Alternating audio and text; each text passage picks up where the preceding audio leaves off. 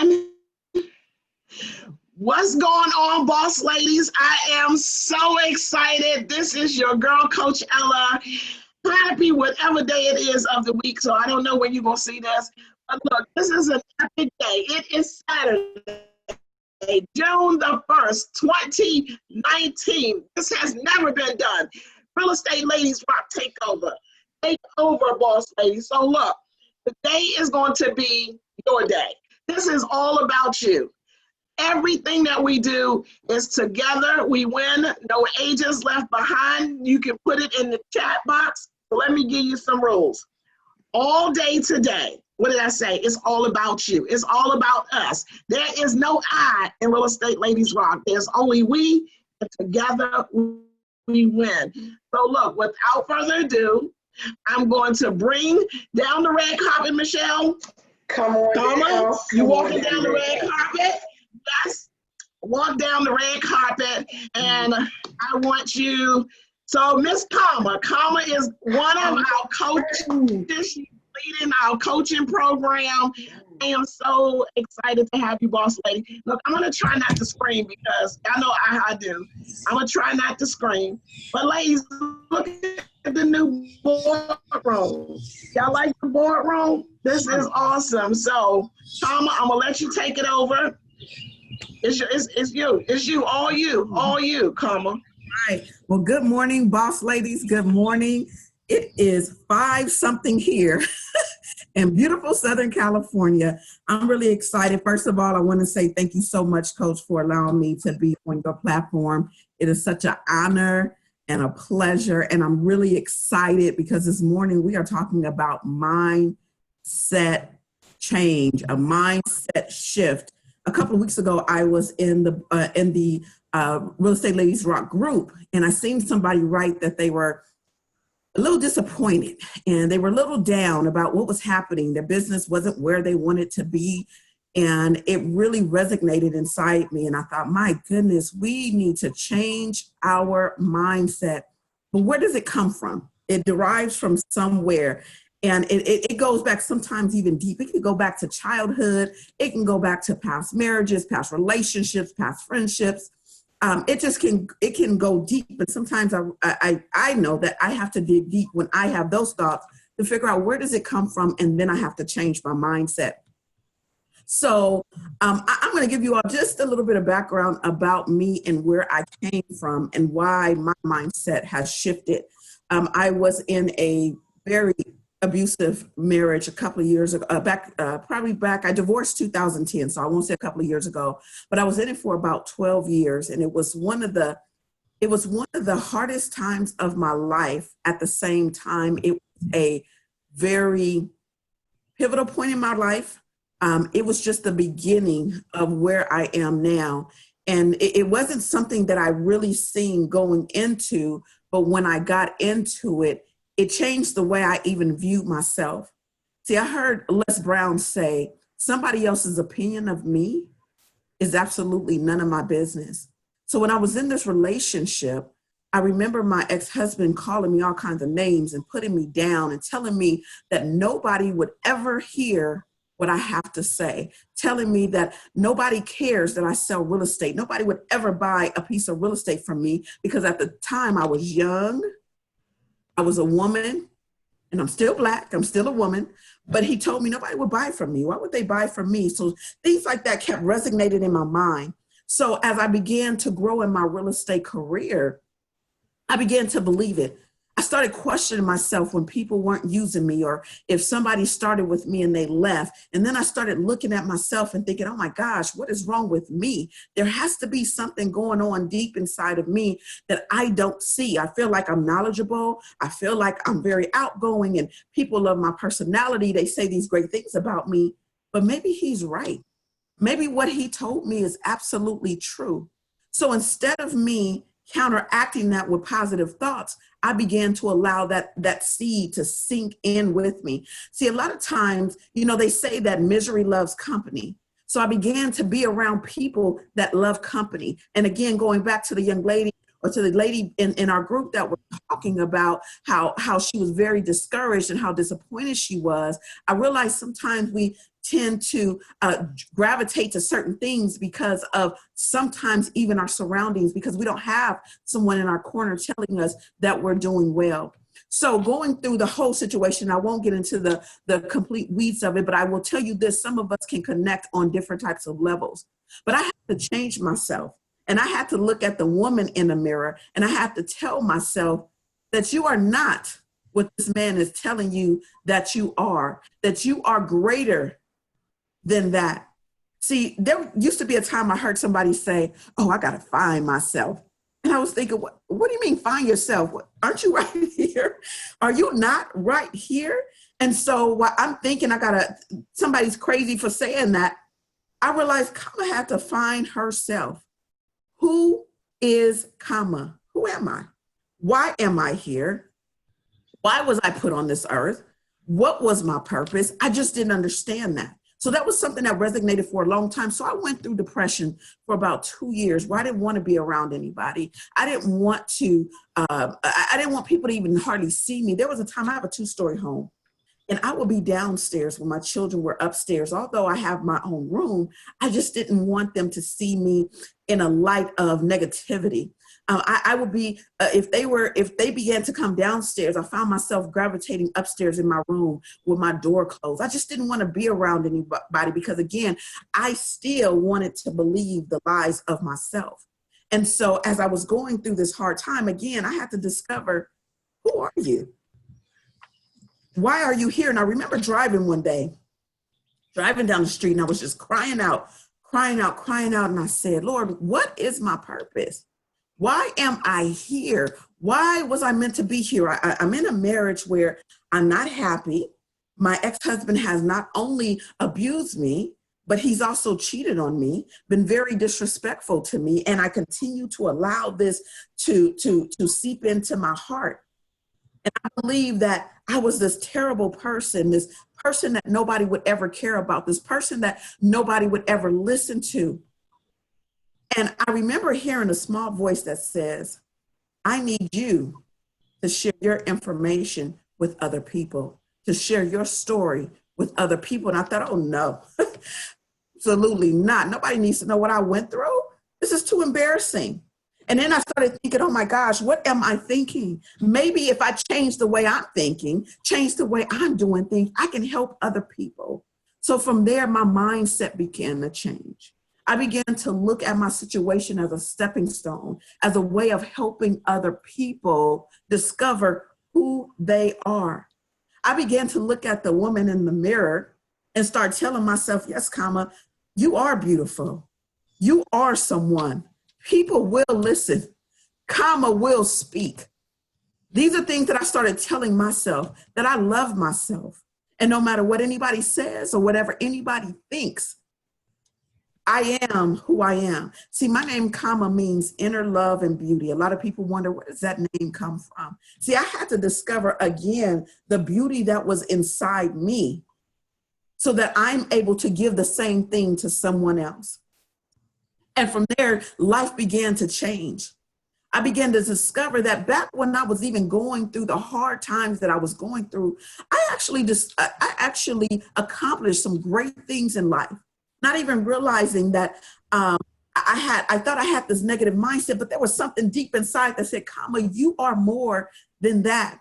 So as I began to see things just a little clearer, I started realizing, wait a second, while I was married going through this hard time, I got my manicurist license because I wanted to be the top manicurist. I try to keep my nails done because that's something that I love to do. Then I went back and then I looked and I became a notary public. Then I went and got my real estate license, one of the hardest tests that I've ever taken in my life. Didn't realize how much studying I was going through, even though someone was telling me who I am and what I can and cannot do and where I can be and where I cannot be. On top of that, I went back to school and I got my AA degree and went on to get my bachelor's degree in business. And I'm not saying all this to brag, but I'm saying this because I didn't realize that there was already something deep inside of me. And I had to dig even deeper, past all the weeds, past all the dirt, past all the hurt, and find where my roots were, to find out that I was greater than what somebody else said that I was. Remember, I'm going to go back to what I said earlier, what Les Brown said. Somebody else's opinion of me is absolutely none of my business. So ladies, I want you to think about that. Who has been digging deep in you, telling you who you are and who you're not? Who's telling you that you cannot achieve the goals that you set out in life? Who is that person? Because their opinion of you is absolutely none of your business. That's none of your business. You need to find the truth that's within you. I wrote down a quote that somebody gave me on this week, and they said, the only people that can bring you down are those that are beneath you. I want you to think about that clearly. No one else, or the only people, that can bring you down are those that are beneath you. Boss ladies, we are on our way up. That no agents left behind means just that. No agents left behind. So while you're contemplating, should I be about a part of this boardroom? Absolutely. See, you need to hear Miss Ray's testimony. I just listened to it this morning in the group, and she's talking about how she has set some goals out for herself that said that she was going to be able to accomplish what she is set out to be. She said that she wanted to do a million, I believe she said 2 million this year, but she didn't realize that in June, she set out to do $1 million of property of closings in just the month of June, ladies. She has set her goals before her. So I'll give you all some tips. Tip number 1, get a vision board. If you don't have your vision before you, where do you know? What is the path that you're going to take? Do a vision board, ladies, even if it's by yourself. And if you want more information, we could talk about later. I'm going to give you another tip. Make sure your goals are written out. Your daily goals, your weekly goals, your yearly goals, whatever it is, make sure it's written out.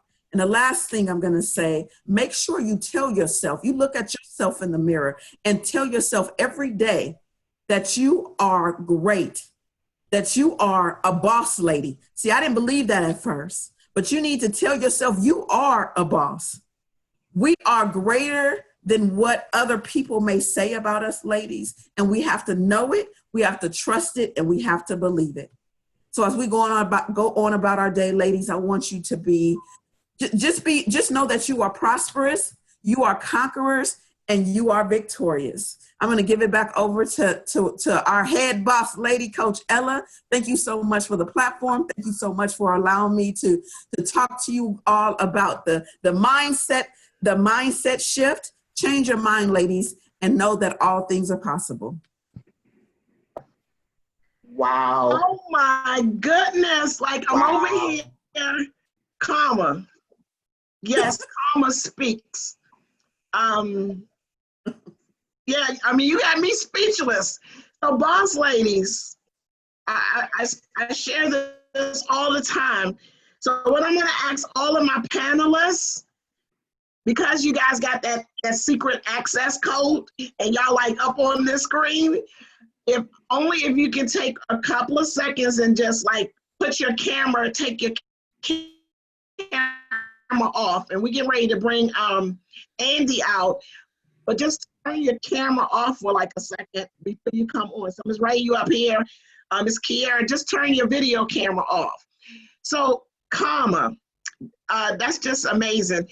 Let me just say this, ladies, and I'm getting ready to bring Miss Andy on, and then we can stay on track. Ladies, I want you guys to go to that girl in the mirror. So what I've taken from what comma has said, go to that boss in the mirror, and you feed that boss all kinds of positive energy. The reason why we post on Friday our successes is not to brag, but you should brag on you. You should talk to yourself, because if nobody tells you that they love you, if nobody tells you that you're great, if nobody says any of those things, you know what? You can always depend on me.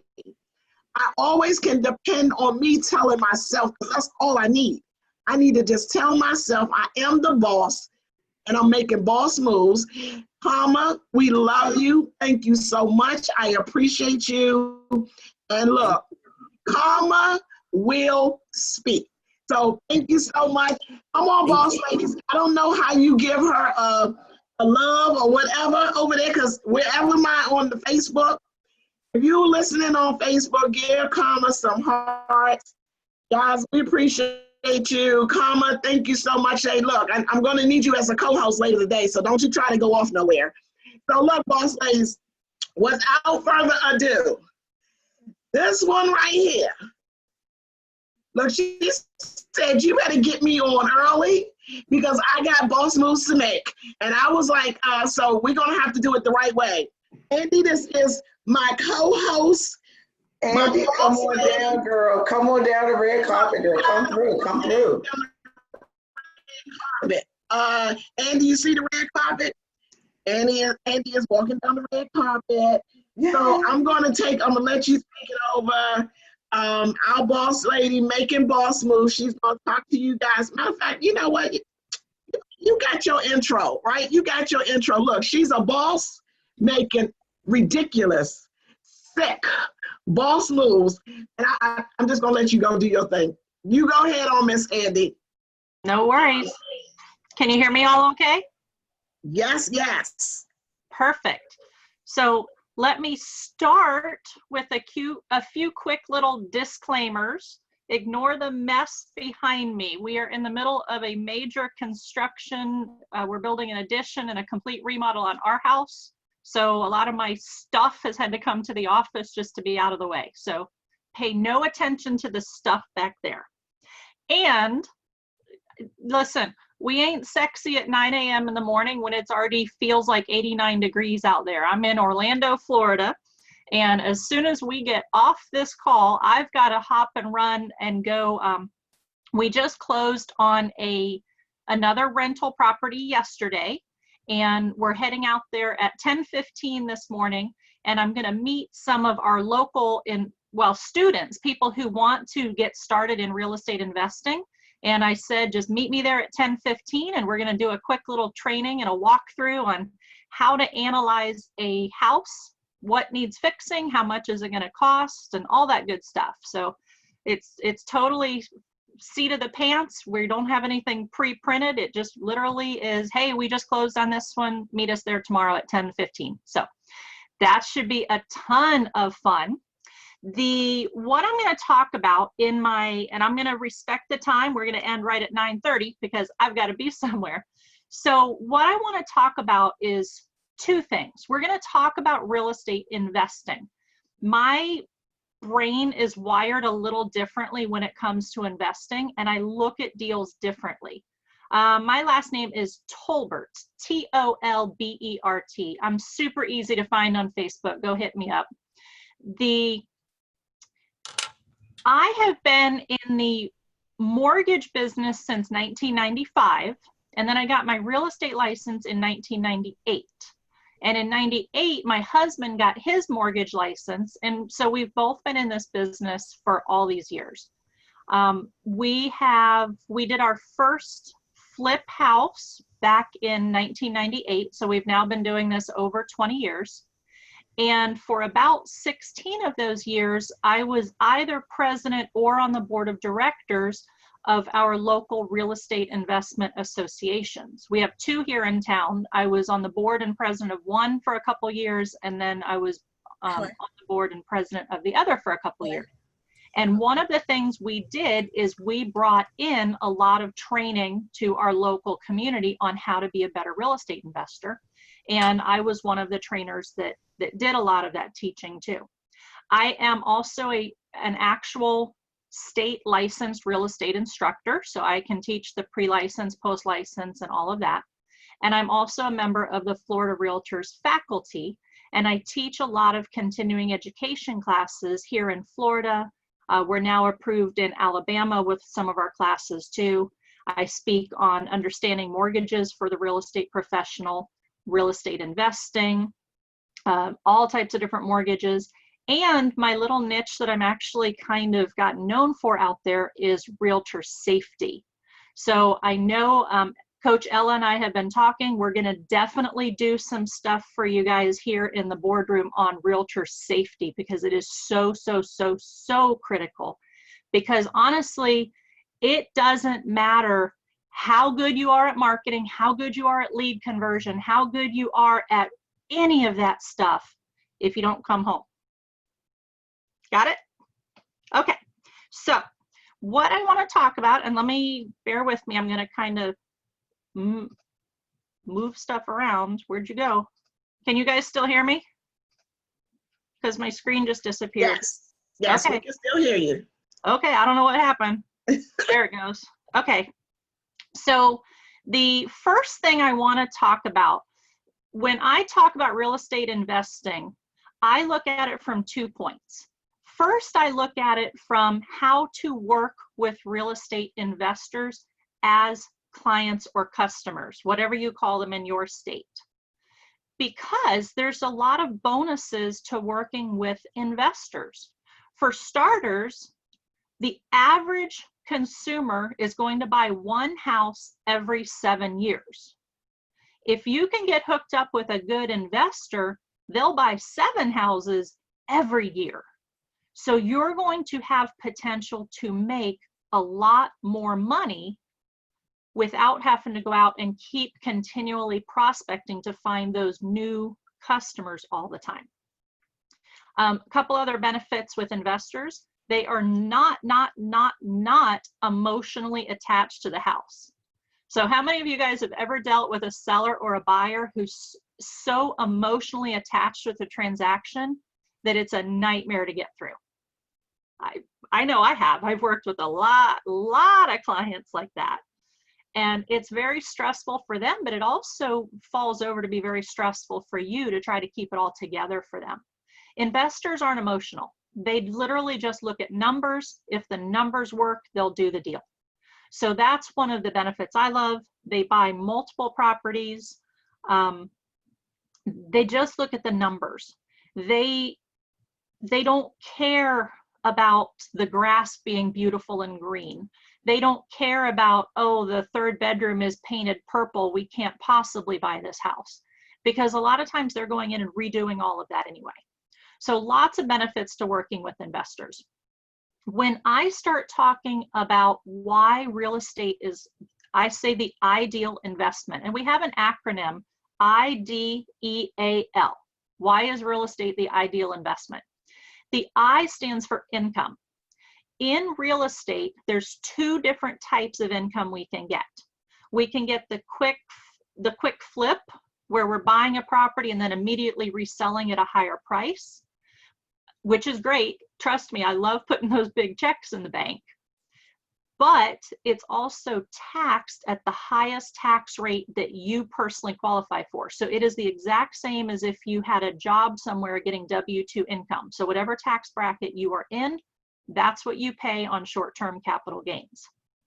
Now, the other type of income is the long-term. So we buy a property, we throw a tenant in it, and I love it, set it and forget it. We call it mailbox money. You know, the first of every month, and actually today is the first. 2 of my tenants already paid yesterday, so I've already been to the bank yesterday with early rent, so that's awesome. So there's 2 types of income, the quick income and then the long term. The D in the acronym stands for depreciation. And I don't have time to go into it today because there's a lot more to it, but in one of our trainings, we will deep dive into depreciation because I love it. Depreciation is basically where we get to tell the IRS that we lost money on our house. It went down in value because it's now a 1 year older used house. However, it's a paper loss. In reality, our house value went up, but we get to tell the IRS that it went down and we get a tax write-off for that. So it depends on the price of the house, but on average around here where I am, we're getting about $3,000 a year as a write-off, a loss on our taxes per property. So if you have 10 rental properties, you're getting to write off $30,000 of income. So that offsets dollar for dollar $30,000 that you earned somewhere else. Is that pretty cool? I love it. The E. So I was income, D is depreciation, E is equity. Now, we all understand that equity is the difference between what you owe on the house and what it's worth, okay? For most normal people, their equity is whatever they put down payment, because they go out, they buy a house full retail, they put, 5, 10, 20% down. They have 5, 10, or 20% equity. Now, equity keeps growing. So as the house value goes up and as the mortgage balance goes down, that equity spread grows. However, as investors, I'm going to show you that you shouldn't be paying full retail for houses. So here's a perfect example. The one I bought yesterday, we paid $80,000 for it. It needs right at between $10,000 and $12,000 worth of work. My budget is basically 10, and I always figure about a 20% fudge factor. So we'll be into it with closing costs and everything for about 95 when everything is all said and done. And once I'm done with the repairs, it's going to be worth probably about 125. So I'm going to be into it for 95. It's worth 125. So without putting down payment, I've already got $30,000 equity. I started with 30 that was free. Somebody handed me $30,000 of equity just because I knew where to go look for it. Then my tenant, who's going to move in there hopefully next month, is going to pay down my mortgage every month. And the value is going to keep going up, hopefully. I mean, we understand recessions and stuff. So equity, we can get free equity. We just need to know where to look and how to ask. The A stands for appreciation. Appreciation is the value of the house going up. In most areas, it runs about 3% per year, but that's one of the homework assignments I'm going to give you, is look in your area, in your market, and see what your standard appreciation has been. And it also depends. Like here, we have some little pockets of Orlando that are at 10, 15, even 20% per year, just because they're the hot area that everybody wants to be in. Now, the cool thing about appreciation is when I say 3%, if a house is worth 100, that means next year it's worth 103. Everybody's with me there. The next year, it's not worth 106 because the 3% is on the 103. So it's actually worth 106 and a little bit of change. But guess what? It's not worth 100. If I paid 100, it's going to be worth more than that. So in the example that I used, I'm only into it for 95, but my 3% appreciation, the market doesn't know what I paid for it. So the market is actually going to go up 3% over the 125 that today's value is. So income, depreciation, equity, appreciation. The L, now listen, if all we talked about was those four, is real estate already amazing? Like, do you see why investing in real estate is so powerful?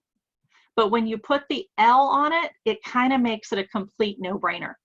The L is leverage. And what that means is using OPM, or other people's money. How much money do you have to buy a $100,000 house? Most people, okay, how about a $100,000 investment property? Most people would say you have to have 20% down for investment. And that's true. If you're going to get a standard conventional Fannie Mae loan, you're going to need at least 20% down, maybe more. But leverage, so for a Fannie Mae loan, you need down payment. But does that have to come out of my pocket? Or could I maybe bring in a partner on the deal who has some money? For some of you, I'm about to blow your mind. You ready for this? The house we closed on yesterday, we paid $80,000 for it, remember? I took what's called a private money or a hard money loan for $90,000. Did you catch that? Do you remember how much I told you the repairs were? Around $10,000. So I bought it for 80. It needs about 10 in repairs. I borrowed 90. Guess what's covered? I actually walked away from closing with a $9,400 check yesterday. There was some closing costs and stuff that got taken out, but I now have the $9,400 to go fund all of the repairs. Now, in this case, I'll end up with a couple thousand of my own into it, but once it's fixed, which is only going to be about 2 weeks. I've already got my contractor. I knew we were closing Friday. He's going in there first thing Monday morning and getting started. So this one will be quick. It's a little job. Once I get a tenant into it, we'll be clearing about $500 a month. So $500 a month times 12 is $6,000 a year. So even if I had to put $6,000 out of my pocket to finish this deal, I've got all my money back in 1 year. And I want you to think of the math on that. If you put out 100, or if you put out 6,000 and get back 6,000, what was your return on investment for the year? 100%, basically. So the L is leverage. And that's one of the things that I think is one of my strengths, and one of the things I'm able to share with other real estate professionals and other investors on how to really use the power of money. Since I came up in the mortgage side of the business first, I understand that side tremendously. So just as a quick example, and like I said, today is just an overview. I just want your little hamster wheels up there to start turning. If you went and bought a $100,000 house and you paid cash for it, so let's say you won the $100,000 lottery and you said, where should I put this? If you went and bought a $100,000 house, paid cash, we'll take out a little bit of money for some taxes and insurance because you're always going to have those. So let's say $200 a month for taxes and insurance, and let's say the property is going to rent for $1,200. So $1,200 rent minus $200 for taxes and insurance, you are left with $1,000 profit, as long as nothing goes wrong, nothing breaks. So your potential gross profit is $1,000 a month or $12,000 a year. If you put out $100,000 and get back $12,000, that is a 12% return on your cash that you invested. Is 12% pretty good? Heck yeah. Call your bank right now and ask them what interest they're paying you on your savings or your money market. It's probably 0.00 something. So 12% is an amazing return. And if that's all you ever did, that's not a bad little side gig, okay? It's probably more than your Social Security check is gonna be when you hit that age. And remember, you're getting that depreciation we talked about, and you're getting the appreciation, and you're getting the equity, and you're getting, it's just mind-blowing. But what if you put 50% down on two $100,000 houses? So instead of paying cash for one, what if we put 50% down on two? And that's the only thing we did differently. I've got it in front of me. I can't show it to you, but when we actually do the full training, I'll make sure you've got handouts and all of this stuff. Just trust me on this. Your return on investment goes up to 15.27%. So paying cash for one, you make 12. Putting 50% down on two, you'd hop up to over 15% return on investment. But we also now have two houses giving us depreciation. We have two that are going up, two equities that are building. And at the end of whenever we pay the mortgage off, which is 30 years, and I'm going to tell you why we don't want to do shorter terms, but that's a different conversation. When we pay it off, we now have two properties free and clear that are throwing us off income. Sound better? You ready for this one? What if you put that same 100,000 and you put 20,000 down on 5 properties? So we're going to have 5 houses, 5 mortgages, 5 tenants, 5 depreciations, 5 appreciations, 5 of everything, and your return on your original $100,000 goes up to 24.96. So that same 100,000 can make you 12%, or it can make you 25%. And the only difference is where you put it, how you split it up, and how many investment vehicles you split it up into. Anybody's mind blown at that? Because usually when I start talking about these numbers, people start freaking out. Let's see. Oh, we're taking notes over here for us. Isn't this awesome? So If you've ever gotten a phone call from a customer that says something like, hey, I just inherited $100,000. Can you help me go find a rental property and I want to pay cash for it, which we've all heard. These are the things I want you to talk about. Literally just pull out a yellow pad of paper and write down IDEAL and talk about income depreciation, equity appreciation, leverage, and why real estate is such a powerful tool. Which, by the way, does that sound like a marketing piece? How about a marketing piece to your past clients? Everybody you've already had a closing for, reach out to them and say, you know, hey, we had a great closing. You have a beautiful house. Would you like to discuss planning for your future? We specialize in investment real estate and we can help you. Here's why real estate's so powerful. So IDEAL is a wonderful marketing piece that you guys can use. But I want you to stop and think. Instead of spending all this time on helping your customers build their retirement, why don't you work a little bit on your own? So yesterday, that closing I had, that deal was brought to me by a real estate agent. He made $2,000 commission. I'm going to make $500 a month for the rest of my life. So he made $2,000. I'm going to make $2,000. What are we in? June, July, August, September. By September, I will have $2,000.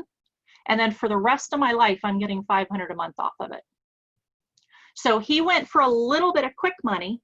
I'm going for the long-term money. Now, we also sometimes flip houses. It just depends on the situation. It depends on what's going on. About a year and a half ago, I flipped one. I never even touched it. I flipped it and made $32,000. Trust me, it is nice putting a $32,000 check in the bank. However, you wake up the next morning unemployed again. You've got to go find that next deal. Whereas with my rental properties, that's my retirement. It's my mailbox money. Awesome. Any questions? We've got like 1 minute left because my little time slot ended at 9:30. I don't know, Coach Ella, do you want to hop back on? Hey, oh my gosh, I'm like so excited over here. Like, I'm excited. So look, boss ladies, wasn't that some hot stuff, Michelle? Oh my God. That was hot. Let me just say this, because I talked to Andy yes, the other day. I talked to her and I was like, look, you got to help us boss ladies out, because look, just selling real estate, going to a showing and running around showing houses and talking to sellers, that is not where the long-term money is. Because when I get old and my knees get tired, I don't feel like going up 4 or 5 steps and showing nobody no houses at 65 and 75. I know y'all think y'all still can, but I want some leverage. That L word, I was over here like passing out. We want leverage, Andy. So look, let me just say this. I think we have some questions. I don't know if we can get like, oh, I got 10. I'm going to get you in here. If you can give us 1 minute, let's see if we can just answer maybe a question. But let me just say this, guys. Because you're a part of this boardroom, and I told you this, the boardroom is for those that want to make money. If you come into the boardroom, it's because you want to make money. What I want to do, Andy, before I forget, I want you to tell them Andy has an investment group. She also is going to create, because I'm going to put her on the spot like right now. I want a boot camp. So we're going to have a boot camp where we're going to teach, not we, because I'm going to stay in my lane over here. I'm going to stay in the coaching lane over here. But Andy and her team, we're going to come up with something that we can get a boot camp for if you want to learn how to invest. Because I'm going to just say that she's in Florida, but Andy can teach anybody anywhere. It doesn't matter, because when you got that much skills, it doesn't matter where you at. So can y'all give me like some hearts that's on Facebook if we need a boot camp for learning how us boss ladies can invest in real estate? Give me some heart on Facebook. Can y'all say hi to our Facebook crew? We trying to do the live thing on Facebook. So Michelle, is there a question for Andy? And then guys, Andy is going to come back into the boardroom. We're going to work out a schedule and get her into the boardroom. But Andy, you have a group, Facebook group also for investors. Do you want to give a shout out to your Facebook group? Yeah. Miss Andy, can you hear me? Did I look? Okay. It's super simple. It's called Andy and Tim's Investing. And when you say me and my team are going to come teach, there ain't no team. You're looking at it. I'm a one-woman shop. Hey, look, Andy, look, so am I, and so is Michelle, and so is all of these other boss ladies, but that's how we tell the people, yeah, me and my team, it sounds good. Like, all of my team, it's just me, y'all. It's just me.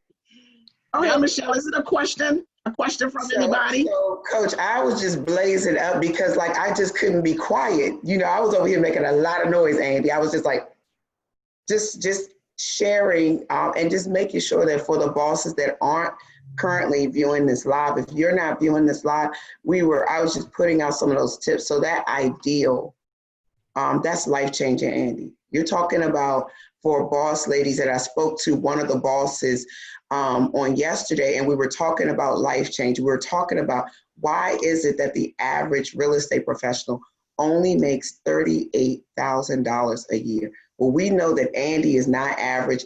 And Andy, we just thank you for sharing with us, the boss ladies over here, Real Estate Ladies Rock, how not to be average, how to change your mindset. When you spoke about that agent that happily, you know, just said, oh, $2,000 and walked away and really didn't understand the value. So that's the power, ladies, of being in this boardroom. This is why we share with one another, because Andy could have just kept this under her hat and she'd be snickering at the rest of y'all in Florida. She'd be like, okay.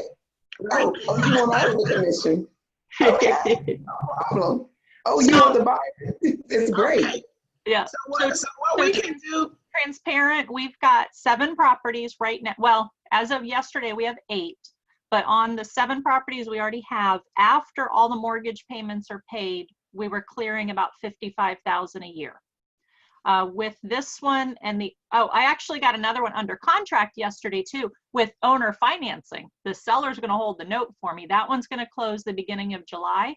And when we add those 2 to the portfolio and get tenants in them, our income's going to hop up to about $65,000 a year after mortgages and everything are paid.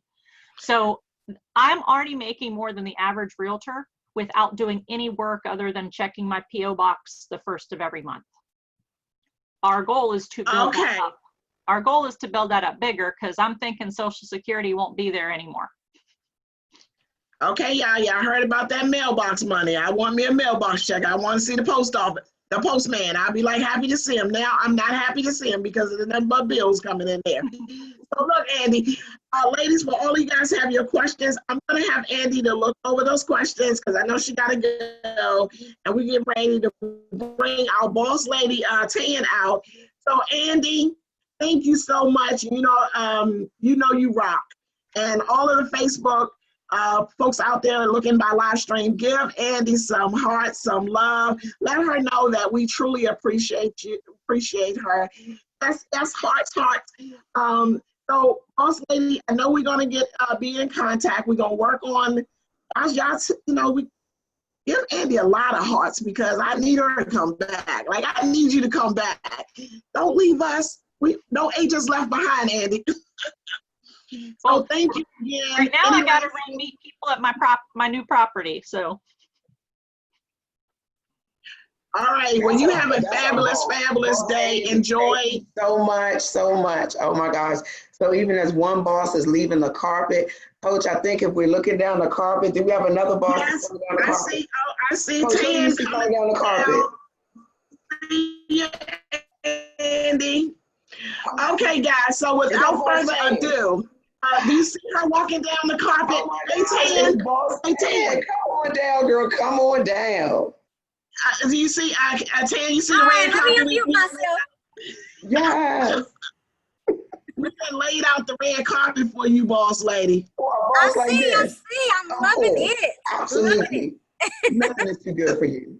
So for everybody, I want to introduce the boss lady herself. I mean, look, no introduction. I've been bragging on you for a long time, a long time. So let me just go give 3 little things that I can just say. Rookie of the year, 86 houses her first year. Pretty much, I can just stop right there. But no, second year, okay, I can still do it. Y'all thought I couldn't do it. That was beginner's luck. No, I did it again the second year. And on the third year, you know what? Y'all think I'm playing. I opened up my own Remax franchise. That's what I said. The owner of Remax franchise. So all the way from Alabama, my boss lady that I just love so much, Tan, you take the floor and I'm gone. Look, so I just dropped the mic, lady. So y'all give her some hearts, give her all of my Facebook folks and all of our people here, the Boardroom boss ladies, they love you. So let's go. All right. Well, hey, boss ladies. Thank you, Coach Ella, for even hosting this. This is super, super, super amazing. Super honored to be a part of this. And so my job today is just to come and talk about how to incorporate credit repair into your own business. Coach Ella asked me to say a few words about that, and I'm just going to show you, tell you a few tips that you can do to get your people qualified. So basically in this business, it's not hard to get business, guys. If you make a list of 150 people right now, if your business is suffering right now, make a list of 150 people that want to buy or sell or invest in real estate or even rent. Take all those people and probably 120 of them are not going to qualify, but 30 of them will. Those 120 that don't qualify, I encourage you to start your own credit repair business. And I'm going to give you a few tips right quick.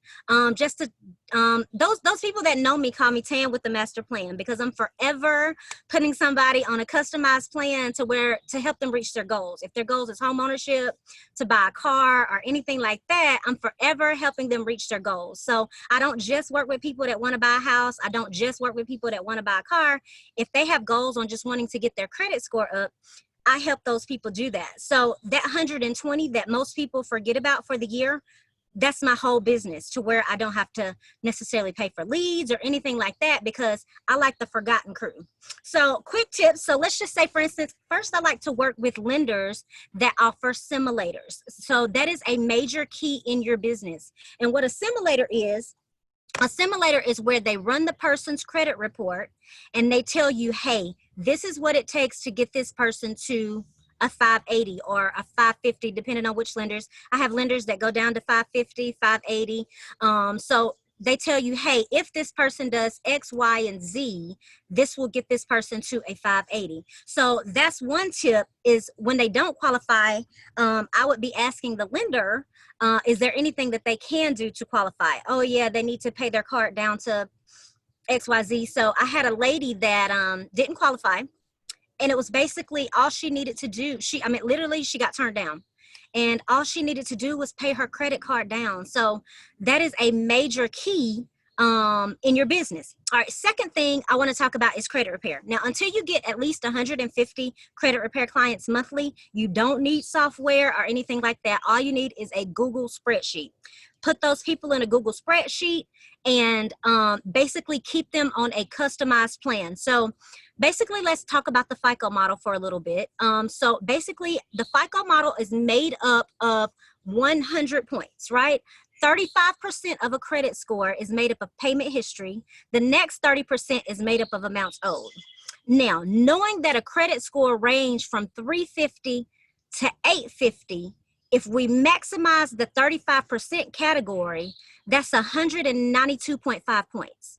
So if a credit score starts at 350, 192.5 points, the next 30%, 165 points, that right there will have your clients at a 607 credit score all day long. So credit should not be an issue for somebody not qualifying. So it should always be either debt. It should always be debt to income ratio, because literally if they don't have money to pay things down, of course you can't do anything about that, but you can put them on a drip plan for a year, and get them that following year. So that's pretty much, my whole business is pretty much made up of people that don't qualify for loans. All right, so let's just talk for a little bit.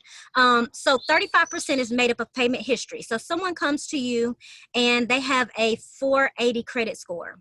So if you know that they can maximize 192.5 points in their credit score just by having on-time payment history, you can send them to things like, and I have a few different links, but you can send them to things like One Self Lender and have them start a secured account there to where they get that money back. If they don't, that's great. If they don't have down payment money, One Self Lender is it's basically like it's not really like a loan place, but it's like a secured loan for yourself to where you're paying yourself back and then they charge you a little bit of interest. So when people have trouble coming up with their down payment, One Self Lender is an account that they can go and open and pay $192 a month, $164 a month for a 12-month period or for a 6-month period to help come up with some money for them to have down payment money. Also to Lift, L-I-F-T, thescores.com. Liftthescores.com is a credit card that reports to their credit report within 14 business days. So literally you can take somebody, so those people that are at, it's Lift, L-I-F-T, T-H-E, scores, SCORES.com, liftthescores.com. So people that are at a 550 and need to get to a 620, they open that card, and what it does, they can open it up with $200. The card itself will report to the credit bureau within 14 days, giving them on-time payment history. And guess what that does in turn? That helps maximize that 192.5 points that they need to get them over the hump of qualifying for their mortgage. Now, I don't really have a lot to talk about, so that was just a couple of things, just a couple of quick tips to give y'all, is to not count the people out that are not qualified right now. You should be educated enough to help get them over the hump of where they need to be. Now, if they mess up after that, that's on them. But, you know, you want to be that go-to person, that well-rounded realtor that can help them go from denied to approved. And so I'll keep mine short and sweet just to where we can try to get back on track. No, I've talked for I don't even know how long it's been. So Coach Ella, I'll just turn it back over to you. Now you got plenty of time, boss lady. So, you know, I wasn't going to put you up here. Look, I made enough good. I think she's not coming on for 15 minutes because, look, I know that my boardroom ladies, because I'm not letting you go that easy. Come on, boss lady.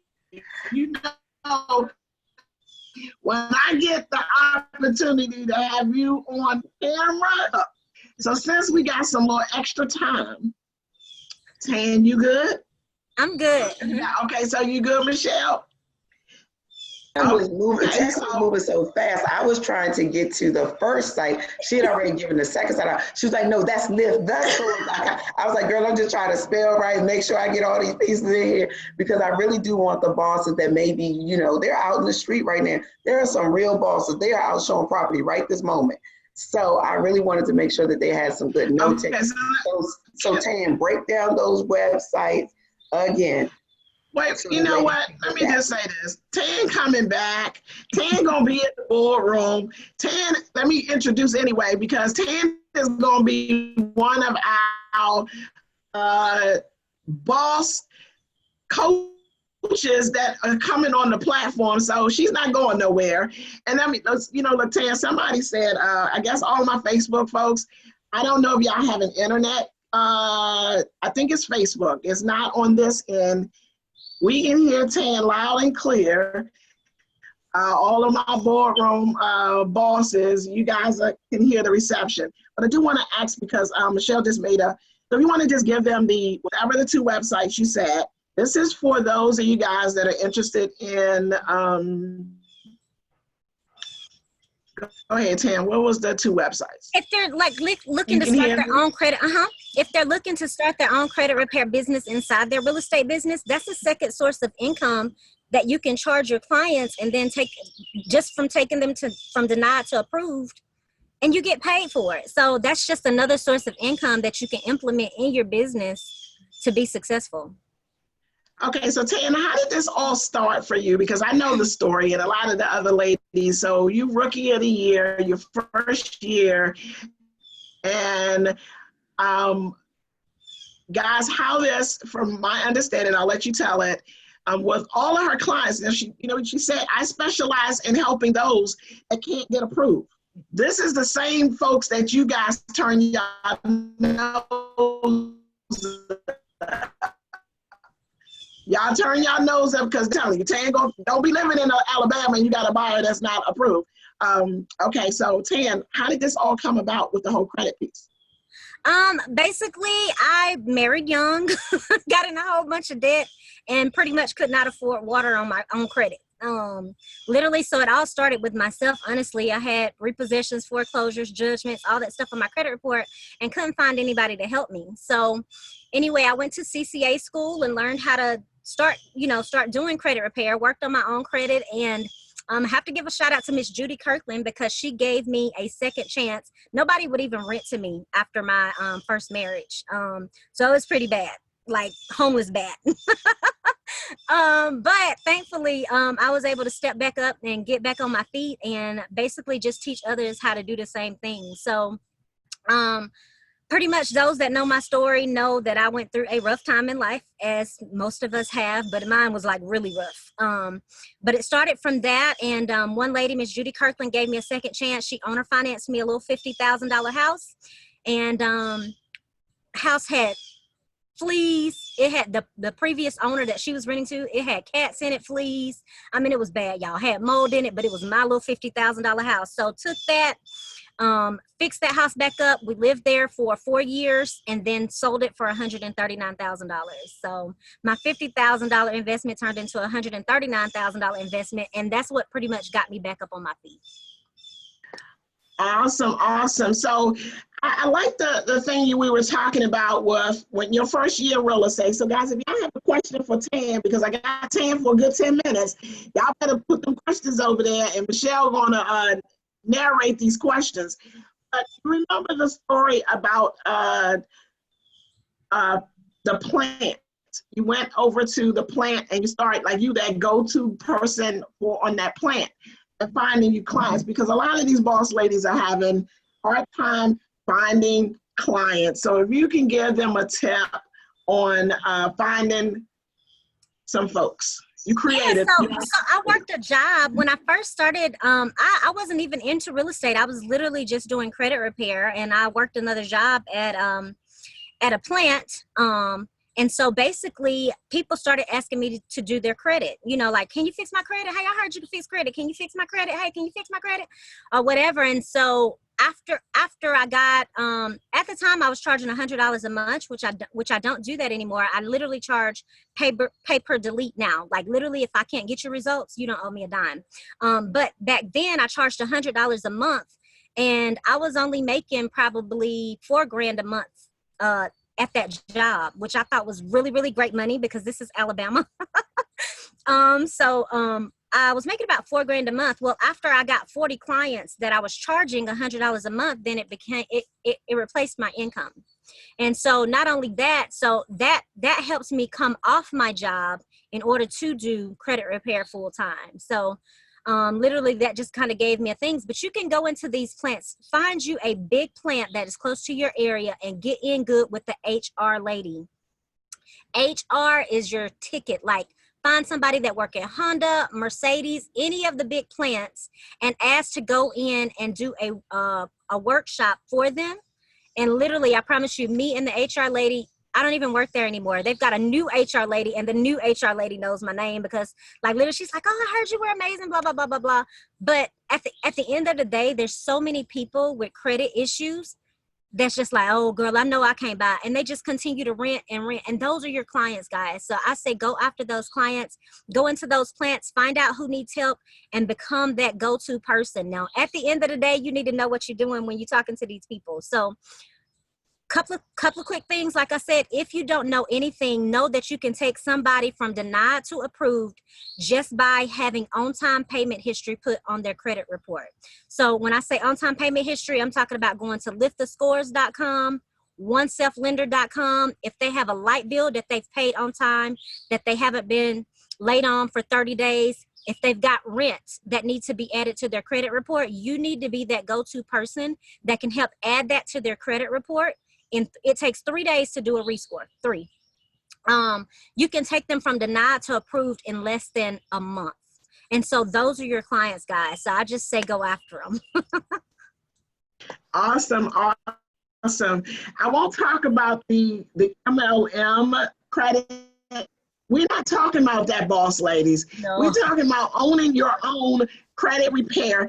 That's kind of a skill of mine, and I know I get beat up on the page about it.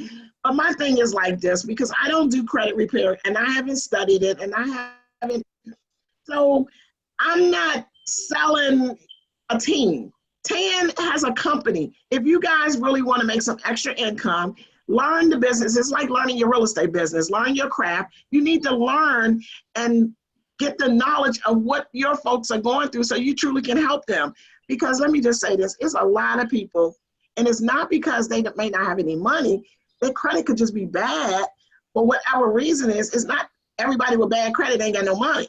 That's not the story. It's people just get into bad situations. Oh, Michelle, if you can pop back on, I don't know if you're there. And if some questions that come through, I'm not sure where Michelle. Okay, so you got some questions? A couple of questions. I'm sorry, I was over on the Facebook Live. Some of the ladies are saying that the connection on the Facebook Live is breaking up. I was just explaining to y'all, this is all new technology. We are working at making sure that this is a something to all the boss ladies on Facebook? Yes. Let me ask all of my boardroom members. Are y'all having technical problems? Are we having technical problems over here? Okay, so I gotta make a boss move. I gotta make a boss move. Ladies, I'm sorry. I know I'm gonna get beat up on this one. I'm gonna get beat up. I ain't gonna say it. Go ahead, Tan, go ahead. We're gonna answer the question. So for those of you all, I've been popping back and forth, not doing a lot of popping, but you guys, I know sometimes this technology has been a little bit rough for some of you all. So just hang in there, and then also join the boardroom. We are replaying, and then when you come inside of the boardroom, you all, you're going to have all of this fabulousness. So Tan, we did have a question. This question was, are you still doing the Sunday night calls? And did you ever finish your book? I do. There's a book out that is state specific of how to do credit repair in your state, because each state is different. And like at one time, everybody was like trying to send me clients, and I'm like, guys, I will teach you how to do it yourself. And then that way you control the pace of when you get somebody denied and approved. You don't have to wait on a company. I'm so glad Coach Ella said that, because literally for you sending out letters to say that everything is not theirs, guys, that is not true credit repair, because that's a lie. And so even if somebody have like a repossession on their credit report, you want to know the laws of what's supposed to happen for repossessions and use those laws to get that off, not lie and say it's not theirs. And in turn, if they find out that it is those clients, then now your client got a lawsuit. So you want to make sure you avoid those at all costs, because some of these companies are just going to say, hey, send your clients here, and they're going to have that client say that everything is not theirs. So I'll just give a tip for repossessions right quick. To get a repossession off a credit report, first they have to give them a 30-day notice after they repossess the car to come back and get it. Most people sell within that 30-day period. If they get that car back and repossess it, they sell it before those 30 days are up. That's a violation of your client rights. And so also, once they sell in that 30-day period, if your client owed $20,000 when they repossessed it, and they're showing that the client still owes $20,000, if they sold that car for $20,000, that client's balance on their credit report should be zero, because they got their money for that car. So the deficiency balance sometimes is also reporting incorrectly. So that's just a couple of other tips. That's true credit repair, not saying that something's not your client's or having them lie about, oh, I didn't get that card. You did get that card. Tell the truth. You got that card. You applied for it online, or, you signed for that card. And then, people will tell you all the time, oh, I got this car from my sister. That was your car, whatever. I'll be saying the agent going to jail and you going to jail. Right, It's like, I'm not putting my name on nothing like that. I'm not doing it. So guys, look, yes, Tan just told us, because I thought I heard it. I don't know, Tan, I might be out of line, but she teaches you guys how to how you do all of this work. Like, you really making boss moves. So she has a course and she teach real estate agents how to start your own credit repair company. Did you say that, Tam? Yes, ma'am. Coach, Okay, that is so the look. question. That is the question of the hour. People want to know what is the name of the book. I mean, like they haven't started typing over here in all caps, but Tan, you need to tell What's the us name how of the we can book? get this book for each state. Yeah, so you can go to Amazon. It's just basically how to start your own credit repair business. And what I did was, because like the first time that I came on with Coach Ella, it was like an overwhelming thing. So I put together a book for us. And if you want the book, like literally you can just go to the link and get it, or just if y'all want to email me, email Tan, office. Girl, you know Tan, you can't do that. Tan. This is hold on, Tan. This is how we came up with the book in the first place, is it not? Because you are such a sweetheart and bosses. I'm speaking to all the bosses that are on here and the ones that are not. I know it seems like a shortcut to just call Tan, and can I tell you, she just as sweet as she looks. Can I just tell you? Yeah, don't call Tan. Don't email Tan. Go get Tan's book. No, but you can, my staff will be happy to help you. You can go to sixfigurenewbie.com. You can go to that platform, like literally any of the platforms you can go to. You can, last time I was on a webinar, the link locked up because there were so many people trying to buy the book. So if that, in case that do happen, you can email my office. You really can't email my office. And it's just office@tanackles.com. But We'll put it in the boardroom. Or in the boardroom, sixfigurenewbie.com or Six Figure RE Academy. Six Figure Real Estate Academy. So either one of those. And I have a little group on Facebook. I don't like to kind of, you know how I am, Coach Ella. I don't like to kind of do that. But in that group, I literally teach all of those people how to start. All of those people have their own credit repair company. Okay, so we're going to put you in our group, but you can definitely, I support you. Right. We do business with people that support our business. So it would only be fair that whatever you have, I always support you. So you can give a shout out to your group. And, we're trying to get something over here in this boardroom. I'm going to get her to get in the boardroom. So ladies, buy her book. I'm going to post it. I guess, Michelle, we can put it in the chat box. We can put it on the Facebook Absolutely, page. Coach. So, ladies, I just want to say once again, for those of y'all who are looking at the replay, as well as those of y'all who are looking live, keep in mind that you are meeting all of these bosses for a reason. And where are you meeting them? Inside of the boardroom. You will not have to run all over the internet and the universe. The boardroom is exclusively designed to make sure that all of our bosses have what they need. If we know that Tan is out there kicking knowledge, we're not going to leave you out there in the cold, sis. Tan is coming inside of the boardroom. Tan is one of our master instructors. So y'all not going to have to run all over town. I know you want to go and they want to hop on today, Tan. They want to get it today. But this is what the boardroom is all about, ladies. It is all about all this content, all this richness, all of it being brought to you all in a way that is just fire in one spot. Yeah, no agents left behind, boss ladies. No agents left behind. Put it in the feed. Give Tan some hearts. Do we have any other questions? Yes, please support Tan. Go buy her book. She's going to be teaching. Look, I told you guys, you come in the boardroom to be profitable. You don't come into the boardroom to be broke. We want to be profitable.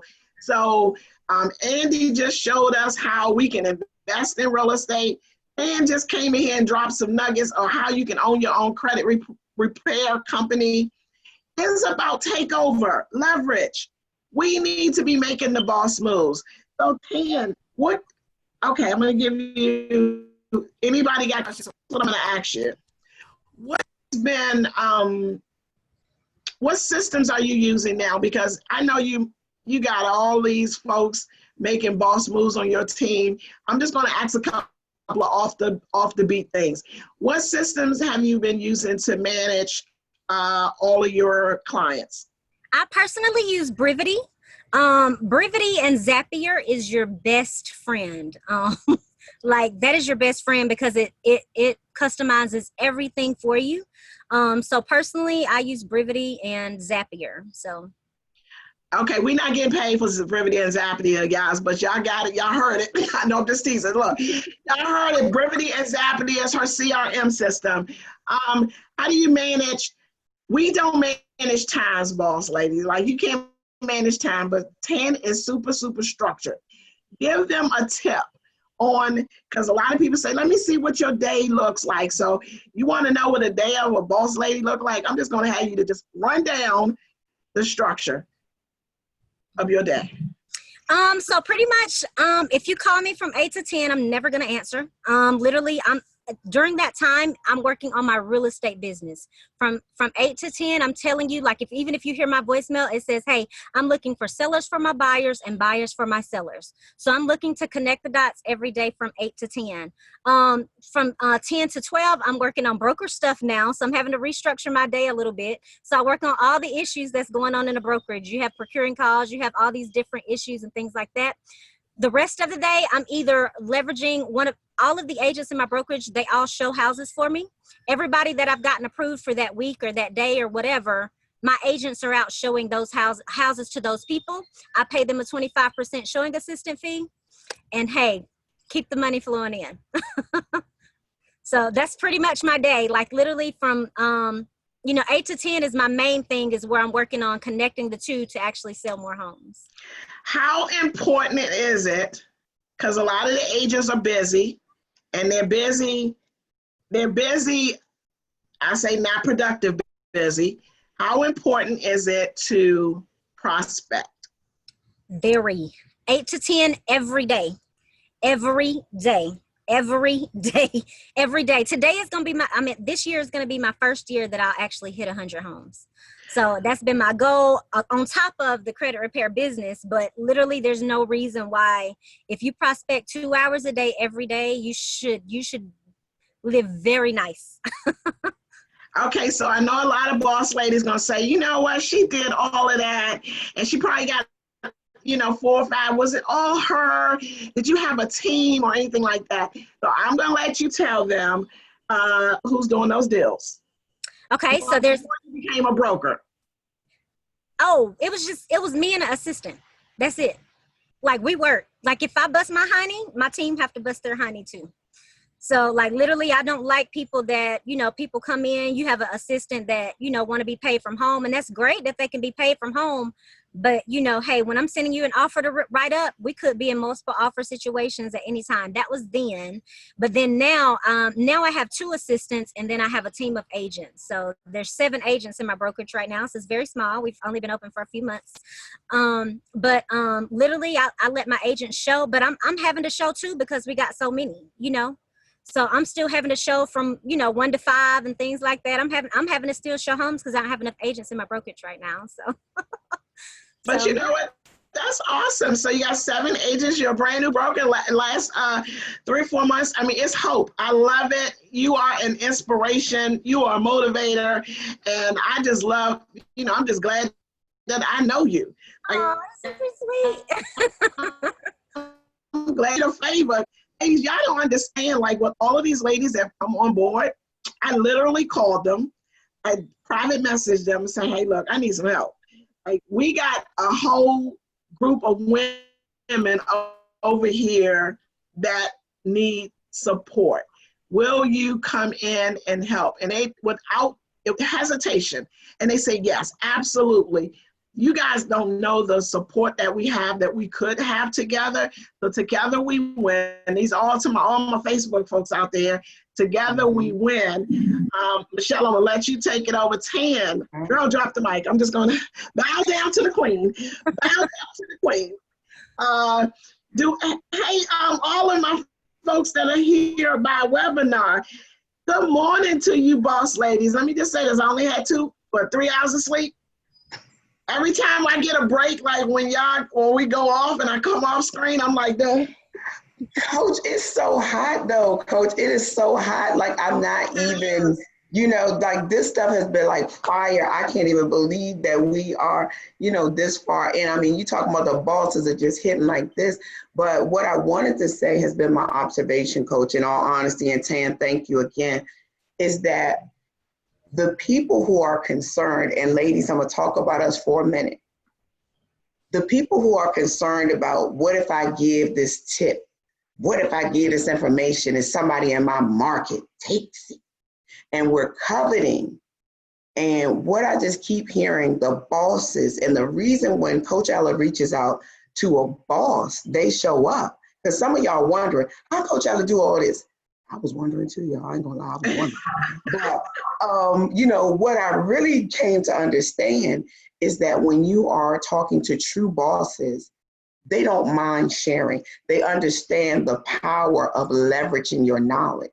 So when you know one from another, we can understand. They're just leveraging. Nobody can take your shine. Nobody can steal what you have. That hunger, that desire, what you hear in Tan's voice. Tan said, not another day. If y'all heard her say in the beginning, I can't even remember the landlord's name, but the landlord gave her a chance. How about Tan thanked that woman with no shade? Because I was like, she put you in the house with what? Please, excuse me. But you know what? Tan said, thank you. Tan took the lemons and she didn't just make lemonade, y'all. She made a whole lemonade empire. She said, thank you, Miss Lady. Thank you for the opportunity. So for those of you all who are new bosses, you gotta leverage. You gotta come into this thing understanding that the people who are stopping by here, they're going to be a part of this boardroom. You got to understand what true bosses look like. Thank you so much, Boss Tan. You on mute, girl. Oh, you're welcome. Yeah, so give some last minute words. I'll let you take the last minute to give any last minute words. Boss ladies, I promise for all of you guys on Facebook, I don't mean to beat you up or anything like that, because this is the reason why I said I could have just did this to the boardroom folks, but I wanted to give you guys an opportunity to experience the boardroom, and I am truly no agents left behind. So, you know, I play a lot, I joke a lot, but I want to make sure that everybody have the same opportunities. But ladies, I do need your support. So Tan, I thank you so much. You know, I'm not letting you go. I told you I'm coming to Alabama, but I'm not letting you go because you are definitely what this industry needs. We need more of you to be able to pour back into. You are successful and you don't have to do this. You don't have to do this, but you do it out of the kindness of your heart. So I am forever grateful to you. And you know, whatever it is that I can do for you, I am there to support you. So any last minute words you have for the ladies, and then I'm gonna let you go make your boss moves. I don't have any last minute words. If y'all got, you know, any questions, y'all can, I think I'm already at 5,000 friends on Facebook, but you can always come inside the boardroom for Coach Ella. And then I also have a little private group called Six Figure Real Estate Academy, sixfigurereacademy.com if you want to join there as well. So anyway, that's my last minute words. Again, my name is Tan. Those that know me call me Tan with the master plan. Bye. With the master plan. We will see you in the boardroom real soon. And look, all of my rookie agents, all of my new agents, Tan is one of the coaches that's coming on board, because look, we got some bad boss coaches. He is one of the coach for the new agents. So if you want to close 86 deals a year, Tan don't play though. Don't come in there night, because Tan don't play. Like y'all can. Tan with the master plan, she got the master stick too, so she don't be playing. So Tan, thank you. Have a fabulous weekend. All of my boss ladies on Facebook, give Tan some hearts. Plenty of hearts. We love you. Take care. Have a good weekend. Bye. You as well. So Michelle. Coach. Michelle, how's it going so far? How's it going? So where all of my boardroom is at? My So boardroom lady. I'm gonna need some extra fingers because I'm trying to check on the Facebook folks and make sure that our folks are doing well. So if anybody has come to Tan's link for Amazon, you can go ahead and post it in the chat. I did actually find the six-figure income piece, so I'll post that link as well. But again, ladies, one of the powerful things is you are not going to have to run all around. This is what the boardroom is for. So if you have not already signed up in the boardroom, this is ongoing, you guys. This is not just one person. It's bigger than you. It's bigger than me. It's bigger than Coach Ella. You have to understand the power that we have to leverage and build together. So I'm just like beyond. Who we got next? Come on down. I know I'm looking for, I don't know if, let me see if Miss Venus is on yet. I don't see her up here yet. So let me ask all of you guys that are here on the webinar. I appreciate you ladies just for even giving me a chance. And I don't take this lightly. And I talk with my team, I talk with, and when I say team, it's like me, Michelle, and a couple of other folks. It's just us. But I want to make sure I bring value. It's not just to say, oh, we have this boardroom. I want to make sure it's value. I just put out an announcement that, hey, look, I need a like our education squad. My goal is to have something going on in this boardroom at least 4 days a week. So 4 days a week to having something going on in this boardroom. And then I had promised that I would be available in the boardroom at least 3 days a week. Now, one of those days I said I would open up the boardroom and keep the boardroom open for 8 hours. And I'll just be sitting here like desk duty. And then you can ask me any questions and things that you want. So that's the goal of the boardroom. So I'm waiting on, I'm gonna see where she is. So for Ms. Venus, I'm gonna send her a quick message. If you guys have any questions like right now, anything, just post your questions. For those of you guys that are on Facebook. So Gwen has one. She says, I have an open house. And she says she don't want to leave. These are some good nuggets. And, you know, there's a couple of other folks. One young lady said, I got to go back and see who said it. She said, Coach Ella, you can have all my money. Girl, look, you're going to make enough money up in this boardroom. That's the goal. I told you, we in this boardroom to make money. We in here to have a profitable business. We're not in here to play. Right. No drama. Let's be profitable. There's enough out here for everybody. Enough. I'm going to come off for a minute, Michelle. You got this? Sure. I'm going to see if I can catch up with Venus and see where she is. Make sure she can get on. So ladies, even with Carmen sharing with us this morning about the mindset shift, all of those kind of things, it feels like preaching to the choir in here, because we know that most of you all that are in here, you understand the importance of leveraging your time, getting the knowledge that you need. It's as if you need a quick filler. Oh, thank you so much. So you know what? I am going to, so Kara, I would have to have a coach to promote you, but yeah, so be prepared for that. We do want you to share the piece on time management and time blocking. And this is just a great example. Coach, can you promote Kara so that she can share with us the time management piece while Venus is coming on? I'm here. Okay, There she is. Hi, Miss Kara. Wait a minute, whoa. How did you get past the red carpet? Come on, and you got on your red shirt. What? Of course I do. Come through. Of course I do. I have to go to the gym after this. So. Okay, well, I must have been interviewing someone else on the carpet, so do forgive me. Oh, you're okay. Come on through, fabulousness. Yes. Look, you gotta, Venus, you gotta walk that red carpet over there. So we walked the red carpet. You see behind Michelle? Yeah. She got on a red shirt, so she was ready. I was ready. To the gym. I'm ready. I know. So yes, it's part about lead generation, right? It's about branding yourself no matter what you're doing. And so I don't really talk to everybody at my gym, and I'm not going there specifically to pick up, clients, but it is important to intrinsically have people know what you do. Because Okay, so you eventually get business that way. Okay, so let me do a little house check, ladies. Make sure for all of my panelists that, because you guys got that secret code, so we make sure you guys stay on mute and then turn your videos off. So let me introduce you properly, Miss Venus. So ladies, boss ladies, I have a boss coming to this platform, and you guys, I need to go, Michelle, I need to post that 10 and 10. So look, the master of ideas, the master of lead generating. If you don't know what you're supposed to do to lead generate, this is the boss lady right here that's going to have you to understand. And then she said, it does not take all day to do it. No. 10 and 10. So Venus, you got the floor. Go for it.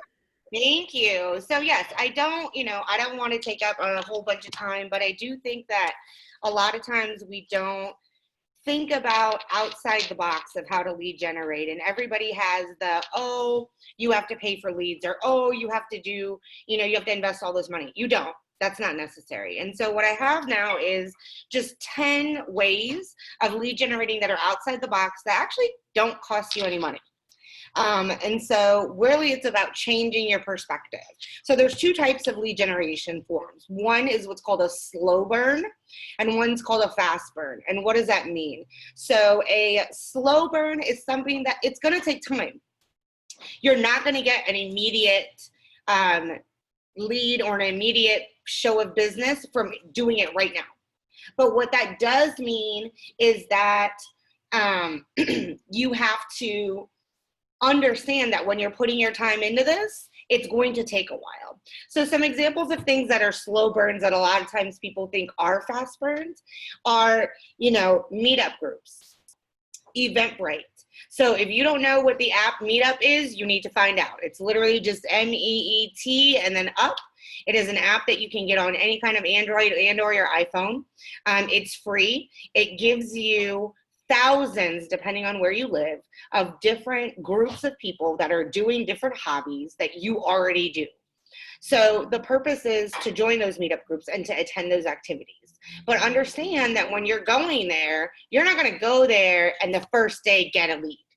You might, however, nobody knows you yet. You have to develop that relationship. You have to meet people. You have to meet them on their own level, and then understand that that's going to create a situation where they are going to trust you. They are going to know who you are, and you are going to be top of mind. Eventbrite is another option. So I know all of you use Eventbrite, but I don't know if everybody leverages it. So in our company, if you have an evening that you were supposed to meet up with a client and you didn't, I suggest going on Eventbrite immediately. You can pick activities and things that are happening the same day. So if you have a pocket of time, look to see if there's an Eventbrite that interests you. A lot of them are free. I think the most expensive Eventbrite that I've ever been to was $35. And you can tell from the Eventbrite how many people are going to be going. So you can definitely find places where you can infuse yourself to new spheres of people that don't specifically know you yet. Note cards. I think a lot of times people think that, oh, I'm going to write a note card, or I'm going to write 5 note cards, and next week I'm going to get business. Not always. It is really important to write note cards. The more important thing is to have an actual call to action. A lot of times we write these note cards and we say, hey, it's so nice, happy birthday, whatever it is. And it doesn't tell them to do anything.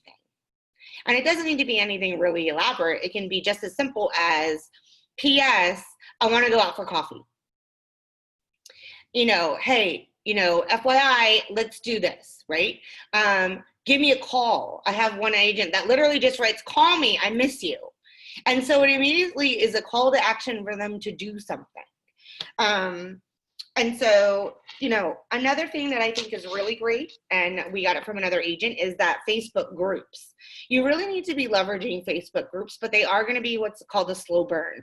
So one that's really great for all of you that are in military areas, there are military wives groups and military spouse groups, military mom groups. And this particular agent, all of her business literally comes from being on all of these mom groups, all of these, military spouses groups, and just adding value. She comments on things when people ask about restaurants, when people ask about, anything in general, because the majority of military families, when they're about to be stationed in a new place, so I'm in DC, so there's tons of military locations here. What they will do is they will go to community pages and go to these spouse pages and ask questions like, hey, I'm about to move to Virginia Beach. Where's a good place to live? Where's a good whatever? And if you're on that site already, now you're able to touch with someone that's not even in your area, but you can be of value to them and you can offer to help them. Because something that a lot of people don't know is that when there is a military base housing is only able to house 22% of the people that are on that base. So that means that the other 78% have to live outside among us. So they're renting and they're buying. And those are people that you can get access to if you choose to interact with them in that way. We have something here that's called Northern Virginia Moms Group. And my agents have gotten multiple referrals from just being on that group and talking about their kids, talking about a great, summer camp, people go on there and they ask for all different kinds of recommendations, including real estate agents. And so really becoming that source for them to look to. And then here's one that I think is really not touched enough. We send sentiment cards for birthdays and anniversaries and all of these other holidays, but we actually send home anniversary cards to all of our previous clients because nobody celebrates when somebody got their home. Most people don't even know when they got their home, but you were their agent. And so we actually reach out to them every year on their home anniversary and celebrate that with them, because the thing about it is this: you're the only one. You're the only one that is going to celebrate that with them. When it's a birthday or an anniversary, something else, they're getting 150 people saying happy birthday. And you kind of get, lost in the crowd. But a home anniversary is, you're specific. You did that for them. And so it's one that we get a lot of good feedback from because you own that day. And that can even be a reason to touch base with them. Hey, I want to take you out for coffee, to celebrate your home anniversary, or send them, a $5 Starbucks card. Hey, happy home anniversary. I'd love to meet up and chat. And that way you're actually engaging in them and you remind them of how great the experience was as being your realtor. And over the years, when they get to that 5 to 7 year time frame, when it's time to move again, they're not going to forget to call you to list their house. So what are the fast burns, right? Fast burns are door knocking, open houses. If you're doing an open house and you are not knocking on 10 doors to the left, 10 doors to the right, and 20 doors in front of them, you're wasting your time. You have to be the number one advocate for what you're doing. You have to be the number one advocate of this event. So what we do is at all of our open houses, we actually go door knocking and we ask the neighbors to bring non-perishables to the open house that we're going to donate to a homeless shelter or anything that you may have. In the DC area, there's Central Union Mission, which is like the oldest homeless shelter in America. So for us, it's literally a great feel good. So they'll at least come there with those items. And they now connect you with charity instead of you being the sleazy real estate agent that they always have the picture of us to be, right? FSBOs and expireds. Offer to be of service to them. So for our agents that are looking for FSBOs, we don't tell them to try to get the FSBO to list with them. That's going to happen naturally. What I highly suggest, especially if you're a newer agent, go to all the FSBOs that you can find and offer to do an open house for them for free. Because at minimum, with your open house preparation, you may get some buyers out of it. But what's more important is that when their home doesn't sell, you are going to be the person that they're going to now ask advice from. Offer them other services. So for example, if they're doing a FSBO, they don't know how to pre-qualify someone, whether they're going to be, truly able to purchase their home. Connect them with a lender. Let your lender then be the person that champions you, right? Be a resource for them. That's something that always really helps. Expireds is the same thing. Something that's expired, don't call them and make them feel bad that their home expired. Ask them if they still want to actually allow you for expireds, just make sure that they allow you to hold open houses for them, right? You just want to make sure. Now, we are in many different states. I do want to make sure that you guys check with your brokerages to make sure that there's no issues with that. But really try to just come from service no matter what you're doing. If your broker doesn't let you do the open houses for them, then be a resource for them. Let them know, hey, there's a lot of processes when someone's trying to buy your home. I have contractors that I can connect you with. I have lenders that I can connect you with. Right? And so those are all different options that you have. So somebody's asking, how do you get the phone numbers for these types of things? So we use Cole Realty and Vulcan 7. You can use Mojo Dialer. You can use a lot of different options when it comes to those. What I can say about them is that they are only expensive if you don't use them. We pay, I think it's $264 every 3 months for those phone numbers. However, I pull call logs for all of my agents every single week. And so I get more than my money back for that. You just want to be sure of that. The other option is you can use a system called Remind. It's REMINE. That actually is really, really specific. It's going to tell you how much they owe on their mortgage. It's going to tell you who the owner is. It's going to connect you to the tax record. You can, do searches that let you know where are the absentee owners, because sometimes people that have renters are sick and tired of dealing with renters and they want to sell their house. So you can create all kinds of different focuses for yourself as how you want to build business from that. And then there's cold calling, right? So everybody hates cold calling. Everybody doesn't like it. It's very difficult. People are not nice to you. It's still a fast burn because you're actively engaging in people that are looking for homes. One of the things that we do is if there's a new listing on the market, there's nothing to stop you from cold calling all of the neighbors, not to go to the open house, but just to let them know that that open house is happening, and have they thought about selling their home, or do they want to know how much their home is worth? That's the other option to get you in the door. You can do something that's called a wealth portfolio assessment. And it's really simply when you see a home that's on the market, you can very easily call someone down the street. Hey, Mr. and Mrs. Smith, I know you live at 123 Main Street. 124 Main Street is actually just listed on the market, and it's listed for $555,000. Have you recently done a wealth assessment of how much your home is worth? They're always going to tell you no, because they've never heard of it, because we made it up. And you can then say, well, you know what? I am a local real estate expert, and I would be happy to meet with you and do a wealth portfolio with you to let you know where your assets are sitting. Again, it at least gets you in the door, and you're going to have at least a couple people that once they realize how much equity they have in their home, they're going to be willing to then list the home.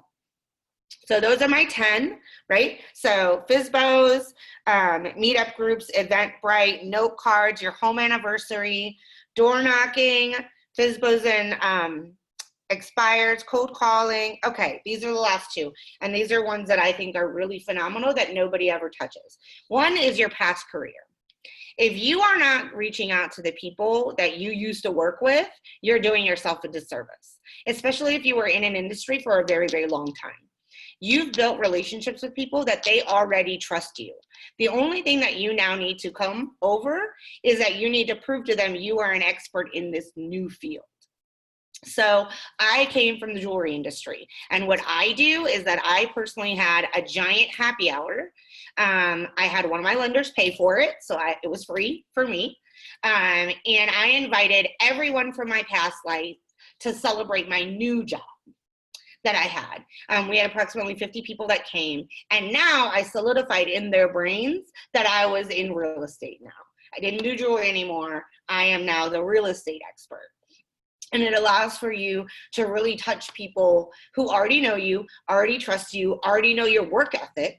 So you don't have to sell that to them anymore. They've seen how you are, right? And then lastly, HR departments. If you are in any kind of city that has a major industry of any kind, not like huge like Google or Amazon, because they use relocation companies, but different HR companies for, usually if they're doing between like $400 to $600 million, they're going to have an internal HR relocation company. They're going to be people that are local, and it's not something that they have that's, you know, grandiose. Go make nice. Go become their friend. Go become their resource. Because let me tell you something, the HR ladies, they don't like doing it. They don't want to find a contractor. They don't want to find a lender. They don't want to find a real estate agent. So really introduce yourself as the local expert in the market, but know your market, understand what the numbers are, and be able to present that to them. And then you really just become the relocation specialist for that company. So those are my 10. I'm done. Ready? Miss Venus, how is it? Those are my 10. I'm done. Oh my gosh. That was so high. I love how you did it. Just, you know, rapid fire. You're on your way to the gym. And there were a couple of points, because I'm in the DMV also. So I just wanted to query you a little bit on a couple of these. So one of the ones that you said, because, you know, we get a little bit uncomfortable. Coach Ella is always challenging us to become uncomfortable.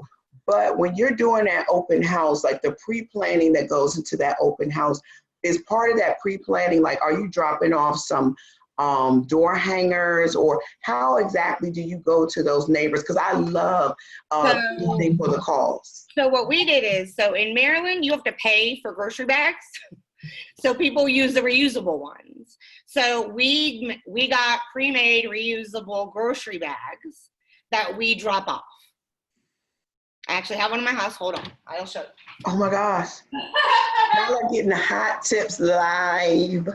Okay, so being able to use something like this. So a lot of us may be intimidated by door knocking. I'm not door knocking, but she said this was a fast burn. There you go. Oh my gosh. Reusable bag, right? You leave this instead of a door hanger or instead of whatever. Let them know, please fill this up with your non-perishable. Okay, hold it up a little bit more, because I need, oh yeah. Cool. And I mean, I'm happy to share who we order things from. I think we got these for like, I think they're $1.20 for each, which I mean is well worth it, because here's the thing about it. A, they're either going to use it and bring the non-perishables and you get it back, or you let them keep it. Or B, they don't bring it, but now they have this bag. So every day of their life when they go grocery shopping, they see this bag. I love it. I love it. So it may not be in your market where people are paying for grocery bags and they're going to hold on to this bag, but I just love the creativity of going out and just prior to the open house, getting to know the community. I mean, a lot of the things that you talked about were actually very low cost.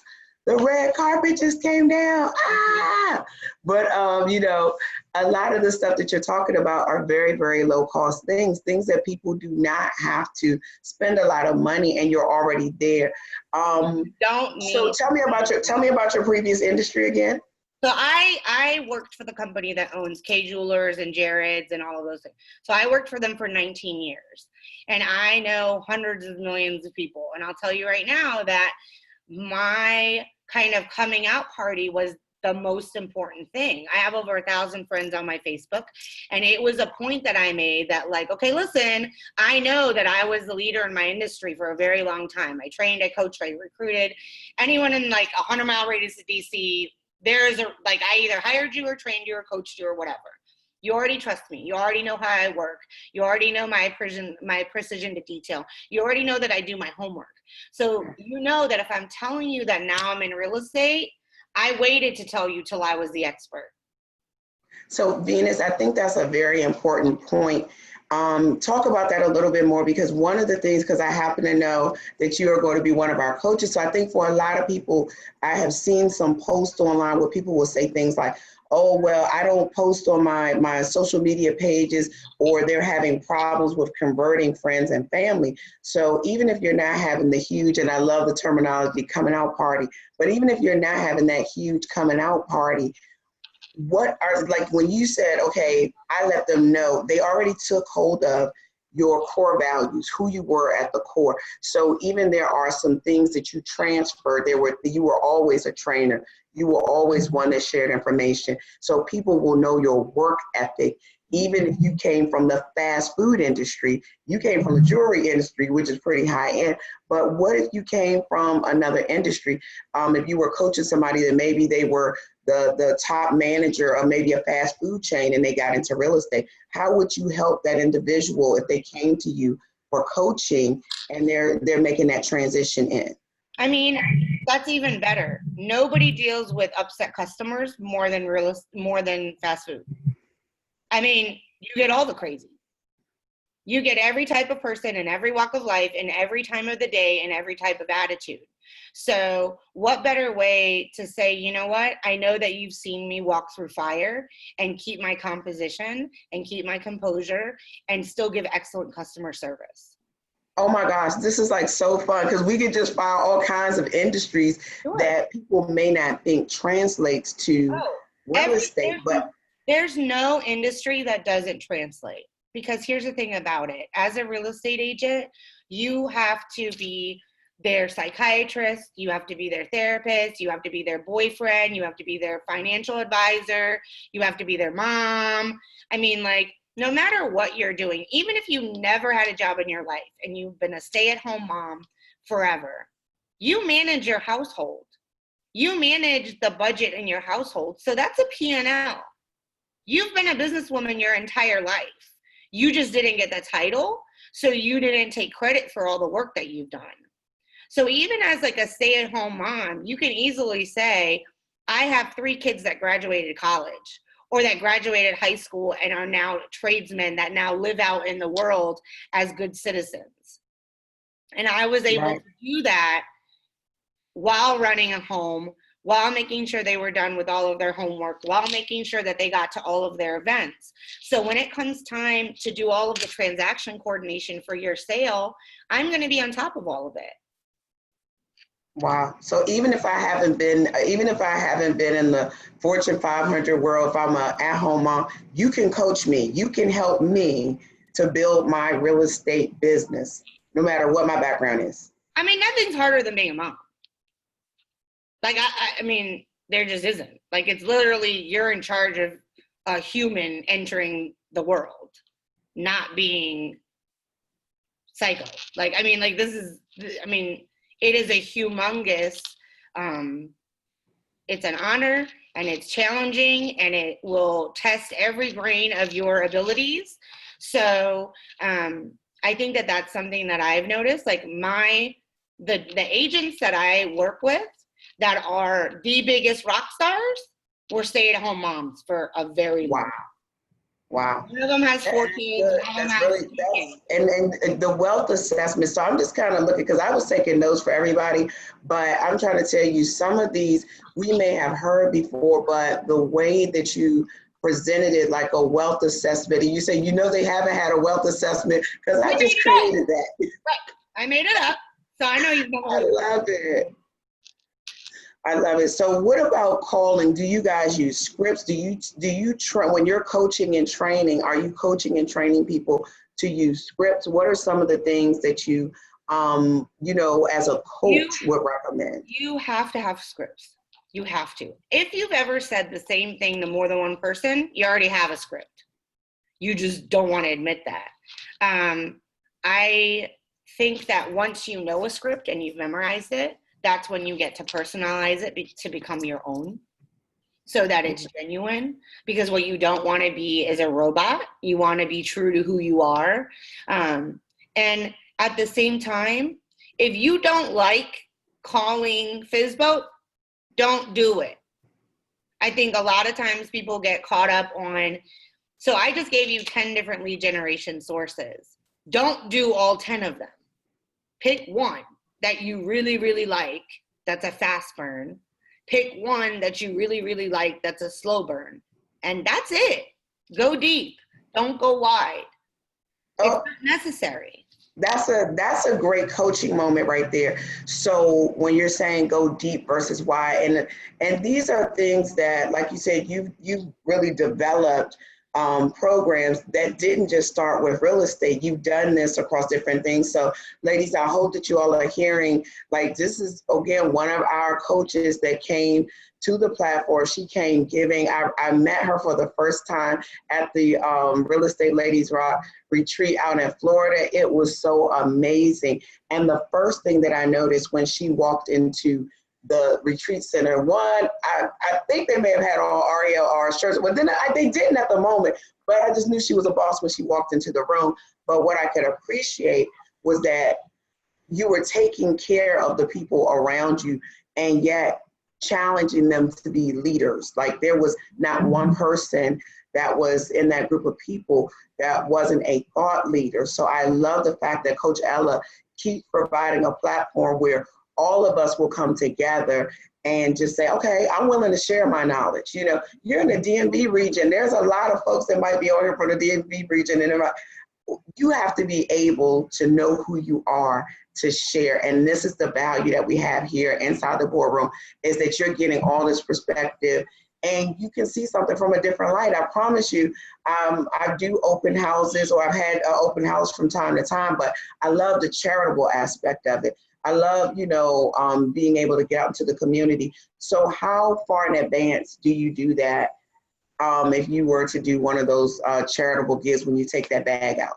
So we decide when an open house is going to be by Tuesday of every week. All of our listings go live on Wednesdays. So by Tuesday, we know where the open houses are going to be, and we know which agent is going to be holding the open houses. Wednesday, it'll go live. Thursday, we're going to call every agent that's in a 5-mile radius that may have someone that might be interested in purchasing. So you're just going to do a search of who sells in a 5-mile radius.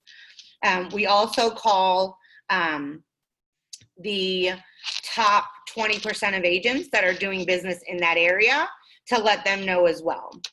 On Friday, all of the agents will so everybody does their door knocking and the charity bags on Friday or Saturday. So cool.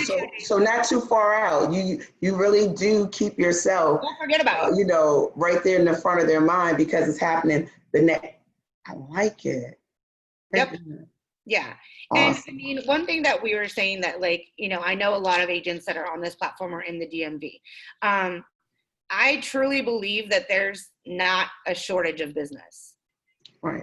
The person that's going to shop, that's going to choose my company is going to be different that chooses someone else. And I think that a lot of times agents come from fear instead of abundance. Like, there's enough. There's enough for every single person to be a top performer, to make 6 figures, to do multiple transactions without it hurting anyone else. So Venus, I just heard the real coach in you. So from a mindset piece, and I'm gonna let you go after this. I don't know where Coach Ella is with the schedule, but I'm gonna let you go after this. But I want you to look right in here, and I want you to speak to that person who needs that coach, and they need a mindset because they've been in the industry for a minute and they are feeling like it's scarce. They might be in Northern Virginia where the housing market is very, very competitive and fierce, and just even finding inventory may be a challenge. Speak to that mindset right there so that somebody can get unstuck today. I think that the most important thing is that as women, we always figure out a way. And the biggest thing about it is that so far in your life, you are at a 100% survival rate. You have overcome every single thing that has ever come up against you, and you've been a winner because you're here and you want to learn. And if you are hungry and you're humble and you're smart, you will win. You just have to put in the time and then have the faith in yourself before anything else. A 100% survival rate. Yeah. Wow. You've survived everything that's ever happened to you. So statistically speaking, you're going to get over this too. You just got to find a way. Venus sound like she a tough cookie, y'all. Like, I don't care. Venus don't play. Venus like, you know what? Wipe them tears off and get back up and let's go bounce again. That's what I know I'm a little rough on the edges, boss lady. Y'all. We got a 5-minute rule. We have a 5-minute rule. You get 5 minutes that you can cry. You can call me anytime. And you got 5 minutes, and you can cry, and you can be sad, and you can say you're a loser, and you can do whatever you want, whatever. You got 5 minutes. Everybody hates you. Nobody likes me. I'm going to go eat some dirt, whatever. Like, whatever it is that you need to say, got it. Go ahead. You got 5 minutes. And then after that, we're all going to go boss up. That's right. Boss up, boss ladies. I love it. So, guys, we got a new rule. You got 5 minutes. You got 5 minutes to get it together. I'm giving you guys, I think I'm gonna make it down to 4 minutes. Y'all got 4 minutes to get it together because look, today is the day, June 1st, 2019. Where are all of my boss ladies? It is time to boss up. Venus said it, I didn't, so y'all ain't gotta beat me up. Venus said it. Venus said wipe it off, dust it off, because you know what? The most important thing I got out of this, we hungry, we humble, and we make boss moves. And this is the thing, women, boss ladies, they try to hold us back. They try to break us up. They try to separate us. They say that women cannot get along. Women catty. Women don't do. That's why the men out there make it, and I'm not chauvinistic guy, and I'm not hating on no men. But let me just say this. They out there making false moves. The men out there making it happen. The men out there doing what they need to do. So ladies, I need us. I need us. We can do this together. That is a rumor. I love all of my boss ladies. I can work with anybody because see, what's for me is for me. What's for you is for you. Venus said, y'all heard me. Venus said, I didn't say that, so don't be sending Coach no nasty messages or whatever. Venus said 5 minutes, wipe the tears, but I want you to cry. I want you to cry it out because sometimes you got to cry it out, right? Yeah. Sometimes you just like whatever, but I don't want you to give up. I want you to understand that with pain come promotion. With pain come promise. With pain is like boss. So Venus, I love that tough love. I love that tough love. Look at somebody, so guys, look, Venus is going to be one of, and I am so excited about this, like you just don't know, because I'm excited that Venus, right, was one that raised a hand and said, you know what, I want to help the boss ladies. I want to help you, coach, to create the best coaching platform ever. Like this coaching platform is for us, by us. Tell me what other coaching company out there is like that. And I'm not talking negative on anyone because there are some great, awesome, amazing.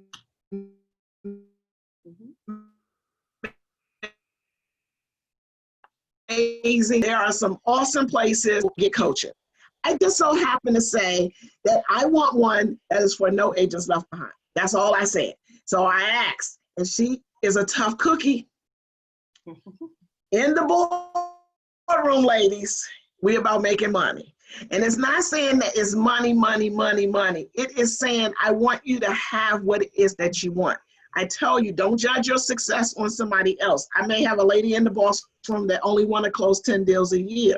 She's successful because that's what she said she want to do. Don't come in and want to close 10 and don't do it because you can. So don't judge another boss lady's success or think you're less because you're not closing the volume she's closing. That was just her plan. Your plan is, I want to do one deal a month and I'm comfortable. You should be proud of yourself. So don't beat yourself up. So Venus, if you have anything you want to share, because I know you got to go and get it in, get that work. I might have to come and work. Now, I ain't gonna lie, I'm not coming to go work out with you. So look. I'll be honest with you. This is actually one of my lead generation sources. So I go to this gym because we've gotten, I think, a total of 10 transactions from them. Tomorrow they offer to volunteer for something. So I offer to volunteer my time to be there. So yeah, I am going to the gym because I need to go to the gym, but I'm going to go to a gym that I have the opportunity to make some money while I'm there. So it isn't about changing your life and being insincere. I do have to go to the gym. I'm getting married in November and I don't want to be chubby in my pictures. But oh my goodness. I'm going to go somewhere. I'm going to go somewhere that I can also have business. And something that I want you guys to think about, and it's funny because I was talking about this with my fiance, and I truly believe this. We were trying to think of one CEO or man specifically, that is incredibly, unbelievably successful, that does not attribute all of his success to either his mother or his wife. Let me just say this: we some bad human beings, like women. Just know that, and I think that that's something that you really need to own, because people always think about, oh, so and so's like, he's a millionaire, he did this, he did that. Go read his story. His mother's the one that kept him going while he was writing the code. Go read his story. His wife is who was working 2 jobs so that he could, build his business. There's always a woman that created the environment for him to become that person every single time. So I told y'all she's not playing. She don't play. If women are that powerful to create something like that, why do we need to create it for someone else? Why can't we create it for ourselves? Use that line? Can I take that line and that be a part of No Agents Left Behind? Because we have the power. Yeah. Together we win. Can you just imagine, Venus, that we had 100,000 real estate boss ladies making boss moves, 100,000, things would change. If they even thought that you could. You'd flip the industry on its head. We would. Yeah. Because this is where because nobody's speaking up. But 100,000 women, real estate women, speak out. Guys, this could be a game changer for all of us. Here's what I also want everybody to remember. Statistically speaking, women agents are more productive than men agents in residential real estate. Commercial real estate, okay, fine, whatever. However, residential real estate, women crush it, but they don't become team leaders. They don't build their own teams. They don't become the front person. That's interesting. That's interesting. They're the ones doing all the money, but they're not the. That's interesting. Well, okay, we, like I said, we love you, men. We love you. We love you. That means that we love you, man.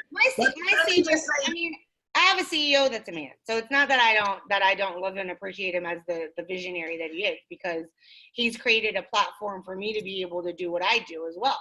But what I do think is really important is that too often women have hooked themselves onto this weird mentality that they are less than because they are a mom. They are less than because they're a wife. They are less than because of whatever. And I think that it's really important that I'm not letting nobody, like, you're not going to get away with that one. Like, I'm never going to hear the, I can't do it because I'm a mom. Like, don't bring that to me. Because that's the 5-minute thing. Like, I'm not going to hear that. I'm not going to hear that. Like, you went through labor. You know what? It's true. You went through labor. Like, you had a person come out of you. Like, I don't want to hear it. Okay. Hey, Venus, this is some real talk here. Like, this is like, You've been bruised, but don't stay there. You know what? Let me tell you, ladies, something. Look, so guys, we in the boardroom. I know we're streaming live on Facebook. To all of the Facebook folks, we love you. We love you. To all of, I need to give some love to the ladies in the boardroom, to our panelists. If you guys got questions, and you know Venus is coming back, but you know, I just want to tell you guys, I appreciate for all you guys that are on the webinar. Thank you for hanging in there. Just plug in, you know, an earpiece. I know y'all doing work, but you know, we truly appreciate you supporting. But let me tell y'all something really, really funny. Y'all not gonna believe this. While we were just having this conversation, my phone rang. Guess who it was? It was my husband. So it was like, oh, his ears must have been burning. Like, yeah, dude, I'm talking about you. I'm talking about you. So, but Venus is real. It's real talk, ladies. One thing I say is because we do take on a lot. Women take on a lot. And a lot of times we don't have a way to release some things that goes on in our lives. And so we hold this thing in. And because we're so strong and we holding it in, we do have to release. And that means like we to release. So I do want some kind of platform that we have a support system for us, because it is hard. It gets challenging. Things are rough. We go through so much stuff. And that's like I was telling you guys, we got this mask, but you remove that makeup, you remove them eyelashes, you take off some hair or add some hair or do some whatever, all that. And then I mean, I told y'all I'm unscripted. I know what it is, right? All right, y'all. I'm so sorry. What I'm saying is that. I'm sorry. Huh? I gotta leave you. You gonna leave me? I gotta leave you. I'm so sorry. I'll be back. Okay, well, go ahead and say bye to everybody. Say bye to everybody. Bye. Thank you so much for taking the time, guys. Venus. You're welcome. We appreciate having a good workout. Thank you. And go make some boss moves at the gym. All day. Yes. Right. Go ahead. Bye. Bye-bye. So, and ladies, I mean, it's real. And a lot of times we don't have that out. It's like, you know, because we're hiding behind the mask. And a lot of, you know, we wear this stuff on our sleeves. So I just want you guys to know that a part of this boardroom, we are going to have one thing that's coming in the boardroom that I'm excited about. When we were in Florida, we did the yoga. We had Miss Tara. Tara was on, and we had an experience. The ladies had an experience. Of course, I failed. I failed the night before, so I didn't do the yoga with the ladies on that was another story. But they did the yoga, and what she actually did, she did a class. She did a class, and then she did the yoga. So part of what we're going to do in the boardroom on Wednesdays is wisdom and is health and something. I done forgot what it's called, but she's coming in and she's going to be a speaker, and she's going to come in on Wednesdays in the boardroom, and we're going to talk about, because that's something we do have to work on, mind, you know, but also our health. And we want to make sure that in the boardroom as well, that we touch in on that, because if we don't take care of ourselves, and like I said, mentally, emotionally, physically, and, you know, even on the outer, but on the inside too. So that's something that we want to make sure that we bring to you guys.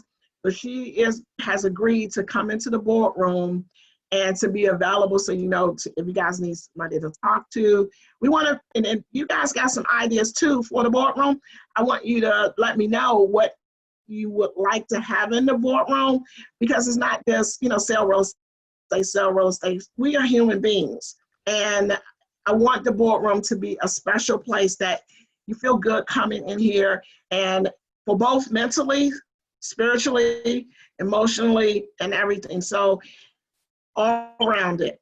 I think, what time are we at right now?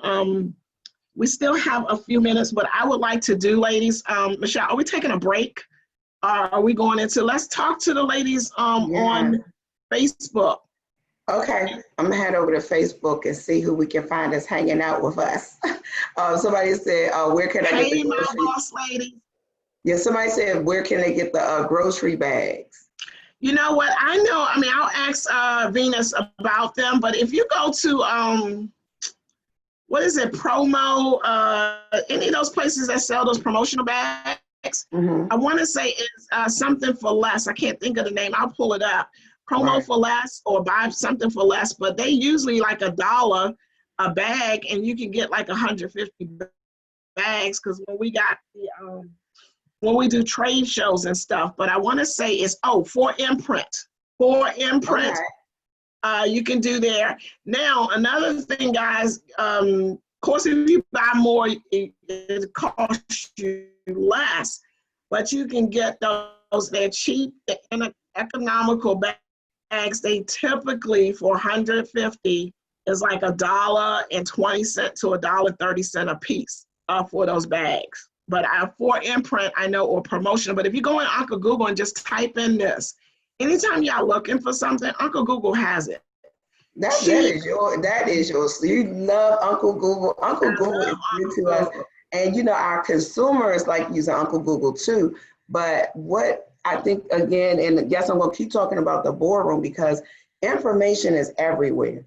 But when you could come into a curated set of information, and that's what I love about the idea that you had today to do this like open house, so people could understand what are they coming into, because you know, we spend our money on a lot of things, Coach Ella. Now, you know, we bosses, so we're not claiming broke or nothing, but we want to spend our money on stuff that's going to give us value. You know, we want, you know, so just the fact that we get to meet a lot of the folks that are going to be inside the boardroom, I'm not, you know, I'm not worried about the source. I'm like, okay, good. This is some good content. This is some good source of information. There's information everywhere. Absolutely. And I know it was, I'm trying to see, okay, I got Dawn here. I see Miss Dawn is here, but I was looking for Venus. Venus is coming up next. And I know you guys hear me on Sunday and you still kind of like, you're not sure. It's like, what's this girl up to? Like, what is this? Let me just say this. What you see is what you get. I told somebody, I was like, I don't know how to fake it because I'm going to forget if I told you something today and then I'm going to tell us, you know, I'm telling a story, a lie, whatever you call it, I'm going to forget. So that's why I don't have time to be telling stories. I don't have time to be lying. So what you see is what you get. And one thing I working with agents, as long as I've been working with, and my heart is to like our new agents, the thing is that I learned is this. What's been missing a lot of times is because we thinking we're in competition with each other. We're separated through brokerages. I love my brokerages. We're separated by brokerages. And a lot of times that's what you think is that we separated as an industry, and we're really not. So there wasn't a platform. You got your associations and stuff like that, but it wasn't a platform that where we literally can come together. I just know that if we work together, we all win together. And even though you may be successful by yourself, and that's all you're thinking about is just yourself, we are an industry of what the consumers see us as one. So your success alone is not going to change anything. We have to now start having the consumers to see us as a unit. That's still what's going to protect this industry, is that you're going to, you're like, you know what, I don't have that issue. I don't have a Zillow issue because I'm getting deals. I have my referrals. You might not have a Zillow issue, but the real estate industry have a Zillow issue. And what's happening is this: we have got so comfortable with allowing the consumers to see online portals as the resource. That's a problem. If you allow them to be so comfortable to enjoy looking at Zillow, looking at Realtor.com, looking at Redfin, looking at these beautiful sites, and you have no presence, what have you told the consumers? We cannot let the consumers think that that is the Amazon of the way you do business. That's why it's important to say, get into your communities. Let them see us. Let them know that we care about them. Let them know that we're involved, not just you. Oh, I'm in my community. I'm not worrying about it. That's fine. But what's going to happen is that the majority will rule. And the majority of the people say, I'm going over here. And so that's the reason why it's important to unify, to get us together, to be into the community. So the boardroom idea was this. We have the massive page, yes. A lot of people come on the page all day. Every day we get some new people. The problem is they come in with that same mindset to take. I'm not coming in here to give nothing. I'm coming in here to take. But see, I want to separate it. I want to say, if you really want to make some boss moves, if you really want to make some money, you really want to, help in this movement, then you here. And I'm going to pour back in, guys, for the cost of admission, just to even listen to just the few people that you listen to today. You guys know I'm all about affordability. I'm all about having something that is doable, but I want you to come into the boardroom so you can increase your income. That the $47 a month that you spend every month, you wouldn't even notice is gone. Because I'm going to be in here to make sure that if you want to be profitable, you will be profitable. I will find them. It can't just be me. I know that, right? So I'm saying I'm going to go out here and I'm going to network with the best agents that's doing it up, right? The people that know more than I know. I'm going to bring them into this boardroom. I'm going to have them to show you what it is that they're doing if it's something that we need into this boardroom. That's the beauty of the boardroom. It's a controlled environment. We dictate how it's going to run. And then that way, it's like, I know that the ladies that are in here want success, whatever level of success it is, but the ladies in here want to work. The ladies in here are going to respect me. The ladies in here are not going to talk down on me. The ladies in here are all about the same thing. So that's the purpose of the boardroom. Do we have Miss Venus? I think she just come on. Ladies. Oh, that's Miss Wanda. I got some, y'all up in here nice, and I love it. I love it. So do we have any questions from anybody that's on the live webinar, on the webinar or Facebook? Any questions, ladies? What are some aha moments that you guys have gotten from the few ladies that have spoken? Any aha moments that you guys have? And I appreciate you guys. Yeah, I gotta keep taking the glasses on and off. And look, we gotta give some hearts and some shout outs to my co-host, my business partner, Michelle, because she's holding it down. She got the red carpet for the ladies. Did you see the red carpet take a stumble? But Madonna was going down the run. Madonna was doing one of her presentations, and she was getting ready to be fierce, and she stumbled. She got right back up. She was just like, that's what they say. It fall down, but we got back up. Because it fall down. If girl, ain't nobody worried about that. So look. No, well, my point was just that, Coach, because even in that happening, your transaction might fall apart. Your best laid plan, something could happen. And what we learned from all of that, and when Venus was kicking all those facts, the thing that is still ringing in my ear right now, she said, so far to date, you have a 100% survival rate. Like, if you really think on that real hard, what that means about your life. I don't care how many deals fell apart. I don't care what didn't happen at home and anything else. If you're still alive today, then you get an opportunity to make a difference. That is that is so awesome, and it's so true. Okay, so I just got an emergency text from Venus, and she had a family emergency. So Dawn is here. But Venus just left us, so we're ready for Dawn, right? Yeah. So we're gonna send Venus some prayers, and she'll be back into the boardroom. So I need to send her a quick shout out. I was looking at my my messenger. So hey, boss lady. Hey. Michelle got to do the right thing. She got to send you down the red carpet. Come on down the red carpet. Come through, sis. Come through. We are happy to have you here this morning. Awesome. Yes. So I'm gonna cut Wanda's video off. I'm just gonna cut your video off, Wanda, but you still there. Okay, so good. So, ladies, all of my boss ladies, I want to introduce The one and the only. I know y'all seen that fabulous video we did. So yes, I went to go get my girl back. I said, hey, look, I need you to come.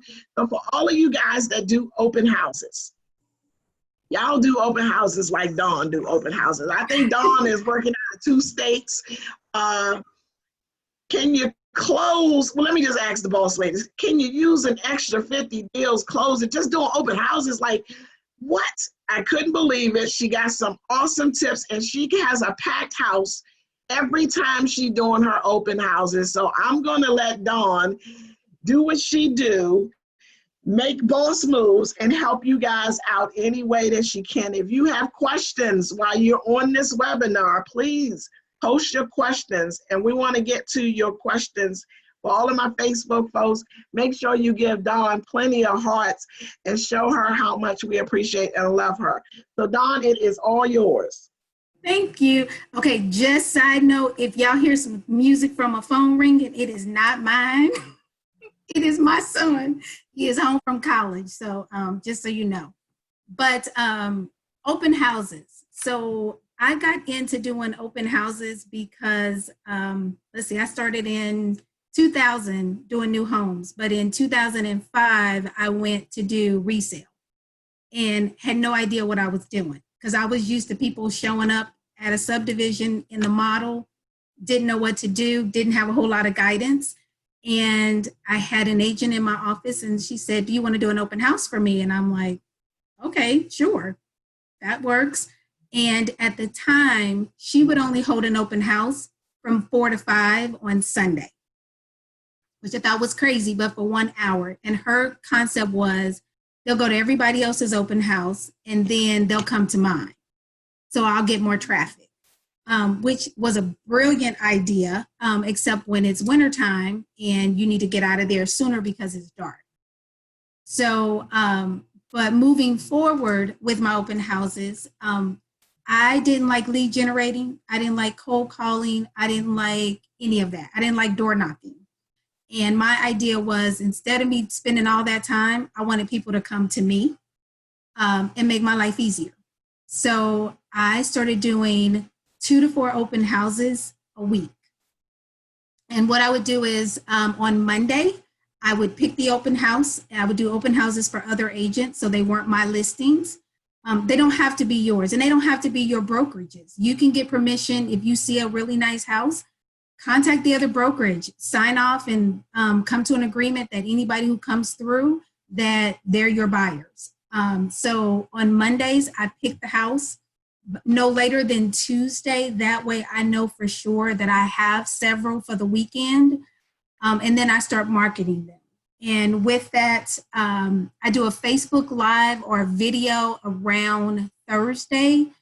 And I don't show the whole house. I mainly show one room in the house so that you get a teaser. I send it out to my database, and my database is broken up. So I try to send it to people who are interested in that area. Not so much if somebody's 45 minutes away and they don't want to live there, they don't want to see that open house, and they don't really need to get that email from me. And then I put it on social media, blast it out, put it on all the online websites to help me get the traffic. Invite my friends, invite my family as much as possible. And the other thing I try to do is I try to get them in a certain mile radius, because what I found out is that if I focus on one little area, people will continuously see you week after week, and they'll remember that you were there 2 weeks ago at another house that they looked at, or last week, and it gets you to start being the neighborhood expert. So that will help you with your open house. Don't forget to put it on your business page on your social media. So preparing for it, do a couple of things.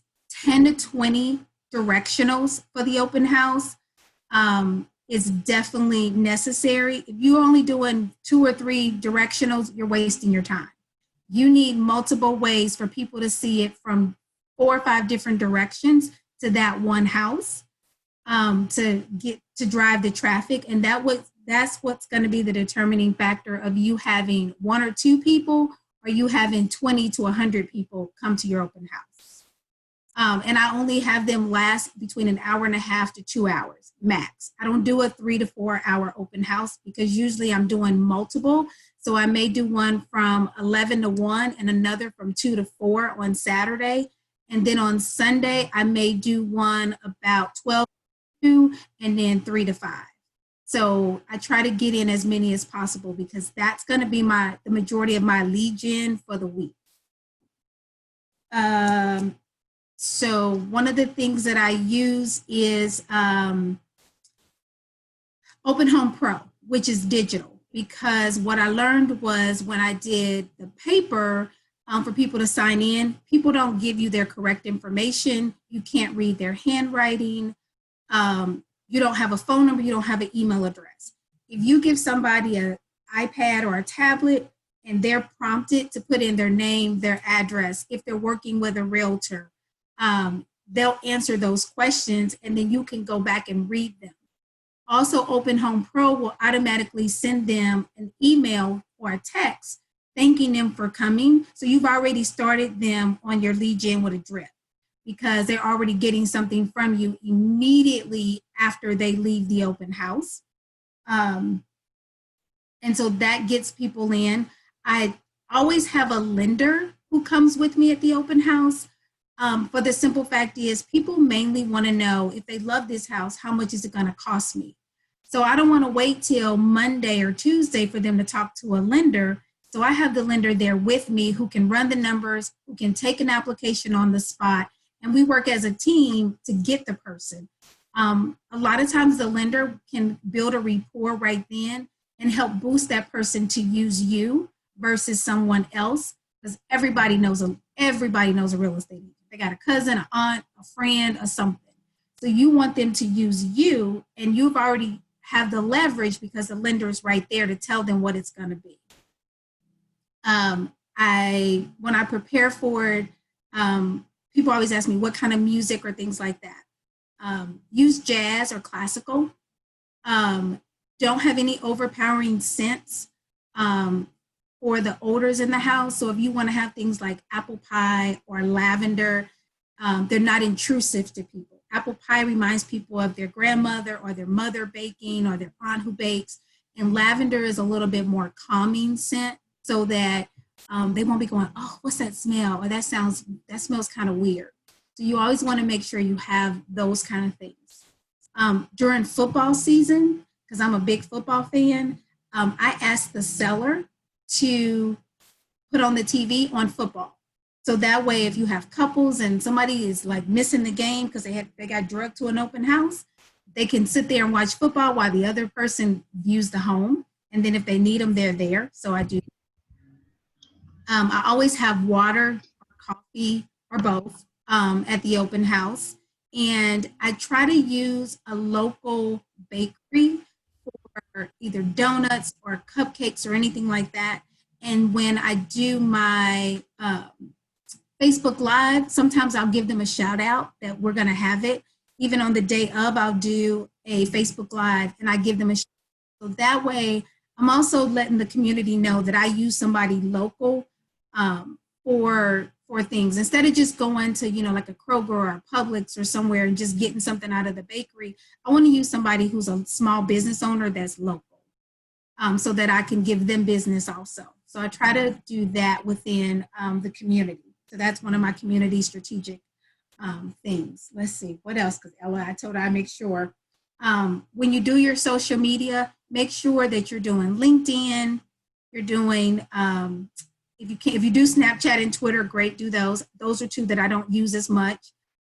Use Instagram, definitely use Facebook. You can always do a Facebook ad if you want to spend about $5. Don't spend a lot of money doing Facebook ads for it, because you want everything to be organic, that people get to know you. So you can do that. Definitely make sure that everything's correct when you funnel it out to like realtor.com and Zillow and those websites. As much as we don't want the public to go to those sites, they will go until we train them to go other places. So do that. And then make sure everybody who clicks on things goes to your website. So always make sure that if they click on the picture leads them to your website. so that they can see more of the pictures. Don't inundate anyone with every single picture of the house. Try to, do no more than 5. And then that way they drive the traffic to your website. And that way you can collect their data also. So that automatically puts them in your database. You can automatically put them on a drip campaign, and you automatically have their phone number or email address to contact them. Let's see, what else do I want to make sure I get everything. I call my database, use slide dial, text the database. You can always do a mass text through your CRM. I do let other agents know that if their clients come through, they are safe, they are protected. Just, let me know they're coming. I'll take good care of them. Work as a team with the other agent. Don't say, oh, well, they didn't tell me, so, they're mine. Excuse me. Work with other agents. We got to work together. I always tell everybody, we got to beat the boys at their own game. So we got to work together as women. So definitely do that. After my open house, I don't leave right away. I sit there for a few minutes, and everybody who's come through, I either text them or email them, or if I have an address, I send them a personal note, thanking them for coming, because you always want to thank people for coming by, and try to take a note of something that you remember, whether it's they said they wanted a larger closet, they needed the schools, they're downsizing. Take a personal note so that when you are talking with them, you can build a rapport on what they discussed with you that was important to them.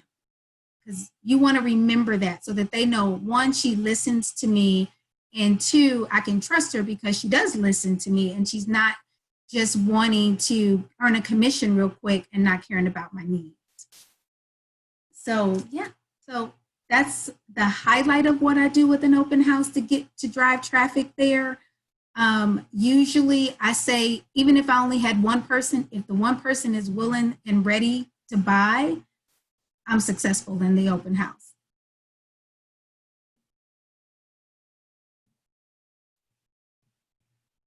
Hey, look, I'm trying to take my notes too. Over here can still take some notes. I'm not that big that I can't take no notes. Hey, look, I'm always learning. Learning. So. I got my notes right too. Right. Listen, I'm listening because look, I don't know everything.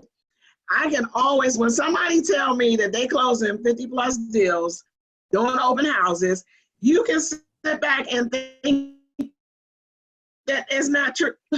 Y'all better have a whole bunch of paper because I heard a whole lot of stuff. So of course, Dawn has been so graciously. We did a live video together. Well, we did like a recording together. I shared that with you guys. But Dawn is going to come into the boardroom when she can. And so let me just see. I don't know where my co-host is. She's going to force me to put these glasses on and look at these questions. See, I got mine. Can you see them questions, Dawn? Hold on. Do you have any questions over there? We got, let me see who we got over here. Let me get some shout outs to some of these boss ladies.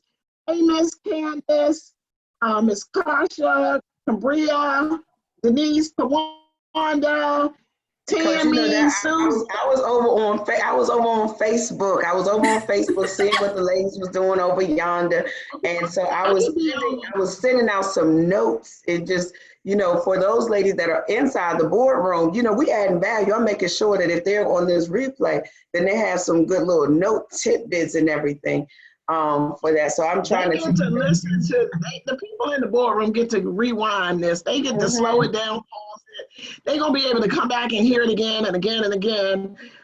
Boss ladies, I got some questions because look, I'm doing this for you guys. So Miss Tammy, you got some questions? You ladies are on Facebook Live. No. I'm gonna come in there and see if y'all have any questions. Michelle, I can't see these little print. Can you look? You trying to make me look? Most of it so far, Coach, has been me. We got people asking a lot of questions about the bags from the last segment. Okay, this is for the bags. Because boss ladies, y'all gotta make boss moves. Go on Uncle Google and type this. cheap promotional bags.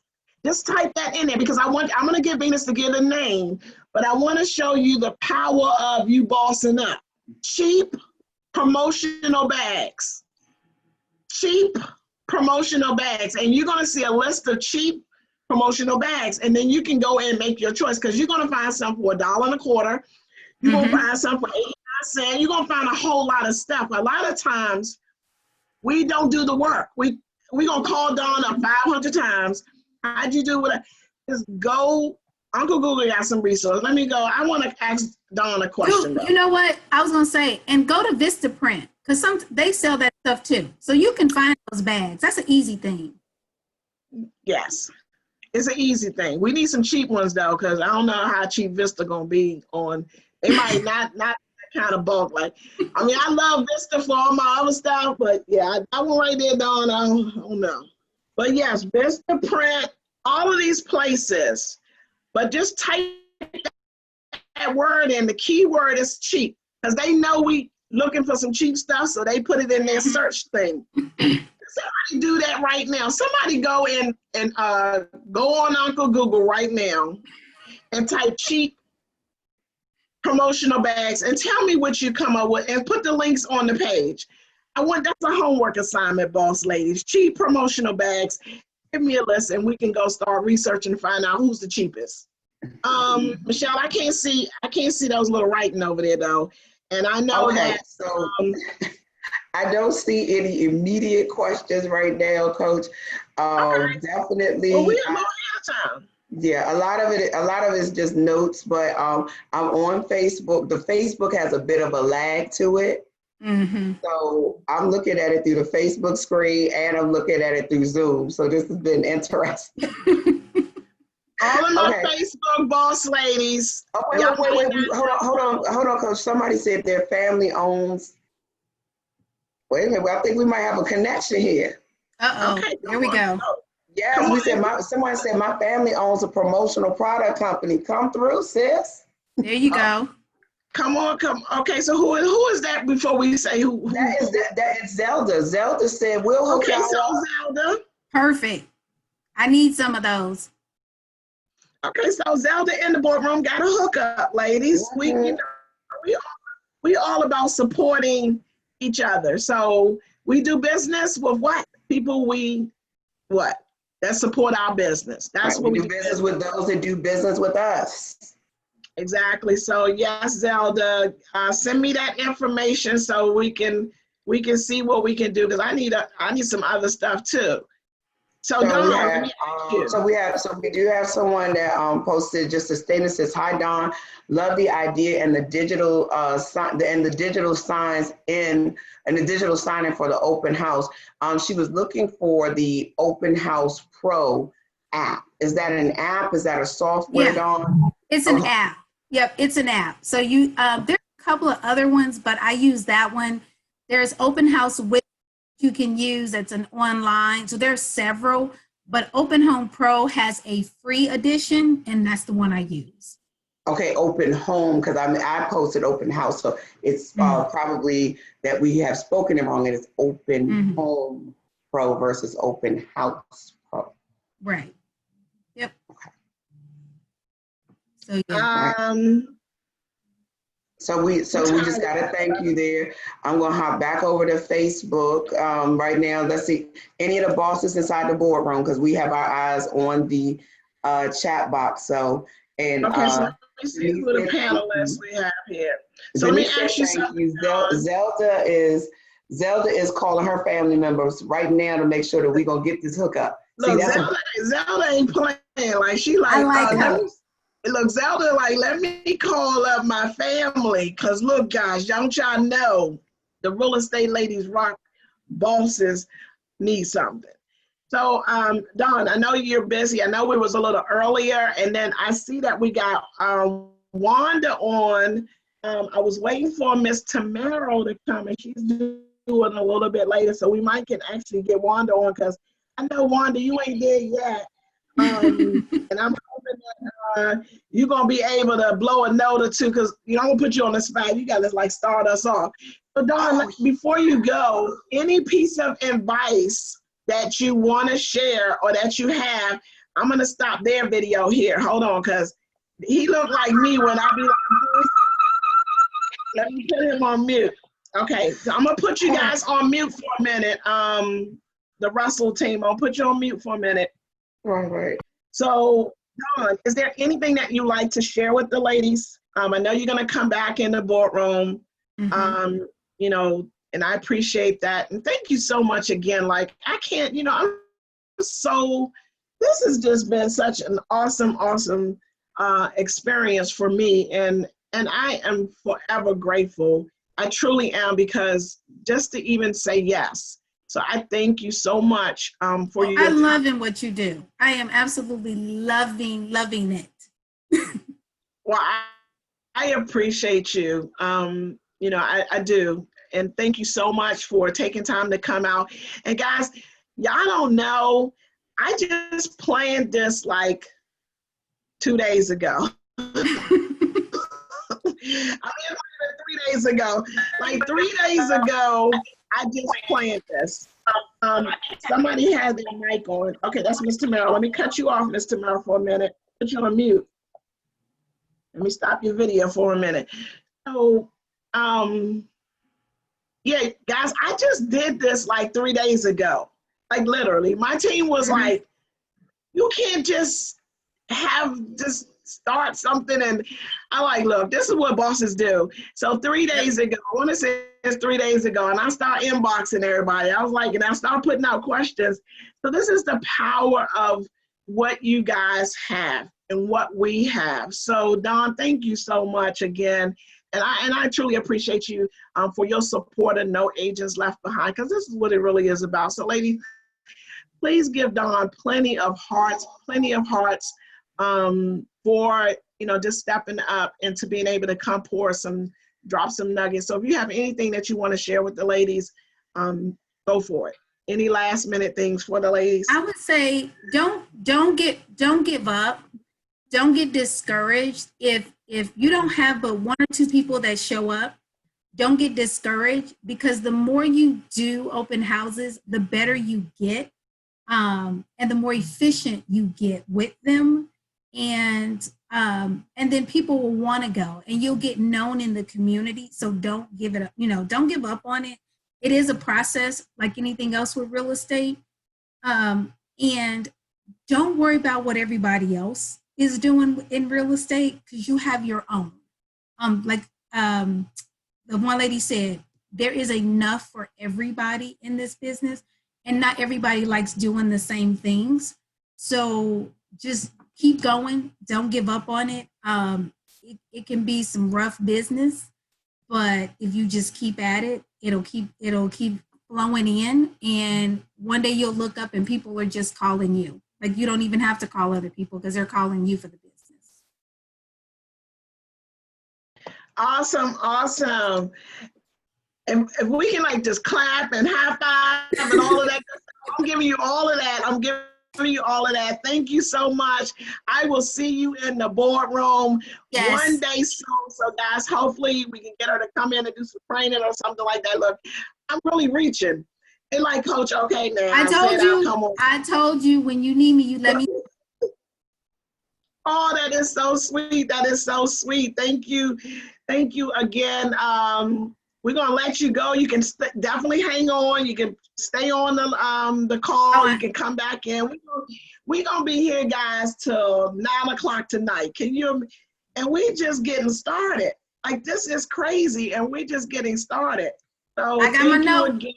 Got my note paper. I'm in. That's right. That's so awesome. Okay, well, thanks so much, Dawn. All right. See you later. Out your stop your video share thing on your side. I think I can do it. Oh, there you go. So look, ladies, are you guys having fun so far? Like, is this worth you getting up early in the morning, come hang out with us crazy folks over here? Are you guys having a good time? Well, Wanda, are you there? Because I'm going to do something a little different, because since you're here and you've been on the line for a minute, if you're ready, I can actually get you in now if you're ready. Are you guys having a good time? I think somebody asked me about my backdrop. So guys, this is the new boardroom. So if you can see the boardroom, then let me give you guys a tip, because we're all about sharing. Ladies, I want everybody to be a celebrity realtor, right? So you're going to have your own real estate show. Everybody need to have their own real estate show. You are the community resource. You are the resource to your community. But I want you to have your own real estate show, and this is what I want you guys to do. You can talk to her. This background is only, I got it from, okay, I'm gonna put you on mute for a minute, Wanda. So the background was, you can go on eBay or you can go on Amazon, and it's under 20 bucks. And you can have your background, you just put it up on the wall and you have a background. So whenever you get ready to do your live shows, okay? So now I'm going to bring on Boss Ladies. I'm going to ask you guys just to close your video out. So just close your video out. I think that's you, Ms. Ray. Okay, awesome. So Wanda, where you at, Wanda Russell? Let me put my glasses on so I can help her to get on here. Yeah, you can see me. So share your video. What you say, Ella? Share your video. So you'll see a video button and just hit share video. Okay, but I'm not ready yet though. Oh, you're not ready? Okay, well, no. Okay, let me know when you're ready then, because I can get you on a little bit. Wanda said, but I'm not ready yet though. She said I'm not ready yet. Y'all gonna wait for the video. Well, take your time, Wanda. I just know one of the girls, Venus, not Venus, Vita. Yeah, because Venus had an emergency, so she gave us pure fire this morning. She's been on with us. Oh, no, that was okay. So Vita had an emergency. So Wanda, when you're ready, just let me know. So, but I'll mute her. So look, I know we got. Let me see, because I don't want to go off and then I wind up not having to come back on. So who we have here? So Michelle. Ma'am. You and I talk a lot about, guys, this is Michelle, and I wear her ear out about what I want for this page. And I wear her ear out about like where I'm trying to go with Real Estate Ladies Rock. I don't know what happened to my screen. I think, Wanda, your folks are taking it's okay, over the screen, so unshare. The screen sharing right now. So you can share. Yeah, I don't want them to share. So Coach, just go and shut down the screen share. There you go. No, I was saying I don't want them to put something up they don't really want me to. I mean, you know, Wanda's presentation getting ready to be off the chain. I'm trying to tell you, Wanda's over there. She got the full tech services over there in her spot, okay? Oh, yeah, so we in for a treat. So guys, if you are a dual career and you have been working your full-time job and you having challenges in your full-time job, this is one of the ones I told y'all, just drop the mic, is Wanda has been able to, year after year, do well over 6 figures in her business. And she still have her full-time job. And faithful to her full-time job, because she said, I'm not quitting my job because I have benefits. And so she's going to come and share, and she is awesome, awesome. This is one, Michelle, I think we need to just do a post to make sure these ladies are tuned in for this next one. And I'll go back out there and I'll do that, because one of the things that people have to understand, people will use the term part-time agent. And I heard you say this recently, Coach. You said that people were, you took a Redfin presentation and showed it to somebody and their jaw dropped. So it's the same thing sometimes when I run into people who finally admit that they're dual career, because some people are secret agents because wherever they are in their corporate, they really can't, maybe be out there on that side. But what I have found more times than not is that a lot of the dual career, and that's why I don't call them part-time agents, I call them dual career specialists, because if you have the heart and the passion to go help somebody with their dreams after leaving your job, and then you gonna take all of your Saturday to go run around and show houses, you're a superhero to me. But I'm just, it's just personal to me like that. But as dual career people, they are doing some amazing things. You have to utilize your technology. You have to be more precise about who you're working with, and you really have to channel in. So I am going to go out on the Facebook page and let people know they're about to get a bomb.com treat and be able to, because there's a lot of people still trying to figure out how to make that transition. But you know what I found out, like, especially in coaching, I found that a lot of my dual career agents did more than the full-time agents. And the reason is because their time is so limited. They structure their day. So you have an agent that is, we call full-time, doing real estate and only real estate, tend to wander a lot. Like their entire day, and you're trying to figure out what you're gonna do. Until you get your system and your structure together and know what you're gonna do every single day, you are going to waste a lot of time. One of the agents, and I didn't get her on, but I'm gonna have her to come in on the boardroom with Ms. Joy. She works 6 months out of the year, still closing almost 100 deals a year with an admin. And the thing is that she literally, her time is so structured. You guys may think because if you're not working from sun up to sundown that you're not being productive. The problem is, you remember Tan said 2 hours. 2 hours I prospect every day, but I can close almost, she's set to close 100 deals. She didn't say I work sun up to sundown prospecting. We don't prospect enough. The problem is that we're busy doing non-income producing activities and you feel like you're working. And I'm in a coaching mode now. Boss lady, y'all got me started. And that's the problem is, do income producing activities more than you're doing the non.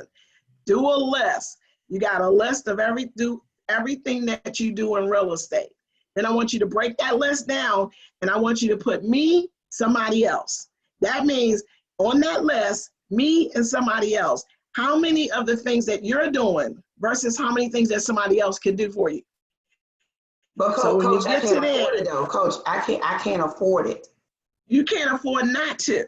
Huh? The problem is you're spending all your time doing administratively stuff that is not generating you no money. No, I can't afford it, Coach. No, I can't afford it.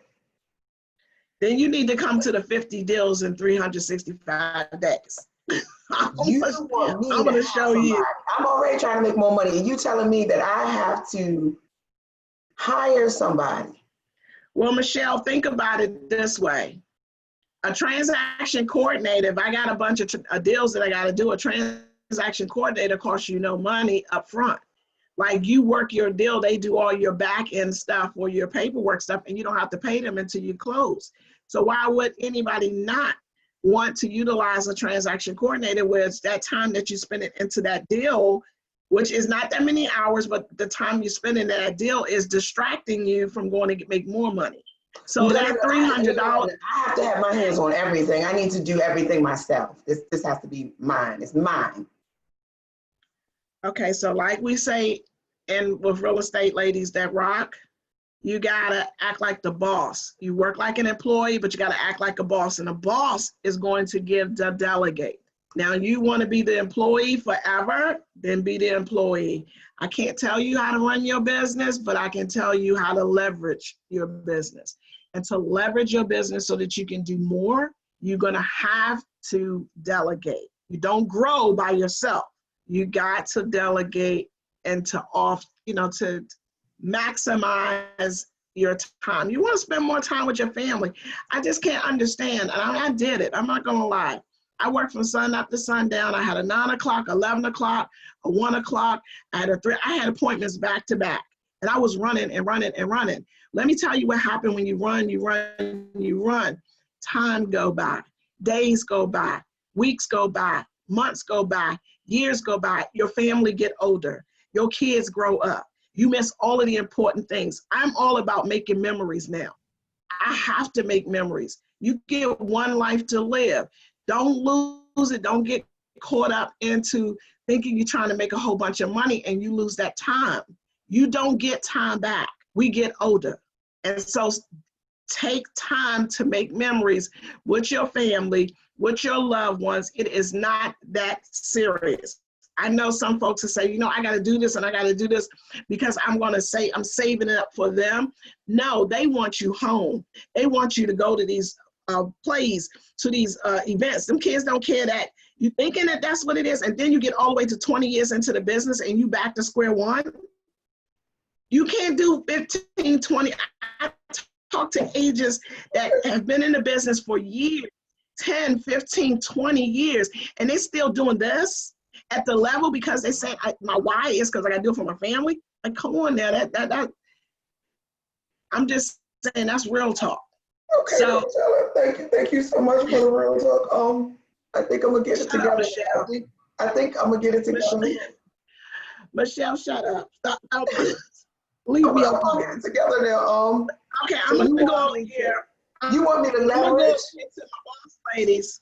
I'm gonna go over here to the boss ladies that's over here. Who we got over here? Where are my attendees? So, we got Zelda got it, Coach. Zelda got it. Zelda totally understood that you have to, she said, delegate. You know, yeah. the boss ladies inside of here, it feels like preaching to the choir because y'all ladies know, you know, this is how you grow. And everything that Coach said about, you know, being able to spend that time with our families, being able, especially if you're a dual career, you got to have systems in place and you have to leverage the time and the energy of others. And Zelda said, she said, I have 5 or 4 staff. I love it. Yes. No, it's Google and Fiverr. Mm-hmm.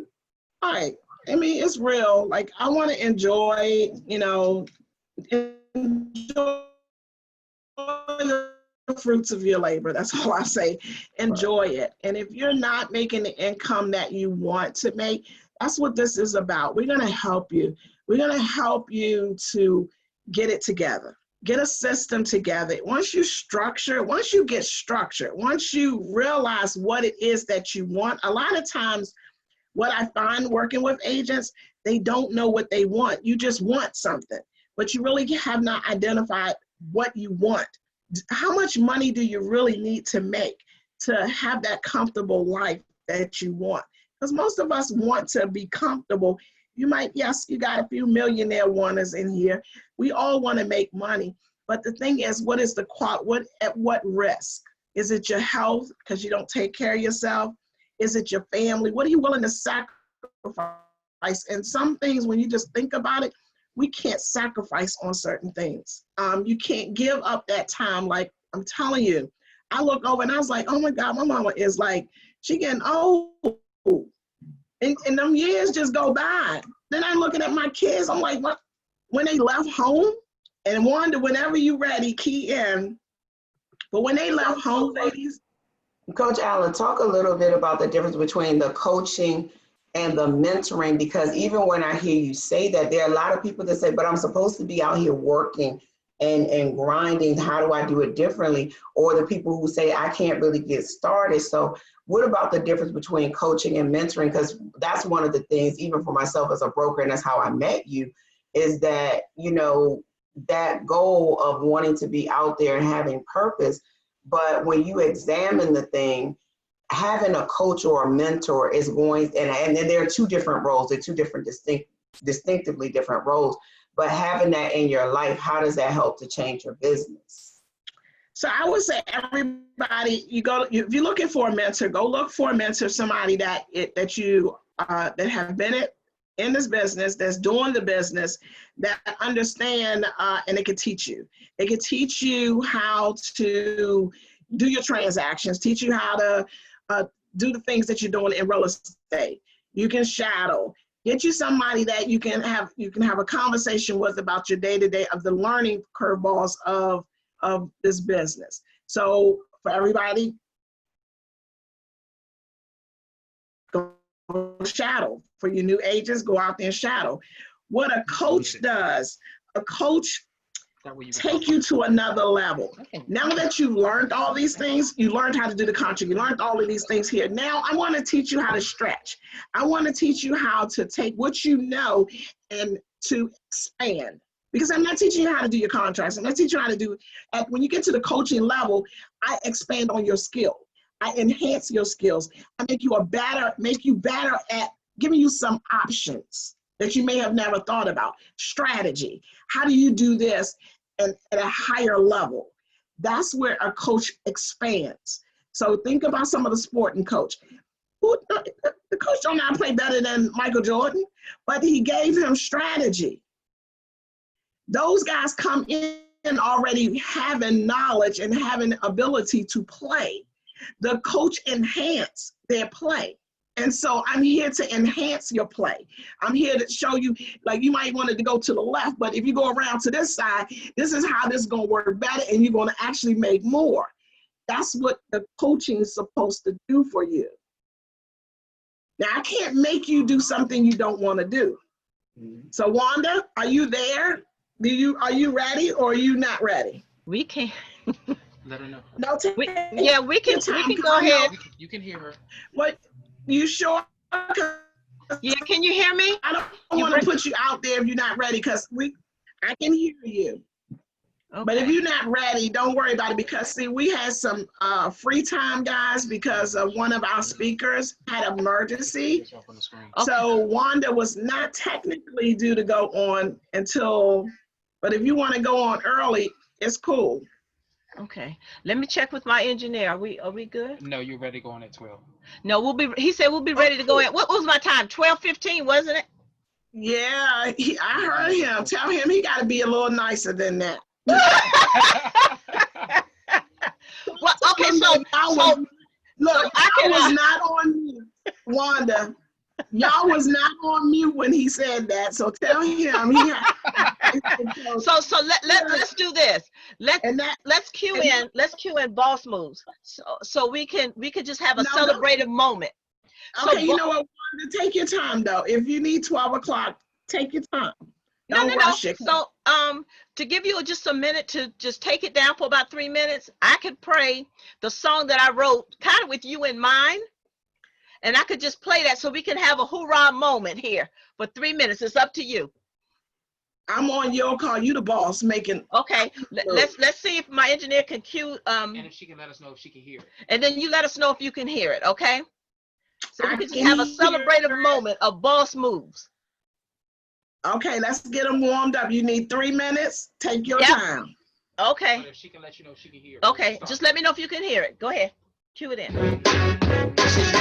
Boss moves, boss moves, she's making boss moves, boss moves, yeah, boss moves, boss. Can you hear it? Yes, okay. I can. I love that. Play it. She'll cue you when you're ready. Cue it. No, wait a minute. We're going to go back to boss moves. There you go. Boss moves. She's going to cue She says ready. Okay. My engineer is fighting with me. Play the music. Okay, guys, this is what you get when we live. You can get anything when we live. Okay, so go ahead. You tell her what you want to do. Okay, so she needs the your video. We can't start the video because you have to start it. There's no video. She's just looking. Okay, just turn on her camera. Okay, it's already. I'm clicking start video, but it's saying that you stopped it. No. Let me go. Let me go here. I'm gonna ask you to start your video, okay? So watch your screen. Thank you. Okay. So what does that mean? They can see me now? When you see up there, then they can see you. Okay. So here, see, this is what happens when you can't be an expert in everything. So I have a team of people that help me with technology, transactions. Actually, sometimes I have drivers, so I can continue to conduct business as a dual career agent. Every minute is important to me. So sometimes I even have drivers that take me to different locations so I can still conduct business and be in a safe environment. There you go. There you go. I can see, look, I can see the boss lady right now making all of the boss moves. So look, I'm going to give you the floor, but I got to do this proper. I got to give you the proper introduction because Okay. you deserve it. This is the queen of hustle, ladies. So look, you know what? What happens in the boardroom, unfortunately, because we laugh, but typically, ladies, what happens in the boardroom stays in the boardroom. And we have the one and the only, a dear friend, a true boss lady, is the queen of hustle, our dual career agent, making mega boss moves. She is not only an author, she is a motivational speaker. She is making a crazy moves. She has she got her gear back there in the background. She's on a world tour promoting her book. I am just so honored, so thankful, and I am truly blessed to have you in the house with us. I'm going to turn off my computer mic and all that stuff, and Wanda Russell making mega moves. So let me just say this, no excuses, but results. And I'm gonna let you take on. Okay. Thank you. Okay, so right now, as a dual career agent, I created several songs that are now on iHeartRadio, Amazon, Spotify, just to name a few. And I kind of wrote this one, and I always have Ella, which is a dear friend of mine, in mind. So the song is Boss Moves, and it demonstrates and orchestrates how we as women make mega moves and mega sacrifices for our families and our businesses. So I'm going to have my engineer cue the music, and you guys let me know if you can hear it. And the song is Boss Moves. He has one of the CDs back here behind one of my crowns. So we're going to play it, and hopefully everybody will be able to hear it. She's making boss moves, she's making boss moves, yeah, boss moves, she's making boss moves, yes, she's making boss moves, she's making boss moves, yeah, boss moves, she's making boss moves, yes, she's making boss moves. First one up, last to bed, virtuous woman, the book is said, moving and pushing with vision in sight, looks up and now it's night. She's like a sailing ship, bring food across the sea, a precious from gold, precious metal of sheep. Her words come from wisdom, advice, and she balancing trapeze act, taking care of family. Boss moves, she's making boss moves, yeah, boss moves, she's making boss moves, yes, she's making boss moves, she's making boss moves, yeah, boss moves, she's making boss moves, yes, she's making boss moves. Keeping fashion playbook right, business, work, family, home, food kept tight, display sacrifices, proven accolades, making boss moves is how she plays, making her family proud is all she wants to do, giving birth to vision, living her truth. She's making boss moves. She's making boss moves. She's making boss moves. Yeah, boss moves. She's making boss moves. Yes, she's making boss moves. She's making boss moves. Yeah, boss moves. She's making boss moves. Yes, she's making boss moves. Making sacrifices is a normal day. Keeping it together, she's on display. Moving and shaking, passion, career in sight. Pushing through possibilities in the fight. Boss moves is her anthem each day. She is the boss with boss moves in play. She's making boss moves.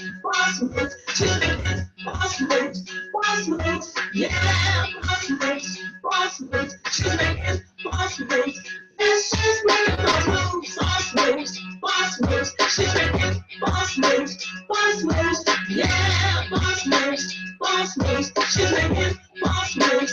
Yes, she's making boss moves. She's making boss moves. Yeah, boss moves.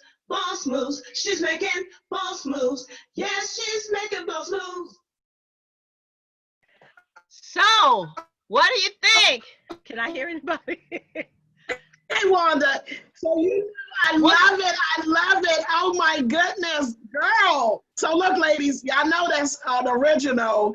Yes. That's not something she made this. So you know, I was like, okay, I love that. That is so hot.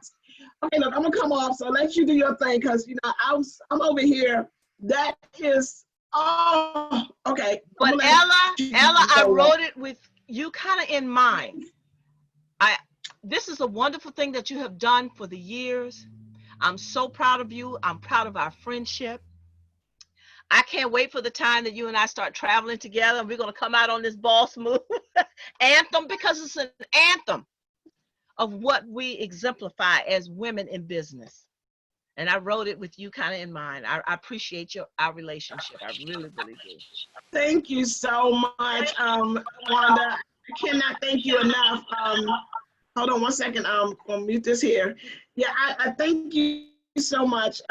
You know, we go way back. So this right here touched my heart, and it's such an honor. It's an honor. It's a privilege, and I appreciate you. And I'm gonna let you do your thing. Okay. And work it out, because I know you got this. So, boss ladies, you guys are in for a treat. So go for it. Okay. So listen, overly excited about being a dual career agent. Now, I know some people don't agree with it. I've seen some people chime in throughout the week that they said you're going to drop the ball on something. If you're a dual career agent, something will suffer. But in the onset, before I actually played the music, I mentioned that if you staff up, because you have to have a team, leverage the jobs within your business. Right today, I'm not an expert on computers or anything like that. So I have my young man here, my computer engineer. So I won't drop the ball on this presentation. I have, as I spoke earlier, I have drivers, so I don't have to text while I'm driving or miss the opportunity of a call. You know, because I'm actually investing in properties, as well as I'm a realtor and I work full time, and I have a property management company. So I kind of wrote in my, not kind of, but I wrote in my book, and it's called The Dual Career Real Estate Agent. It's on Amazon and a lot of other sites. We're still about 4 stars on Amazon. And the book is only like 47 pages long. And people are like, why is the book so small? How many of us have actually bought a book, 200 and some pages, you read the first chapter and then you put it down, or you put it on the shelf and then it collects dust? Because listen, if you're dual career, you really don't have time to read a book of that caliber, because most of your downtime needs to be for relaxation and regenerating yourself and your body. Because what you cannot do is lose yourself and your health and your family in the process of being a dual career agent. So will there be pros and cons? Absolutely. But that's how it is with any business. Okay, because you don't have to be dual career and just have a business and still lose family and friends, because what your main focus is. So yes, we all have a why, but we can't let our why take us out, if that makes sense. So as Ella stated before, we can't lose our family and our health, because health is a part of wealth, actually. So I've learned to make most things that I do dual purpose. So if I so really as a dual career agent, I don't have time to like lead generate, make cold call and all of that during the day, because I'm actually at work. And I've always stated that, listen, if someone's buying a home, they're at work as well. So how have I managed to do a dual career track as an agent as well as an employee, and still maintain health, wealth, family, and gain 6 figures or more in real estate? Okay, so just to give you a few nuggets of how I've been able to do things dual purpose. So the first thing that I did was I purchased a minivan. So that minivan acts as a office for me. And you don't have to go out and buy a van, but you can use your SUV or your car. But I have things accessible to me inside my minivan. So at lunchtime, I can go and have a private space to actually make calls, right? Do paperwork, and also take a minute to meditate, okay? Or journal, because I truly believe all of those things are very, very important. Okay, so the dual purpose will be that it provides me transportation to my job as well as an office on wheels, okay? So now, when I do an open house, if no one is actually walking through the door during my open house, if they have stairs or not, I will run up and down their stairs to get my exercise in, because sometimes typically I don't have time to go to a gym. But if I did, I would, when I do go, I do still advertise. I will wear my ladies rock t-shirt, you know, and there's, oh my God, you're a realtor? And sometimes I can lead generate that way. So I take my open houses. Sometimes I can keep the house in view. Hey, Miss Burton, I could keep the house in view and actually pass out flyers also during the open house. Or if I take a newer agent with me, she can stay inside the property, and then I can walk the neighborhood during the open house time. So I'm actually doing lead generating, an open house, as well as getting some exercise in, okay? So as you can see, there's ways that you can possibly do it. Now, how can we incorporate our family? As Ella said, we cannot lose our family in the process of being a dual career agent or just a business owner and putting in countless hours to build our business or maintain our business. So what I have done in the years, I've also created a way to incorporate my family. My engineer that's here with me today, that's my nephew. My husband helps me put down the signs. We sometimes have date night where we go prepare for the open house. Date night could be at the Lowe's. See, date night could be any time where you're spending time together. You see, my son, which is now 30 years old, he's in real estate in Delaware, as well as here in Maryland. But he's followed me since age 8. He's passed out flyers. So we got a chance to talk and build a strong relationship. So there's ways to make things dual purpose. So in my book, it will share with you many, many ways that I've actually incorporated in my business of how you can make things dual purpose for dual careers.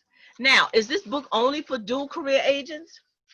Not necessarily, because the same nuggets can be used for anyone that has a business actually. Right? So, and also you have to be a good brander of your business, which allows me again to lead generate at all times. So one of my taglines is, I'm Wanda Russell, the queen of the hustle.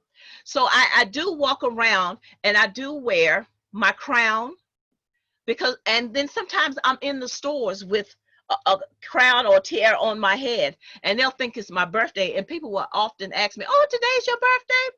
I said no, and I introduce myself. I'm Wanda Russell, the queen of the hustle.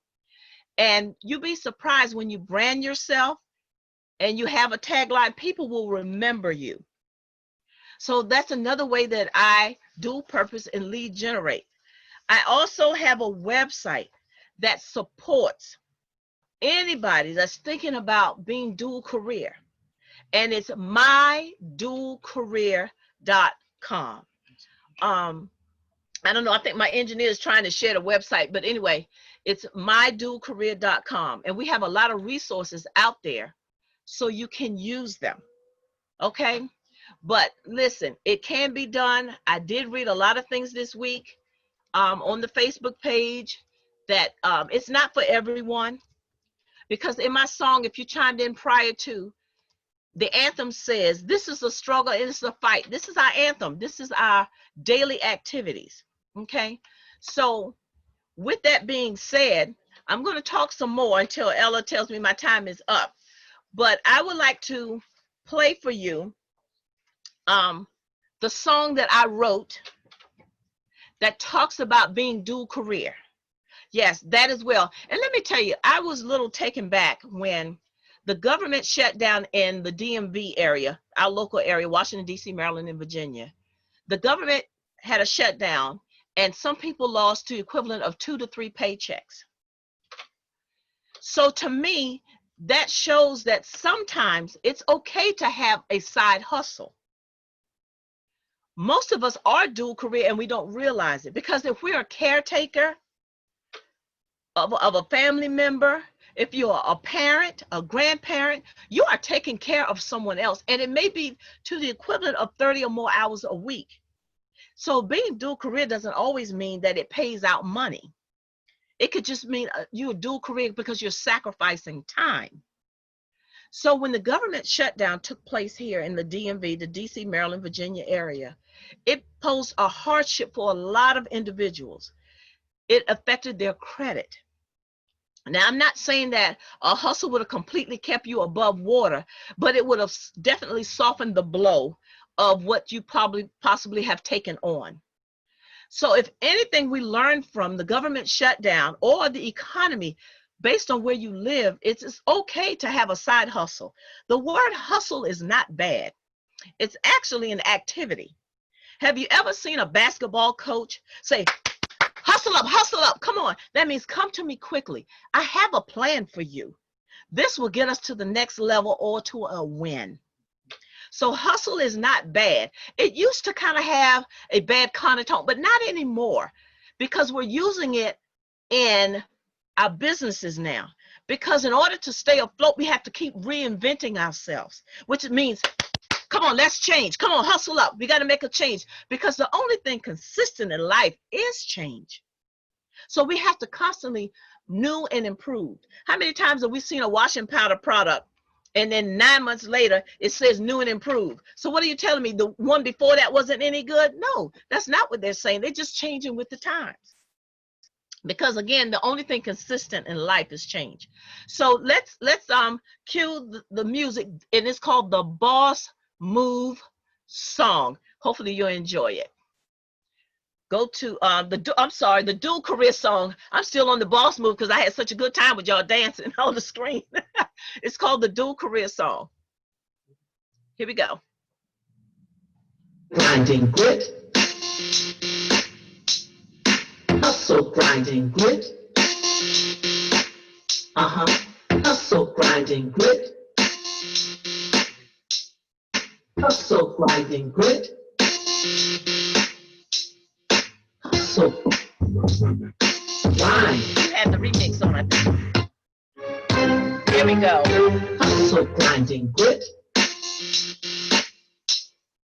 Hustle, grinding grit. Hustle, grinding grit. Dual career.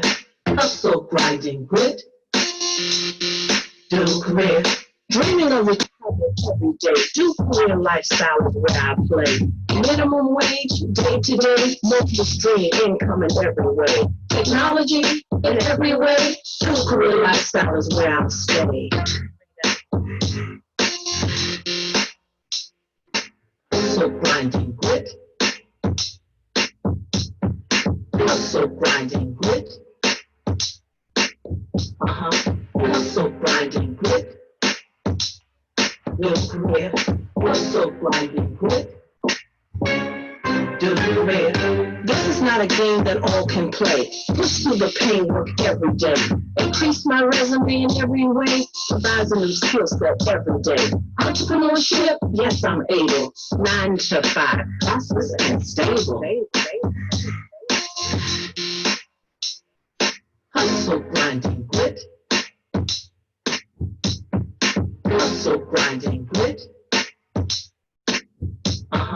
Hustle, grinding grit. Dual career. Hustle, grinding grit. Dual career. Dual career millionaires every day. Social media all day. Bad decisions, I'm still able. This is my life. This is not a fable. Increase the quality of life is stable. Reading my word at the table. Hustle, grinding, grit. Hustle, grinding, grit. Hustle, grinding, grit. No career. Hustle, grinding, grit. Do career. Work time, family time, dinner table. This is my lifestyle, not a fable. Hustle, meditation is stable. Ecclesiastes 11:6 on the table. Do career, lifestyle, a playground today. Come on and play.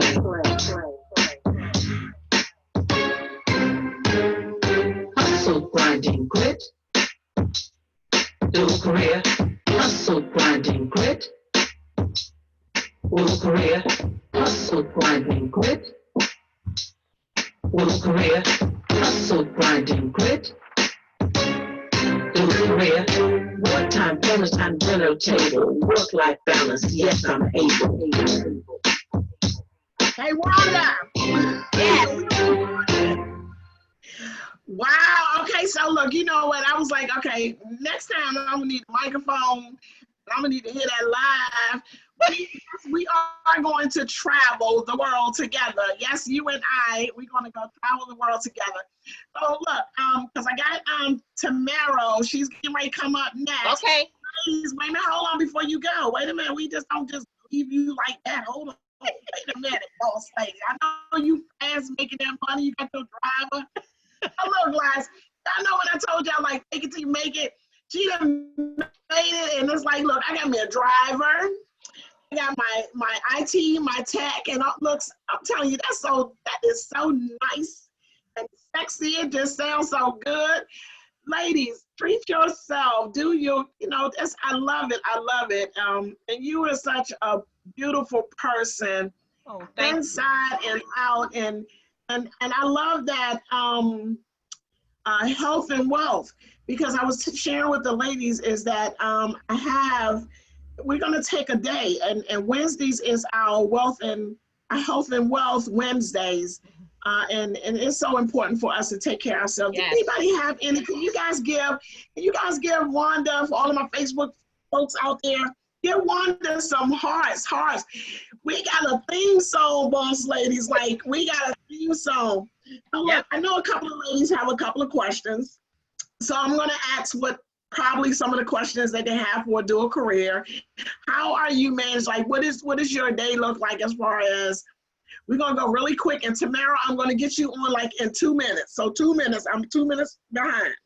And then we're going to get caught up. So typically, what time do you get off work? We'll just go some quick questions. What time do you normally get off work from your 9 to 5? 3:30. Okay, so how often are you lead generating when you get off? Do you be sneaking when you at work doing anything? No, so when I'm at work because you could jeopardize losing your job, and that's not what I'm doing. So what I do is, like I said, I use my van and I use my lunchtime and my 2 breaks to make calls or do whatever. So I strategically place myself in a late lunch. So when I receive calls, it's strategic. When I receive calls during their lunch break, my clients are calling me, I'm still at work. So I still return the call, but it's after they go back to work. So I still look like the #1 agent. Absolutely. See how y'all, that was a strategy. So when do you get your lead gen? And okay, let me ask you, I'm assuming, are you cold calling? Just a yes or no? You're cold calling? Sometimes, but very seldom. Very seldom, but you did back in the day, you used to cold call? Absolutely. Okay, so Absolutely. Now you strategize with your open houses, and while you got a newbie inside the open houses, you going to do some lead gen, and you can go talk to the neighbors. Yes. You can't tell me that wasn't a boss move, because sitting in the open house, you can get you a new agent to go in the open house. So you remember I said leverage, ladies, leverage. Yes. They in the open house, you out there prospecting. Okay, so are you using, let me see, any kind of system that you use that you just say is a great system for you to manage your time, manage your systems? What do you use? Yes. So actually, yes, I use several systems that my brokers use, and they provide for us on a platform, as well as I use my own custom-made spreadsheet, so I use quite a few different tools. You have to, because of technology now. Absolutely. Majority of business coming from, is it Sphere or is it generated business and then they became Sphere? So a lot of my business now will be from referrals. So what I try to do is give, excuse me, a top-notch customer service. Thank you. Top-notch customer service. You see what leveraging will do? He bought me my wallet. Bless his heart. I love. So I use a lot of customer service, which regenerates me business. Absolutely. Okay, so awesome. So I'm like saying, I need me one of those tech guys in the. Ain't nobody over here with Coach. Like, Oh, we have you because we have a department of concierge service for agents now. I've developed that business as well. Okay, now I see why you call it the Queen of Hustle. Exactly. Okay, where Michelle at? Michelle, comma, all of my fabulous boss ladies. I need some help. Like, Coach needs some help. I need some help, boss ladies. No, I need some help. So, Wanda, let me a word of advice. What do you want to tell our dual career agents? This is especially because they're the ones that I wanted you to really to tap into. Yes. Give them one piece of advice that you would give them. And ladies, Wanda will be in the boardroom. She's going to come in the boardroom. We've been trying to get her to come in and do some coaching for us in the boardroom, but I can see now why it's like, I got to catch her. I'm going to have to like hop in the van with her and get my time. We're going to have to just get the time in the van. Give them a piece of advice to all of the dual career that are trying to manage this business, their job, their family. One piece of advice that you want to leave them with. Don't lose focus of your family. Don't lose focus of what's really important. If you put other things in front of your family, you're going to lose. So whatever money you make, you're going to lose it.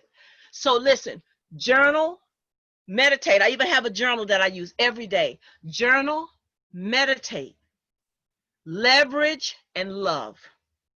And you can't lose. Journal, meditate, leverage, and love, and your business will be very successful. I seal that.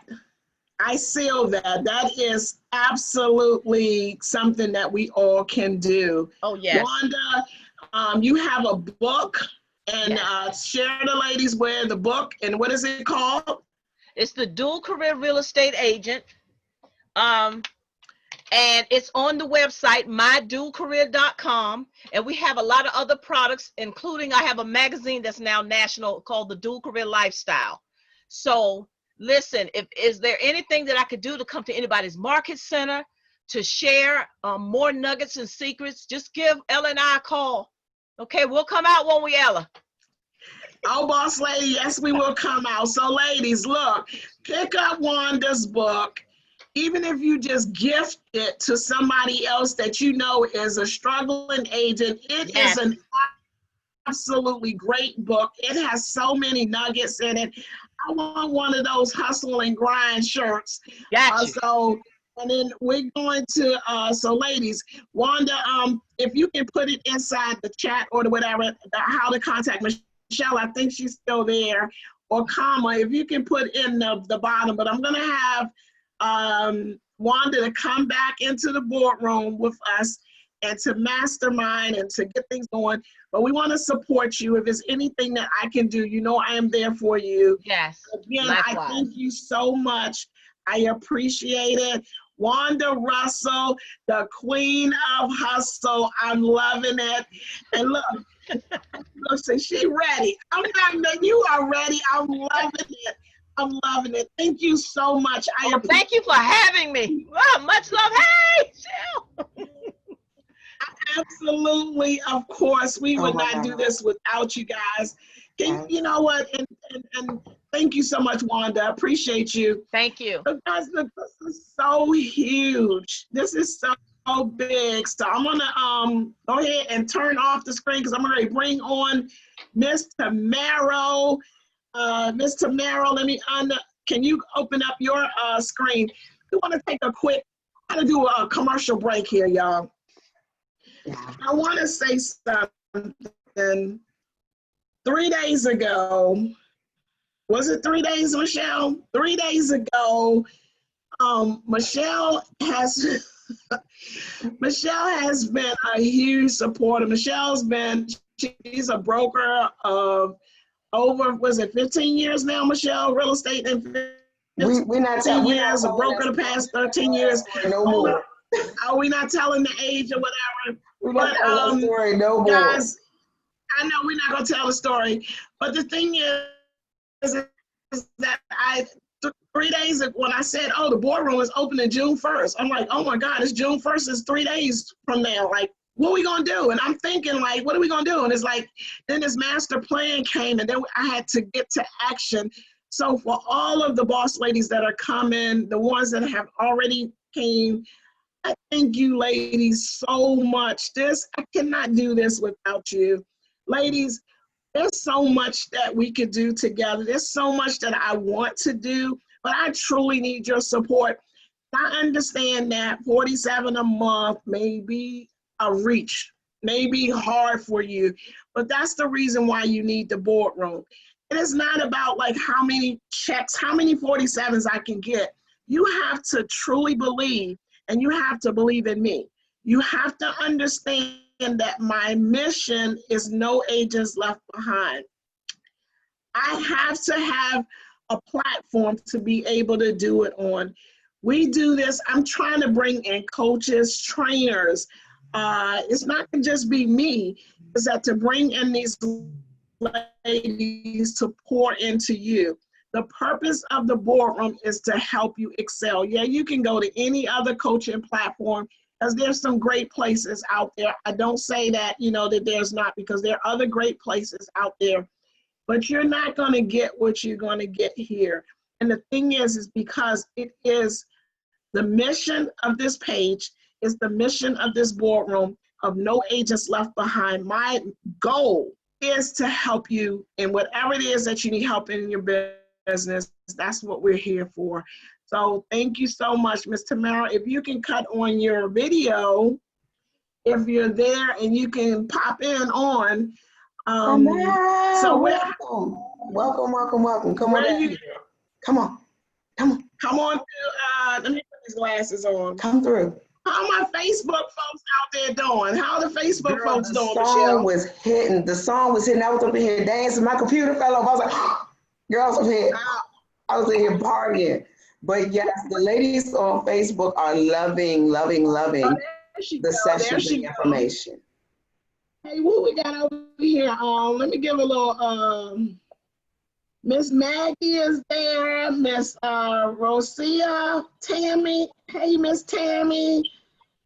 Tika is still there. You ladies are holding it down. Miss Zelda, thank you so much, all the Facebook folks. So now look, you guys be seeing the Friday successes. Y'all be seeing this boss lady dropping it like it, just dropping the mic every week.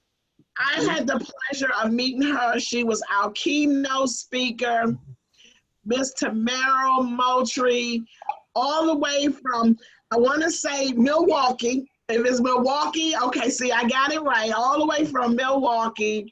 She's a broker. She is a boss. She is, I want to say, about 10 agents wrapped into one. And one thing, like I say, she don't take no mess. Don't take no mess. She's a hard worker. And she like, I'm just saying that. So she got it together. So I'm not going to take up your time. I'm going to let you guys. So she works with investors. So for all of my folks, remember we talked about earlier today, we talked about how you can get into investing. She's going to tell you why that is important, that you make those connections with your investors. Your investors to make, it's called leverage. That's all day long. Somebody put it in the feed out there. Leverage. Ms. Tamara, it is your time. Go for it, boss lady. Well, thank you for having me. Can you guys hear me? Yes, we can hear you. Okay, great. I wanted to talk to everybody today about why they should be working with investors. One of the reasons why you should be working with investors is because in a downtime, when there are not enough for sale by owners or people who are first-time buyers, or there's not enough inventory out there, or we're in a bad market where there's a lot of foreclosures, those investors are going to be your clients. With those people being your clients, you can do many things with them. And not only that, they're repeat buyers. With them being repeat buyers, that means they're turning you over to their friends. Their friends are investors. Investors know other investors. So it's important for you to post in Facebook groups. Don't be afraid of Facebook and social media. There's a lot of investor groups out there that I'm in. I'm going to give you some examples of investors that I've worked with and tell you all about what I've been doing. And maybe this might be something that you may be interested in. So I'm helping these investors acquire a bunch of properties, and that puts you in a position where you can offer several services to these investors. You can end up managing the properties for them. You help them acquire the properties. And a lot of agents don't know, and brokers don't know, that you are able to originate loans for real estate investors. So if they're not non-owner occupied properties, you don't have to have a loan originator's license to do that. Even though I have a mortgage background, this is something that is an extra real estate side hustle, by the way, that you can do. And there's a lot of agents that don't know about all of the real estate side hustles that you can do within real estate that is just real estate related, because anybody can go out and drive for Uber and everything like that. But what I'm saying is real estate related, real estate side hustle, everything real estate, mainly investors. You can be a project manager. And if people don't know what that is, you're watching over the contractors who are working on the properties, and you can get paid a fee for that. There are 6, 7, 8, 9, 10 different ways that you can get paid with these investors. And when you do that, you increase your bottom line and your income for doing that. I've been doing it for the last 15 years. I had a lot of investors that I was working with way back when I was a loan officer and I had a mortgage company. So lots of you need to be able to reach out to people and get in the groups, because you wouldn't believe the connections that I have made right on Facebook in the groups. I have a Hmong couple that came down from Minnesota and they bought 2 properties in Milwaukee with me.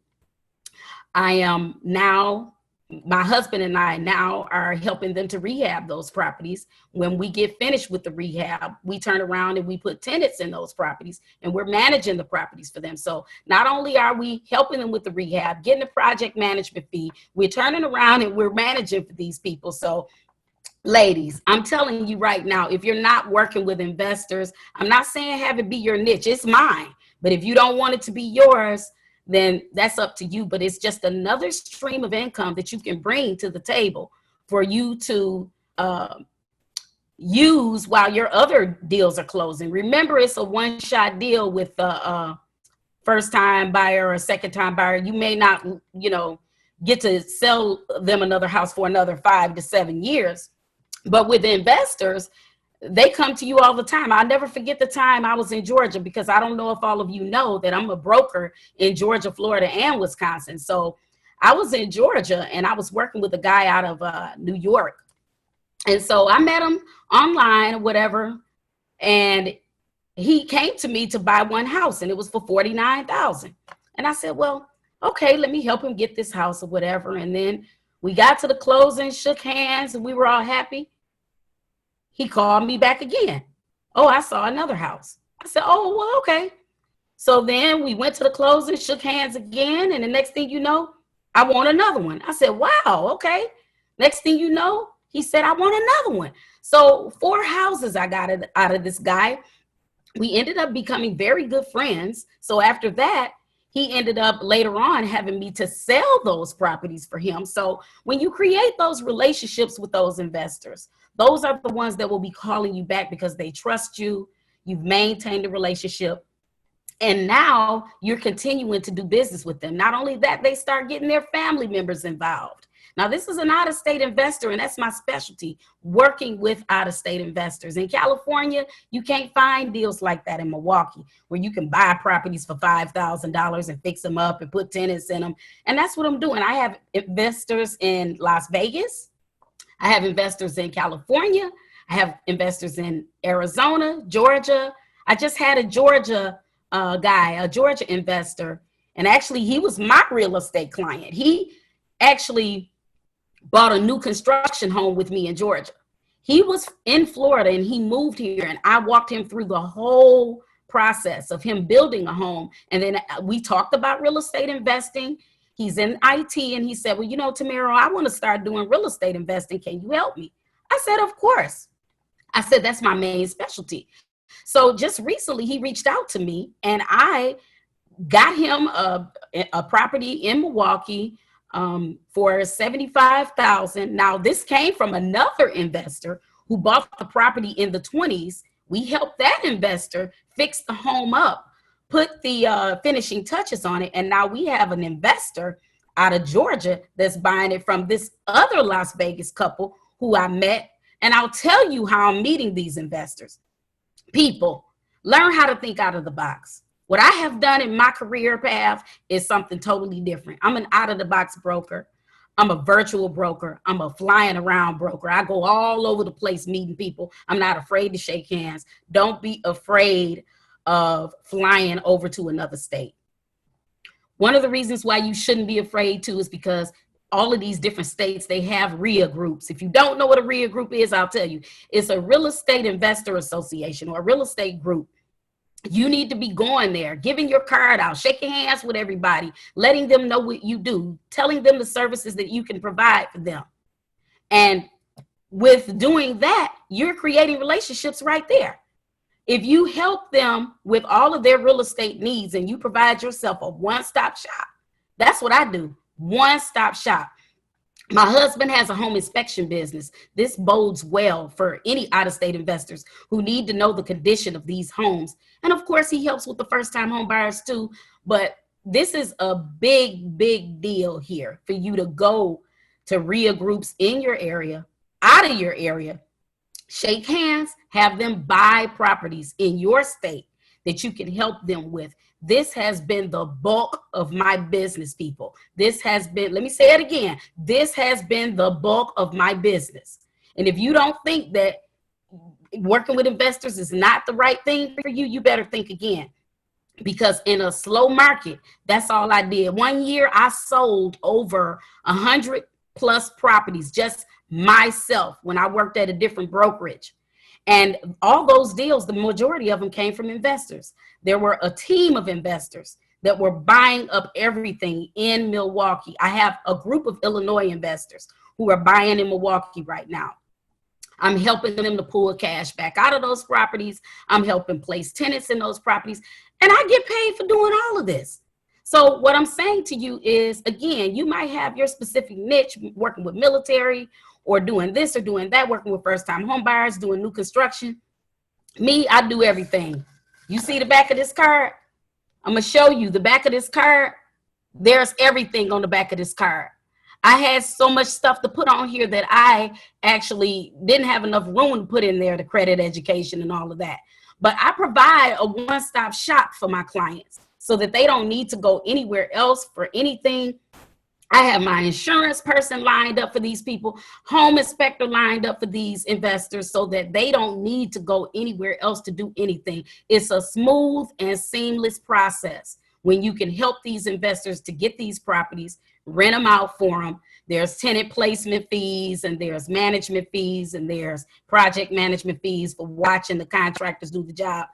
I could go on and on and on about how important it is to work with these investors.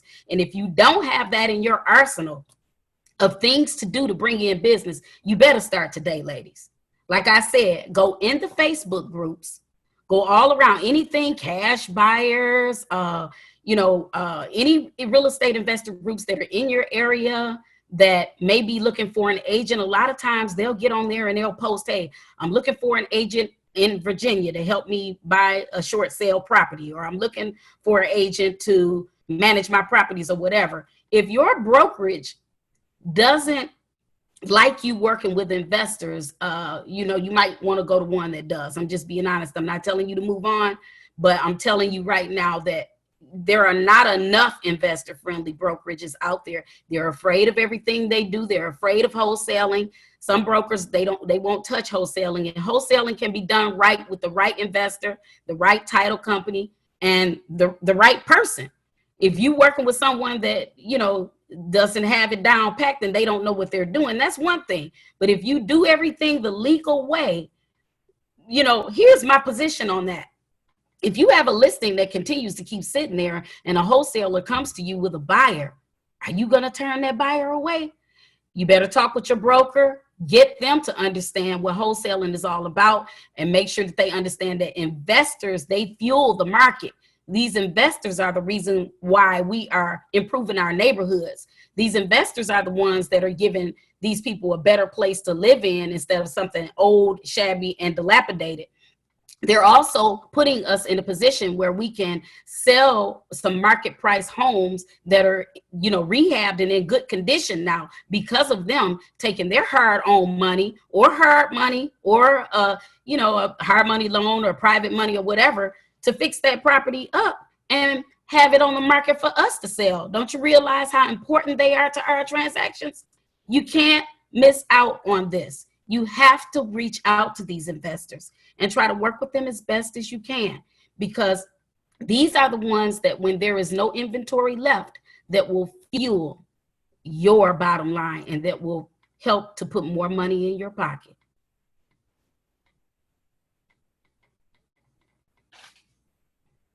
If anyone has any questions, they can reach out to me. I'm like over here like, okay, did she just drop the mic? And it's like, so yes, I'm pretty sure that there are, Michelle is gonna come back up and to tell us if we got any Facebook questions. I can't really see over there. Okay, so that was. I've been seeing lots of good comments. I haven't really seen any questions, but I'm over here in the Facebook group. I've been hanging out with the ladies on Facebook. We have hanging with the Facebook ladies. We have Miss Samantha Black Parker, who is saying that she is loving. She said hello tomorrow. She loves tomorrow and what she's doing. And she said we need to talk. And she has a property in Milwaukee. Wow! Did y'all see how quick that was? Tomorrow just said that on Facebook, and somebody just chimed in and said, "Oh, we need to talk. I have a property in Milwaukee." Look at it. Wow. The power of social media. That's true. Your internet, Michelle, your internet. What's going on with your internet over there? I was thinking going in and out. I have probably way too many windows open. I definitely have the Facebook Live, so I'm gonna try to. Yeah, I'm gonna try to see the week. Did you hear me? My computer took a great fall. Yeah, I think that's her computer on that end. But yeah, I heard you all the way, Tamara. That was awesome. So let me ask you. So I know you said to go to the REI groups. Where I guess you do a lot of meetups. What's the conversation? Because is it a lot of agents that's typically at these, because let me just say this, when I first started, and maybe I guess a year or so afterwards, I had always heard, like I would get these investors, like the new investors, not the ones that are actually making the deal. So it was like the new ones that were coming into the business, and then they want you to just go show them 500 houses, but they don't know what they're doing. So how do you identify? I mean, of course, I know, with skill, but we get a lot of the bird dogs that come to those, a lot of the events. So what's your conversation to, like, if I want to build that relationship with an investor, the one that's moving and shaking? What's my conversation to them? The conversation to them is to pretty much find out what they are interested in. These investors have different investment strategies, so you have to find that out first. You got to find out if they want to buy and hold or if they are looking to flip. So those are the questions that you need to be asking first. which investment strategy are they looking to do? Because it used to be a lot of investors that are coming out here just to buy properties for them to flip, and they realize that sometimes that flipping takes too long to do, or the property sits on the market too long. And what they've started to do now is there's a lot of private lending out there where you can buy a property, put a tenant in there, have a year lease, and then they can just pull cash out of the property, and now the tenant is paying the mortgage. So then they can take that money, that was the money they put into the property, they can take that money back out, and they can use that money to go and buy another property, and they just keep going with it. Absolutely, absolutely awesome. So now, like, if an agent believes, like, okay, well, that investor only working with one agent, and that's not necessarily the case, they want agents. What is your role? Like, you find properties for them, or they already have the properties? I'm pretty sure some of your investors already have them, and they call you up because they know you the go-to person and you're going to take care of them. But I'm new and I'm trying to build that relationship with them, and I know that they're working with other agents. What is my best approach to show that I am an investor-friendly real estate agent? Well, it all goes back to that one-stop shop that I was talking about, because you got to set yourself apart. I'm going to be honest with you.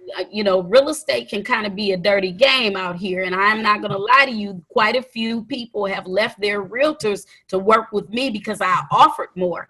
I didn't try to steal them away because I'm not that type of person, and I don't like stepping on toes. However, if they know all of the services that you provide, that's one of the reasons why they will come to you. Because if you have a home inspector on your team, you have where you got insurance for them, and you have where you have the project management to help them do their repairs on the properties, or you have a maintenance crew that can help them. Those are the ways that you separate yourself from those other agents that are out there that they're just working with. And you're right, a lot of the investors do come to me with their own properties, but I always talk to them about that and find out which properties are more useful, because some investors only want to invest in single families. Some other investors, they only want to work with duplexes. And then others of them, and I'm working with every one of those types of investors, where they want to work with only multifamily buildings with more than 4 units, 10 units, 18 units. So we need to try to identify what investment strategy they want to use, what type of properties they want to buy. And with the new investors that you were discussing, those people, sometimes they just don't know what to do. So it's our job to kind of point them in the right direction. And with the new investors, I kind of try to get them to go in the single family arena. And one of those reasons is because single families are easier to do for new investors, because it's only one family they're dealing with. It's only one hot water tank, one furnace. And with multifamilies and duplexes, you got 2 families, you got 2 people arguing, you got 2 furnaces, 2 hot water tanks. And if they don't have a whole lot of money, then the single family will be the way to go. And another reason is because with the single families, people, they do tend to stay longer in those properties.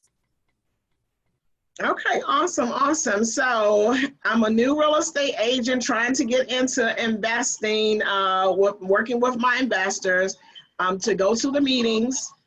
And then also you said the a la carte. One thing you said when you were at the conference was, you know how they have like the foreman, I guess somebody they're doing the flip. You got the investor that's doing the flip. And then you literally are like the foreman to being able to make sure that his workers are coming to work and stuff like that. That was like an extra side hustle, boss ladies, with that. They need a team of somebody gonna make sure that those contractors are doing the things that they need to do, because they don't have time to sit there. And that's the biggest challenge for an investor, is that their crew, and they hiring the crew to do the work, but somebody need to oversee the crew. So you are a real estate professional. You literally, like, you don't have anything to do. Your lead gen time can be over there, but you making sure the crew do the work. So can I talk a little bit like on that? Because see, that was like a shocker for me when she's like, oh, you can offer to be their foreman, well, whatever you call it, be their foreman to sit in and make sure these contractors go to work. So tell them a little bit about that. We were talking about them multiple streams when you got a little short on cash. Tell them a little bit about that. Right. Someone is putting up a comment about getting your contractor's license, but you don't have to get a contractor license to do what I'm saying. I'm talking about being a project manager. And what a project manager does is oversee that crew. We've hired contractors already, and we already have a GC, which is a general contractor. And that general contractor is going in and he might subcontract out some of the parts of the job. But us as helping that investor out, this investor might be, for example, like me. I'm talking about my investor who's a pharmacist and he has a job. He has no time to go and look after these investors. He has no time to be looking after the contractors who are doing the work. So what we do is we go in and we watch these contractors, and we might have a clipboard in front of us with part of the job that needs to be done and checking over it to make sure that everything is done in a workmanlike fashion. And you get paid a fee for doing that. And I'm just being honest, I charge $1,500 a house. Woo! Y'all hear that? So y'all need some board dues, some MLS dues. We got to get whatever dues that we got, but don't say that you don't have opportunities. And it's all within the realms of our profession. So we talk about credit, being a credit, owning your credit company. You talk about project management. All of these things are within the realm. We're not utilizing our skill. It is not just about opening up the doors, go show a house to a buyer and go get a listing. You have the power to be resourceful, to make additional income outside of just, you hold this license. We got skills. We are professionals. That's why I said, ladies, this boss room is heated. This is heated right here. And typically we would be private, but for all of you boss ladies out there on the Facebook, this is what you get. This is what this is about. And I've never been in my business to be talking about, I gotta say, I don't like to sell stuff. I don't want to ever look at this as a sales. This is an opportunity. Tamara, would you just share it with them? I can probably tell you this much. They never even thought about it. Like, y'all ride past houses all the time, and typically they're just hiring somebody to go sit. It's like you sitting at a home inspection for 4 hours, not getting paid, not doing nothing. But you can go over there, check that out. So anybody have any questions? Michelle, you got anything for Tamara? So, can you all hear me? Am I clear now? Yes. Okay, good. Y'all don't want to ruin the recording because we got people that'll be listening to this later. A lot of ladies are having aha moments regarding just being able to be project manager. And Tamara, that was me placing in there just some of the niches within the niches. Because when you was doing your presentation in Florida, I was about to have just all kinds of fits because it speaks to me. I'm always telling people about the niches. Like, as real estate professionals, we have a license to make money. And when you say, oh, you don't have to Uber or Lyft, I'm not taking anything away from anybody that is doing Uber or Lyft, but with the licenses that you already have, with the information that you already have. So when you were talking about how you implement that and then separate yourself from the crowd, is why your clients keep coming back to you over and over and over again. So that was just so powerful. And the reason I was mentioning the GC is because that's another way in. So as a general contractor, you don't have to be a general contractor to be a project manager. So Tamara is 100% correct on that. And then we always like to put out the disclaimer, please check with your broker, your state, your local municipality. Yes, I know in your state they don't do that. They can't do that. That's illegal. Right. Whatever you have to say about that. So the disclaimer's out there. But moving forward, for those who will take a chance, for those that do want to do something better, something different, this is a great opportunity, because when you have, as a general contractor, and people want to know, hey, how much is a roof estimate, this, that, and the other thing, if they decide, hey, I can't afford it, and you're connected with investors, and they now have an opportunity to sell that property because they don't want to go into the extra work that has to be done. You looking for estates. Some of y'all say you driving for dollars, but are you really driving for dollars? So that's why I go off every time I hear you, girl. I'm just a fan. Well, I hear what you're saying about all of that. And you're right. You can be, you don't have to be, but you can be. But that's another niche being a general contractor, because just because you're a general contractor doesn't mean that you have to do the work, because you can sub it out. But it's additional income for you. And again, nobody told you you couldn't go open up a contracting business. I mean, you can put down that it's not affiliated with your brokerage or whatever. You can open up as many businesses as you want. I'm trying to get people to understand that they can have real estate side hustles for real estate professionals. I'm getting ready to do a book, Real Estate Side Hustles for Real Estate Professionals, that you should be understanding and knowing that there's a bunch of jobs that you can be doing or businesses that you can be doing inside of the real estate profession while you're waiting on all your other deals to close. Because I am doing a lot of credit help, trade lines, boosting people's credit scores. I have a myriad of services that I'm giving to everyone that I can help, and it's for everybody. I don't exclude anyone. Okay, well, you just dropped the mic on that one, and I'm like saying, wow. All I can say is wow. Wow. Okay, so you know what, ladies? We're going to put the disclaimer out like we always do. Like, we're not practicing law. We're not talking about anything there, whatever. If you can't do it, you can't do it. This is not for everybody. So, yes, we're going to put the disclaimer out. You talk to your broker, and you find out what it is that you can do. Absolutely. I would say to all of my boss ladies, it's just time to make boss moves.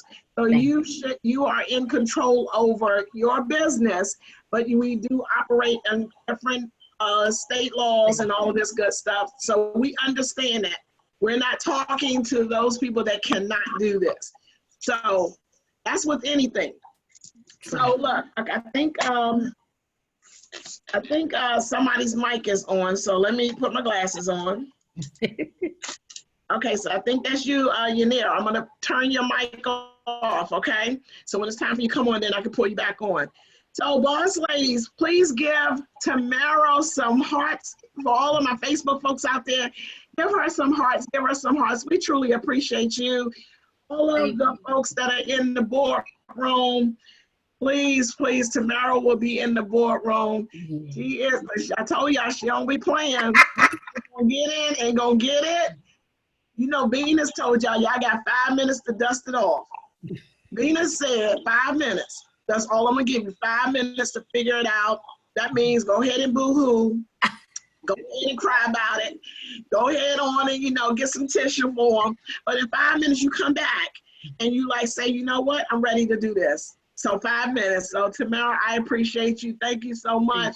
We got, I wonder, okay, I only got 3 minutes for, LaShawn is getting ready to come out, to talk some stuff that I don't even know if I want to talk about this one, LaShawn. I'm just saying, because that IRS, talking about the IRS, the taxes, but this will come in hand, because the thing is, as you making money, you want to be able to keep it. It's true.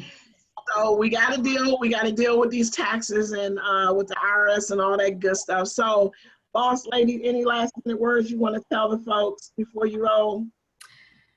I just want to thank anyone who's in here, because I can't really see. So I thank everyone who took the time to wait for me to come on and listen to me tell you how to make additional money working with real estate investors, because that is pretty much the bulk of my business right now, from meeting people and going and flying to different states and going to those real estate meetings and shaking hands.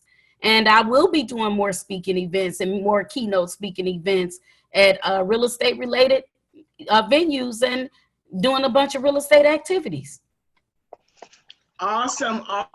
So I'm just glad to know, guys, you can do this in your state, and you can do this, still make the connections in other states, because the thing is, what do? We do referrals. So just because you go out to a networking event and you find an investor, because a lot of times these investors are coming from out of state. They don't live in the state that they're actually going to do business in, because they see a lot of hot deals in other areas. And that way, our international buyers, they coming in there buying up a lot of, property. They need that resource. They need that person that's going to be able to help them. And you are the person to be able to help them. So I received all this information, boss ladies. Don't say that we ain't never giving you nothing, because we have given you enough to be able to do your business and to make boss moves and make some boss money, right? Yes. Okay, Tamara, thank you so much. I will see you real soon in the boardroom. So look, those of you guys here, don't worry, she'll be back. She'll be back. All right. Bye, everybody. Bye. Woo, ladies. So this has been interesting. Are you guys having fun? Like, where all of my boardroom ladies? Are y'all having fun? Are y'all getting anything out of this? I know you can't say no, you're not, because this was awesome. Karma giving the wave hand. What was that? The beauty contest, the wave hand. Did you see her do the? Look, I just want you guys to know this thing is powerful. This is powerful. So that was just my way of saying I'm here, and I'm so glad to be a part. Thank you so much, boss ladies. So Miranda, how long you been on? Are you having a good time? Tracy, are you having a good time? Miss Rosia, Tawanda, come on, talk to me, boss ladies. Miss Andrea, what's that, Adriana? Are you guys having a good time? All of our boardroom folks, are you having a good time over there? I can't see. Yes, they say a wealth, and we're getting people comment on the Facebook page. They say, yes, Coach Ella, a wealth of information, great information. Shannon Higgins just said, great info. You know, some of these ladies are driving around, they between showing properties and probably pull up and catch a few moments. And please forgive me if I slaughter your name. Libretta, she said tomorrow was hot. Monica Jackson, she got the little fire, she just dropping the firecracker bombs. I'm like, oh my God. And you got a couple of people who are jumping on and off. They got one young lady who's getting ready for a birthday party today. And then just, you know, good information. And look, LaShawn even over here, LaShawn on both platforms, I should have known. She up there like dropping fireballs. I mean, plan with a master plan. Awesome. So all of my panelists, when you come on, your computer opens up, but I'm just putting you on the stop video share. So when it's your turn, then I'm going to open up, you know, then you can open up your, so don't get panicky, like I saw me up here and now I don't see me. So I just turn you off so that your screen won't be up, and then make sure you're on mute so that we don't hear the background, because we are recording. Now the thing is, Facebook. So Facebook, my Facebook boss ladies, the thing with Facebook, the video cannot stay up. So the video on Facebook, we're sharing this live stream with you guys, but it just don't stay on there. So once this is done and there's no recording, we want you in the boardroom. I cannot stress this enough. I do want you in the boardroom. So hopefully, prayerfully, that one day you will come and join us in the boardroom. We welcome you only if you want to come in the boardroom. No drama. Like, I don't do that. We don't do that. No drama. No drama in the boardroom. You come in there and you know that the other ladies are in there. You got to come in there and want to support them. Everybody that's here in the boardroom, we support each other. That means you're going to get an opportunity to talk about the things that you're doing. We're going to be able to strategize together about what it is that you're doing. It is a support group. It's not that you in there and you never have no negativity. After this first round with the opening of the boardroom will be by referral. And I have to do that at some point. I'm just opening it up now because I want to make sure that people that come in the boardroom we know, you know what I'm saying? We know that they're coming in there for that reason. We can't have, because we couldn't give you your 47 back, because I can't do it, because I'm only thinking I have to have that positive. You guys give me so much energy to make me want to stretch me more. And that's what I need. I need to be able to just continue to stretch. So without further ado, Michelle, you got to, Sean, can you open up your Coach, I had some folks asking how could they get into the boardroom. So I'm making sure the ladies that are out there in the Facebook group have the link. In addition to that, we are, just making sure that anybody that's in there, and invite a friend.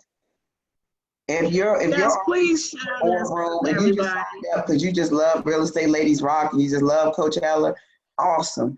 Now we want you to reach out and invite some of your friends who you know may be struggling in the business, or maybe they're doing fantastic in the business. Let's not even put that energy out there that everybody in this business is struggling. Everybody ain't struggling, Coach.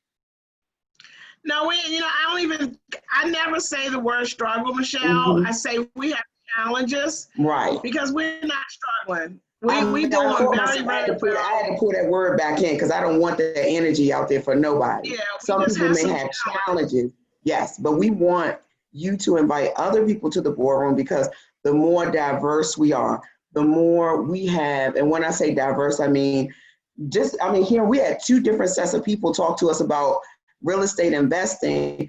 I got a lot from both, but certainly just slightly different perspectives. I mean, it was phenomenal. And I mean, that's what I mean about diversity. You could talk about real estate investing and this is the vein that you're in and that's how you do it. And there's nothing wrong with that. But just like Tamara said, there's some that might want to do rental units. They only buy 4plexes and they'll tell you 1,000 reasons why that's the best thing to do. You could be rich with inside of a niche. Y'all know I go crazy over some niches.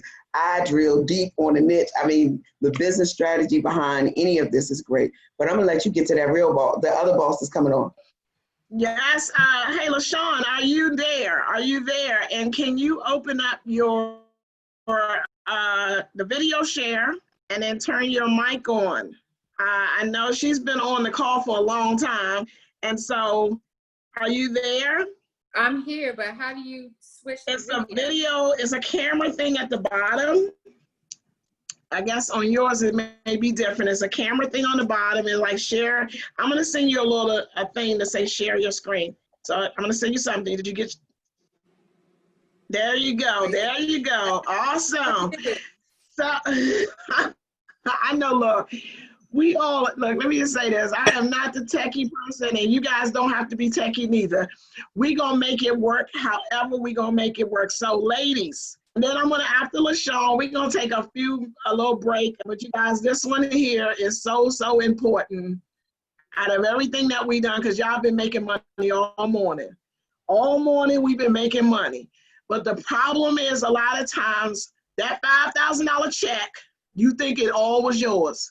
Yes, you went to the store and you bought up all of this good stuff and all this, and that $5,000 check you forgot to pay Uncle Sam. And then down the road, Uncle Sam gonna come get you, and then you're gonna be like owing Uncle Sam for years, years. Trust me, a whole lot of people get caught up in there thinking that we make the money. So without further ado, we have a real estate professional, real estate agent, real estate broker, and also, I don't even know if it's 20 years of owning her own tax business. We got LaShawn Woodard all the way from off the red carpet. Boss lady, I'm gonna let you do your thing. Oh, thank you. I'm so honored that you asked me to participate in this. This has been, let me say, the bomb.com. Okay, you hear me? Just to give a little background, I'm a broker of Legacy Real Estate Properties, also the owner of Legacy Taxes. My brokerage is a little unique because the real estate agents that work in my brokerage are also tax professionals. So that comes good hand in hand when we specialize in small businesses. When we have clients that have tax issues that are ready to purchase or sell or we just try to empower small business owners, individuals, how to use their tax refunds and things like that to build the legacy. And that therefore is Legacy, the Legacy brand. The first thing I wanted to discuss was we are business owners, okay? You have your brokerage. I'm speaking from a real estate agent perspective or broker. But from the real estate agent perspective, you work for your brokerage. And then what it seemed like to me that we forget, we're independent contractors. As being an independent contractor, you're self-employed. As being self-employed, guess what? You're a boss, so you're a boss lady. So being just a real estate agent, you have to remember, one, remember you are you are the boss. You are an independent contractor. You are an owner of a business. So one tip that I can just state for everyone, think about incorporating your name, maybe your personal name, maybe a business name underneath. So you are separating yourself, your personal self, as a one entity to a business entity, because you'll have more leverage as being a LLC instead of a sole proprietor. Get an EIN number for that business. Now, the reason I say that, because as a business owner, you have, and creating the structure as a business, you'll have more leverage. And this is good for tax purposes. One thing I can say, the IRS, when you're self-employed, you're a business, you are a target for the IRS. They're looking to audit, okay? Some years we could get away with a lot, some years we can't. And right now, the IRS in the states, I'm located in the state of Maryland. I know the state of Maryland has been doing audits for small businesses, and they want to see receipts. They want to see mile logs, everything. So I'm just going to give you a few tips what to do. The first thing I say, QuickBooks have a app. It's for self-employed. I'm going to give you a code that you will receive 50% off on a QuickBooks app, okay? So if you could drop this down really quick, is http://buy.me/m1ZCO. You use this code and you'll receive 50% off of your app. The monthly fee is normally $9.99, but you'll receive 50% off that amount. This app is awesome. You can scan your receipts. You could track your mileage. That's the most important. QuickBooks track your mileage now. So this app, I would say invest in it. It's a small monthly fee. We pay a lot of fees each month. This is a good investment. It will keep you out of trouble. Another tip I want to give. Now, you know, when you are a business, you are an independent contractor, you have your expenses. Your expenses is marketing. Everything that we do on a daily basis in this business. Marketing, signage, even if you have an assistant, you're paying money, you're paying a fee, a contractor fee to your assistants.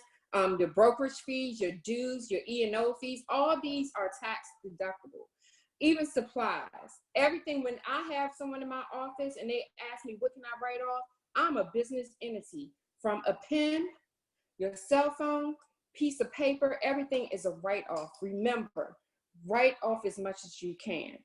Now, starting from home, you can write off a home office. Now, how many people have an office in their home? If you don't have a little space, a little corner, something with your laptop, your supplies, that is a tax write-off. Normally, there's two different ways to write or deduct your home office. You can have a simple process, a simple way, or you have the standard method. Now, the simplified method, you can only deduct up to $5 per square foot, up to 300 square feet in your house. So if you have a bedroom or small corner, you could only deduct up to 3 square feet of that office space, up to $1,500. That's the simplified mode. If you want to get the best of the deduction, you just want to do a regular deduction for your home office. Now, that means you could deduct up to, if your office takes up 16%, 25% of your home, you're going to write off that amount. You're going to write the space that you use. You're going to deduct that. You're going to deduct the portion. If it's 25% of your house is a home office, you're going to write off 25% of your mortgage, 25% of your mortgage interest, your utilities, your cable bill, your Wi-Fi bill. These things are going to help you deduct your tax liability. And that's what this is. We have to focus on what is going to help us reduce our tax liability. Now, the only thing that I do want to just to let everyone know, you can write off all the expenses that you want. But if you're looking to purchase a home for yourself, or you have to use your taxes to show income, you want to be careful to not to just to pretty much plan ahead. That normally when you do a loan, as you know, helping our clients, if you work with people that are self-employed, the lender wants to see 2 years of tax returns. So you have to put in your mind, 2 years, if you want to purchase your own home, you do not want to write off a lot of expenses, because what's going to happen is once you look at your tax return, the lender looks at your tax return. If you write off a lot of expenses, and let's give an example, if you made $100,000 and you wrote off $75,000 worth of expenses, that means that your bottom line, your adjusted gross income, is only $25,000. So you're not going to be able to qualify for anything. So I would say that 2 years prior to you purchasing, you want to not deduct any business expenses if you possibly can. So you'll have enough income showing on your taxes to qualify for whatever purchases you want.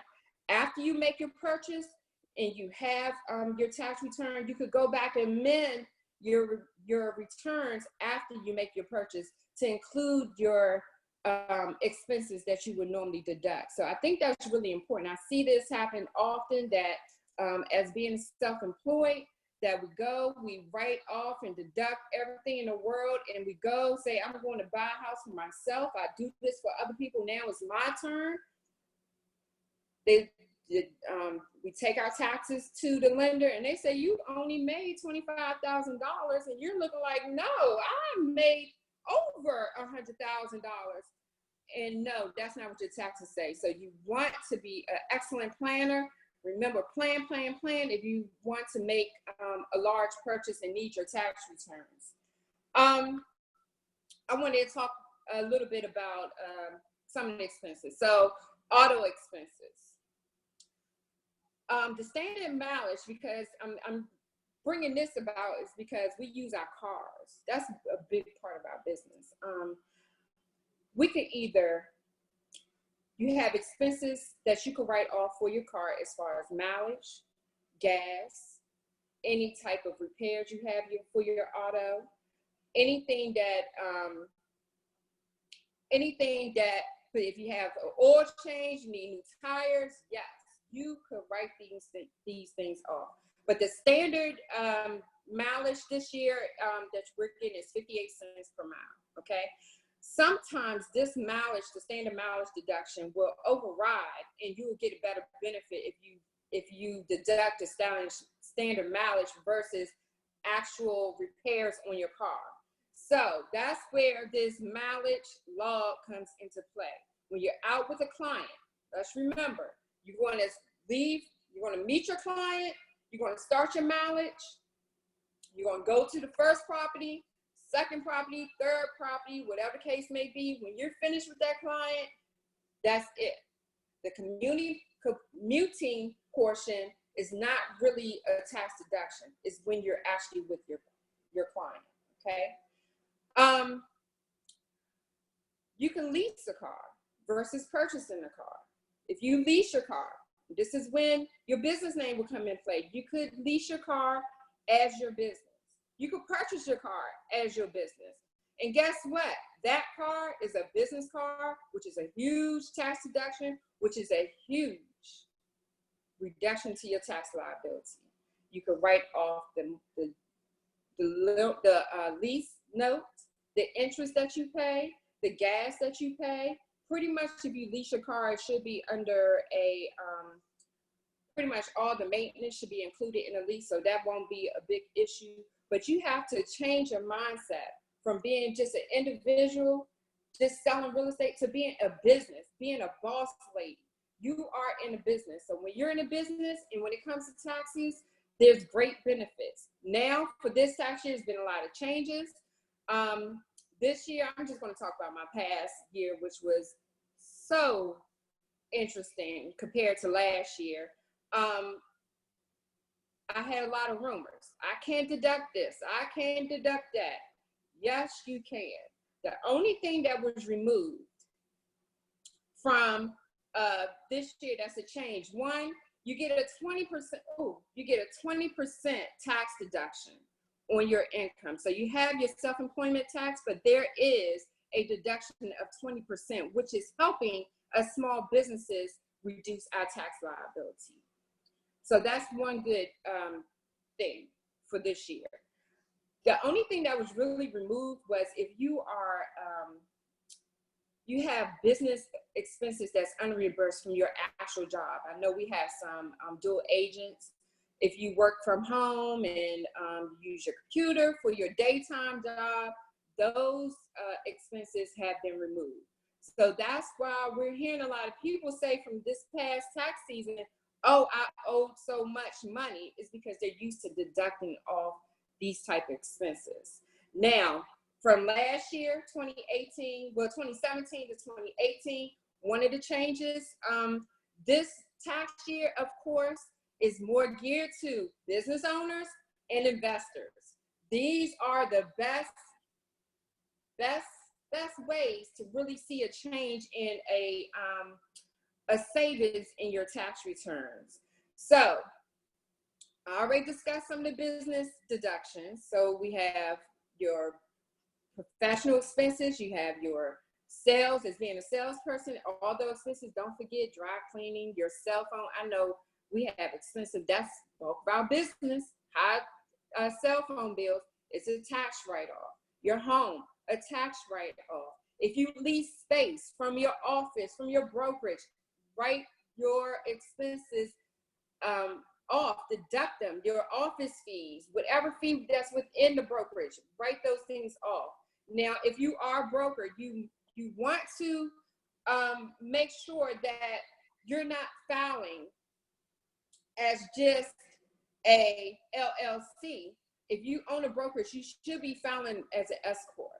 That way you're not double taxed. So it's two different ways. If you own a business or you have a team or you have employees, you might want to look into doing an S corp. If you don't have that and you're individual, you just have maybe an assistant or something, you want to continue to file on your personal taxes on a Schedule C. So let's see what else. Health insurance, benefits, that's 100% tax deduction. As being self-employed, we have a lot of out-of-pocket expenses, such as health insurance. So you can write off and deduct the health insurance that you pay each month. One tip, another tip, hire your child. If your child is under 18, and they could put up signs, they could do paperwork, administrative work, answer the phone, hire your child. Under 18, you are exempt from paying taxes on Medicare, Social Security taxes, the normal taxes that you will pay for employees. Hire your child up until they're 21. That is another way to reduce your tax liability and don't have to pay additional taxes. So hire your child, hire your spouse, because you get a deduction. You're able to get health insurance if it's one person or two people. As a business, you could get a discounted health, you could get a business health insurance policy, and that will be a great benefit. So hire within your home. That is going to help. Let me see, estimates. Now, if throughout the year you're paying, because we make a lot of money. That's what us boss ladies do. We make a lot of money, right? So you want to pretty much, and I'm just going to explain briefly what paying estimated taxes on a quarterly basis would do for you. So instead of waiting for the end of the year, you made all your money, you're not paying taxes on that money, you end up having a big tax liability. You end up owing the IRS thousands of dollars. Now, the way to break this up throughout the year is making estimated tax payments.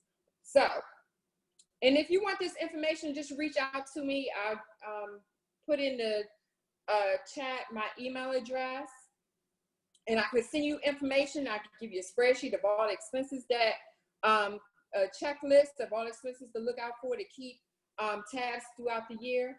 But when you do estimated tax payments throughout the year, so the dates are April 15th, June 15th, September 15th, and January 15th. You want to do an estimate of how much taxes you're going to owe throughout the year. So from January to April, how much are you going to owe? You want to estimate and pay. You want to do a filing. Hey, IRS, this is what I owe in taxes for these few months. Let me pay this up front now. Then you're going to do it for the next estimated pay time. And you're going to keep going throughout the end of the year. So at the end of the year, you're going to know how much you paid your taxes throughout the year. Now, if you have expenses and your personal deductions, what you're going to do is, if you're going to get a refund back, you will get those payments back if you set aside for it. Once you file your taxes at the end of the year and you're going to have a refund, you're going to get your money back. But instead of you being stressed and owing so much at the end of the year, it's the best thing to pay throughout the year. So it won't be such of a hassle. I'm a product of it, have high expenses or tax liability because at the end of the year, I end up owing a lot. But I try to set money aside. You know, I put money into account separate. So when that end of the year tax bill comes, I'm ready to pay it off. So it's different ways you could do the estimated tax payments, or you could set the money aside from each closing. Set up a retirement account. Set up a 401k. I mean, pay yourself. Put up money for your retirement, because as we see, retirement might not be as good as it is now. We might have to have a little more. Put that money aside now. If you have to pay so much throughout a year, better pay it now in bulk or throughout the year than worry about it later. Make sure I cover everything. Let me explain what's needed. Make sure you scan your receipts. Make sure you keep a record throughout the year. I would do maybe a quarterly checkup with your business. Go through your expenses, see where you are. Use QuickBooks. I gave you the link for the QuickBooks self-employment, but use QuickBooks as your income tracker, as your invoicing. If you have a job with your client, whether it's a seller, maybe you have to have out-of-pocket expenses. Set up an account, build them, so you can keep track of what you're paying out.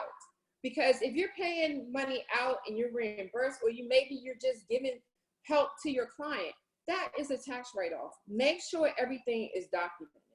Make sure you keep everything's digital now. Keep a file of all the expenses that you have. So are there any questions?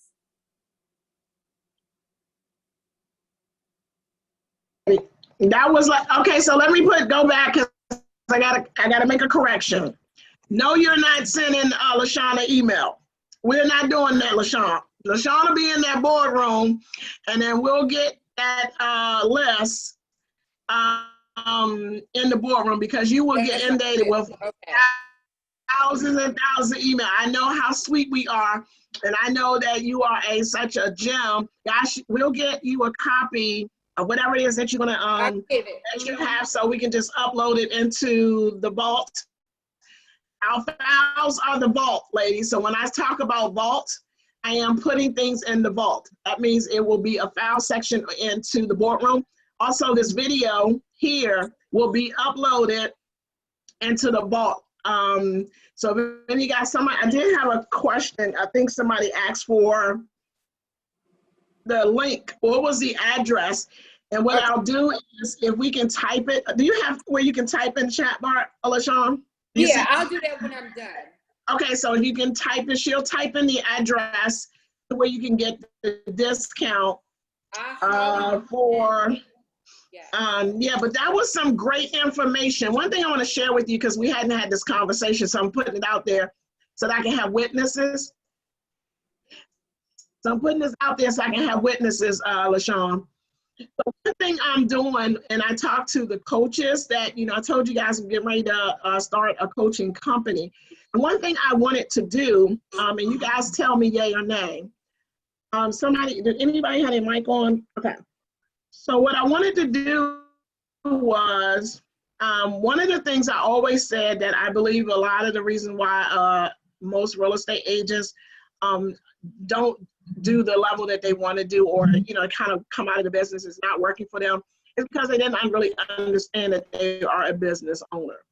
You gotta understand you are a business owner. A couple of key things that you said, as far as like when you buy your next car, buy your car in your business name, so you can get all of the benefits of the car for being business if you use it for business. One other thing I wanted to do, because I was talking to the coaches that we're getting ready to bring in, part of the coaching program, what I wanted to offer was, I believe that we all need a lot of the agents need a real estate makeover. Part of the makeover was, it has something to do with, with talking to a tax professional, somebody that understands what we're doing. It's also great to have somebody that's in real estate and they understand what we need to do to succeed. Sean has been doing taxes over 20 years. He has well experience. So this is what I thought about doing. Every person that's coming into coaching, you'll go through a real estate makeover. That means you're talking about like building up what is your business entity going to be. You need to talk to a tax professional. So I want to set up something where these ladies will come in and do like a consultation. I don't know if you just do only Maryland, but you have resources where you can do taxes all over. So the thing, right, so you can do taxes everywhere. So what we want to do is to be able to have a consult, let you guys, when you come into the platform, and LaShawn is coming into the boardroom, and we're going to do some instructions, you guys to be able to do some consultation with her. She's going to be able to, we want to support her because she supports us. And so a part of that business makeover, when you decide to go work with one of the coaches that we'll have, is literally from branding to talking about your business entity, talking to a financial advisor, talking to a tax professional, everything to set you up on the right track about being a business owner. Because these are things that we don't learn. Once we come out of real estate, they say, go find all your friends and family, tell them that you're a real estate agent. The problem is nobody really told us that, like, oh, wait a minute, the business entity, taxes, nobody, they just say, go get business. The problem is you run in to go get business. I'm not sure who has their mic on, but it's like, they tell us to go get this business, but we can't even keep the business because we don't know that we are a business owner. And so I want to be able to offer that to the ladies that's here in the boardroom. Maybe you'll come in and you do some strategy sessions with us in the boardroom. And then also once we get the coaching platform up, and those of you guys that went, and that's not until like August or something, ladies, like when the coaches will be ready to come on to be ready to be coaches, because we got to go through some stuff. But in the boardroom, at least, LaShawn, you can come in, maybe do some consultation with the ladies. And then guys, get your stuff right, because we want you to be in the business a long time. We want you to be able to make the money, but to be able to keep the money, because it's no joke playing with the tax people. It's no joke at all. And you want to make sure you got somebody. Oh, they're going to come. You might not get it this year, the next year, but they're going to come. And when they come, you got to be able to say, okay, like, LaShawn, what you do? But it won't be that, right? But it's so strategize. Strategize and remember that we are in the business to sell, to help other people in real estate. But you are the business. People look at, I work for a brokerage. No, the brokerage is that business, but you are the business. And when it's time, you take the responsibility to know how your business, it could be one person, your business is ran, and make sure that you understand and maintain all your records. Make sure that you understand, just like a large business, you are the same way, and the IRS is going to come to you the same exact way. So know what you have, know how your business is running, and know the structure. That's what's going to keep you afloat. The foundation is setting up the business correctly. Awesome. And with that said, that is powerful. Anybody have any questions? The tax questions are like a one-on-one. You know what I mean? It'd be like, okay, look, we're gonna have to, y'all see all these chairs in the boardroom? Well, we literally go into the boardroom and we'll probably like to do, maybe you can come in and we'll work out a session. Ladies, to be able for us to pull this off in 3 days, to having 25 boss ladies to come out and got all kinds of specialties. We're not playing with this. Michelle, I told you, like, we're not playing with this. I'm not playing with this. I'm literally, this is just day one of the boardroom. What do you think, if you give me 30 days, what do you think I'm going to do in 30 days? I'm not playing with this, boss ladies. This is real stuff right here. We have resources. There's no Facebook group out there that's doing this. You guys know you the best thing ever. Real estate ladies rock out there. We love on each other. No agents left behind. Together we all win. LaShawn, I thank you so much. LaShawn, do you have anything? I was just going to say that, you know, LaShawn is nothing but the truth. She stood here and she gave us facts. And I mean, she was spitting the facts so fast that it was like phenomenal just to hear the information. But on the other side of that, can I tell you the truth? That there's some people that are probably intimidated because they may not have done it all right. So LaShawn, as we're closing out for this session, if they haven't done it all right, we're going to get them right. Give us some information. Help us help, you know, to get it right. Because a lot of people haven't done, you know, or they'll say, well, oh, I don't want to make ABC amount of money because then I'm going to have to pay taxes. Like, for some reason, that statement just vexes me. Now, help us frame that. Can I say something, though? Because I'm gonna get some real talk here, ladies. I want to say I was in my 3rd year real estate. I mean, I'm making money, making a lot of money. Nobody told me nothing about no business. I knew about business stuff, you know, because I've been an avid entrepreneur. I told you my 2nd year, that was the first $100,000. Like, I made 6 figures because I've been doing some kind of business all my life. First year, like 75. 2nd year, 125,000. And we spending money. Like, I'm buying, I'm spending. The problem was this. Nobody told me about the other stuff. Then you got a tax person that don't know what they're doing. Nobody told me about, like, to write off this, I can do that, whatever. I get an $18,000 bill. Huh? I owe $18,000. What? How much money do I have left? Huh? You ain't pay quarterly? Huh? When the tax people told me, you need a new tax person, and that's what I did. When the IRS tell you you need a new tax person, it was like, okay. So let me just say this, it is crucial. You making money, but you need somebody that is going to be able to guide you in the right direction. And this right here, this piece right here, is out of all of the stuff that is happening in today, this is the most important piece right here, right now. And let me say this. When individuals file their tax returns, they don't even know what's on their tax return. That's what the important thing is. And that's what I try to value, and that's what I try to educate my tax clients, what's on your return. Because once the IRS, depending who filed your taxes, they might not represent you. You want somebody who's going to be able to represent you if there's an audit. Know what's on your tax return. Know what, if an audit comes, you want to know what's on your Schedule C. You want to know how much mileage you drove, or what the tax preparer or your tax professional put on your tax return. Because if you don't know, this is information that you supposed to have told your tax professional. So you're responsible. That person, a lot of times when this happens, that's what starts people from stop filing taxes to start falling behind when they start owing a lot of money.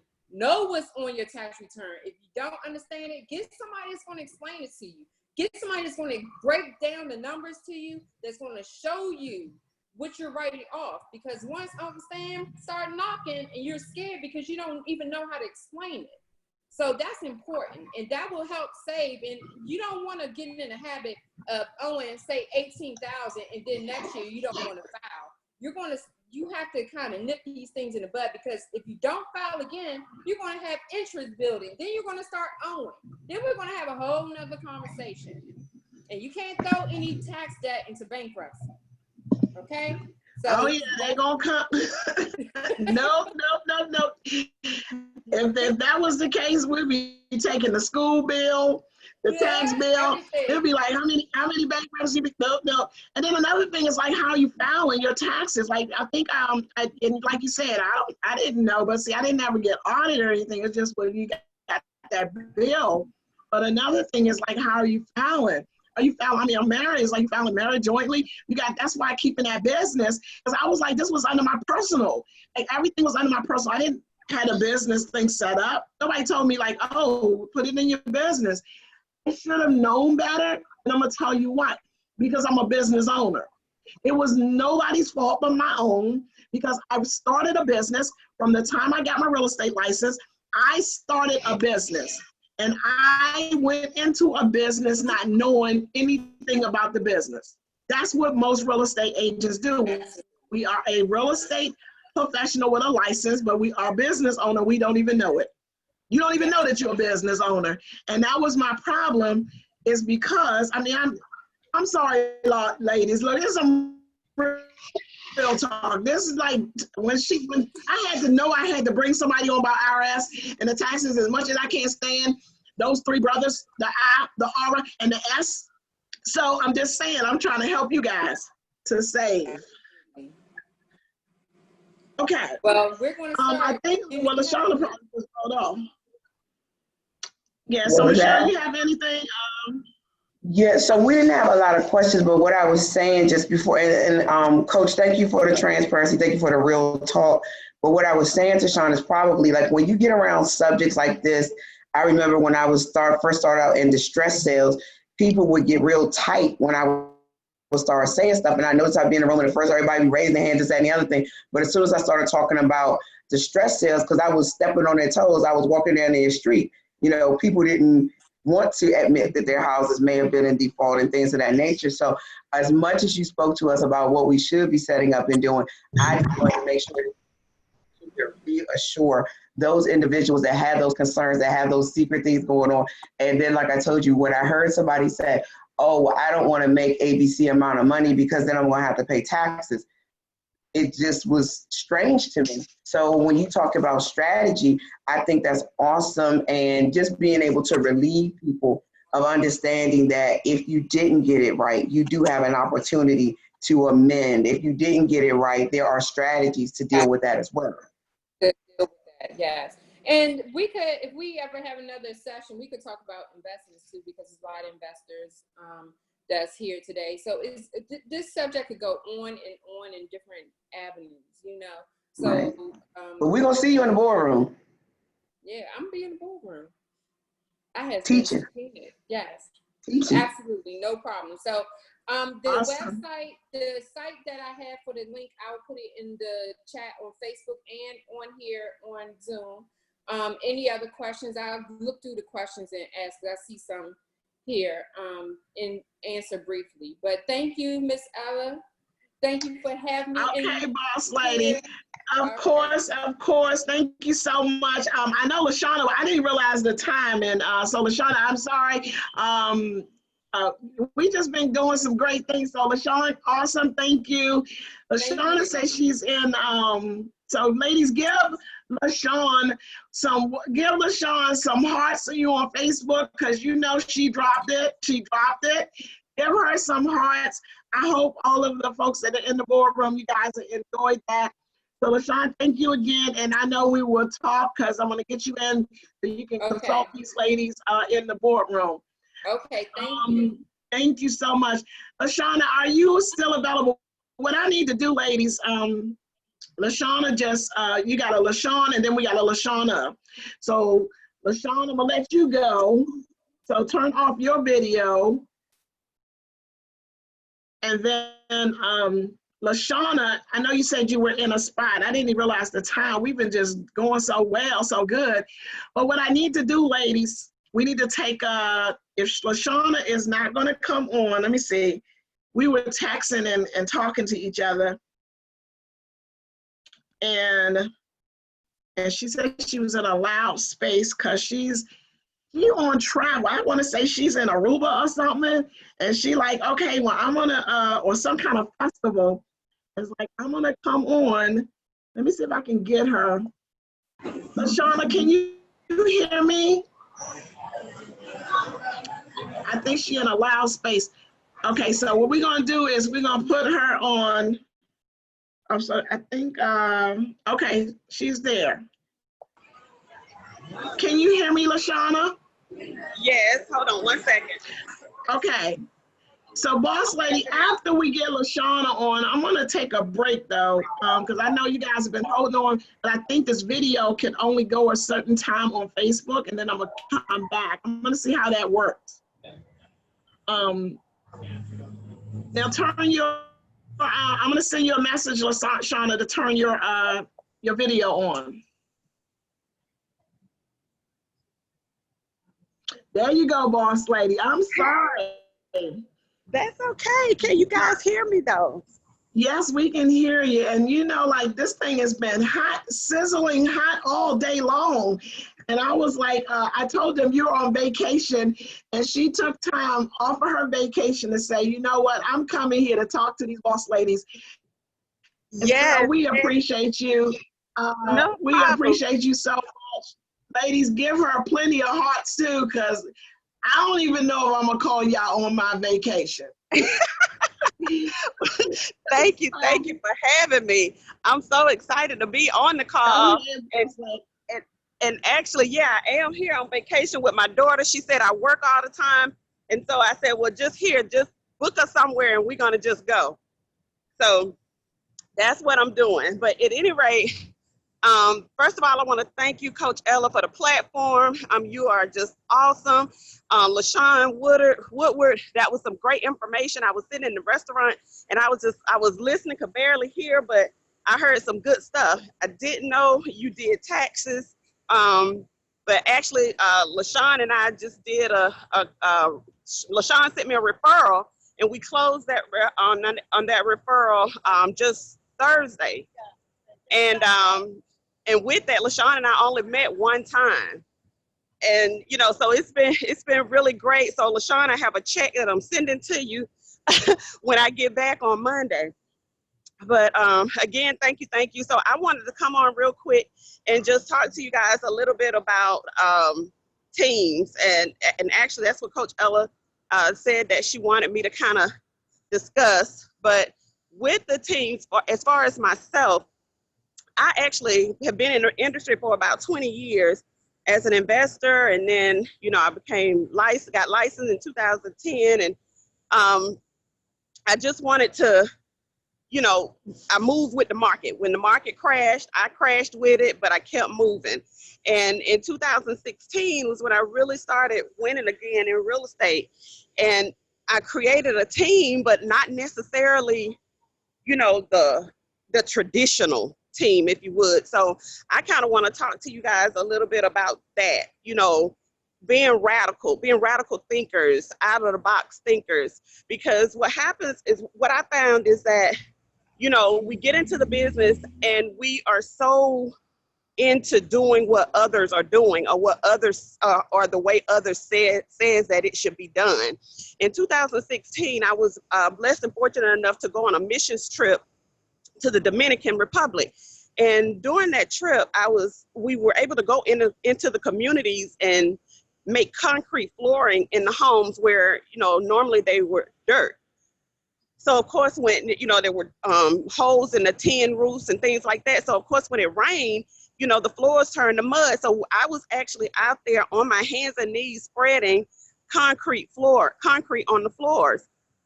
And it was there that I got the vision to make 200 people homeowners. And I actually wrote both my sons and my husband letters while I was there, you know, just basically telling them the vision and how I was going to be so busy when I got back home.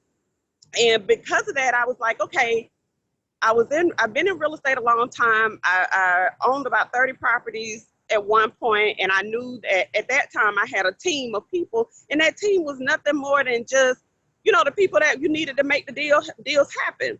So with that, I said, okay, I need to build another team.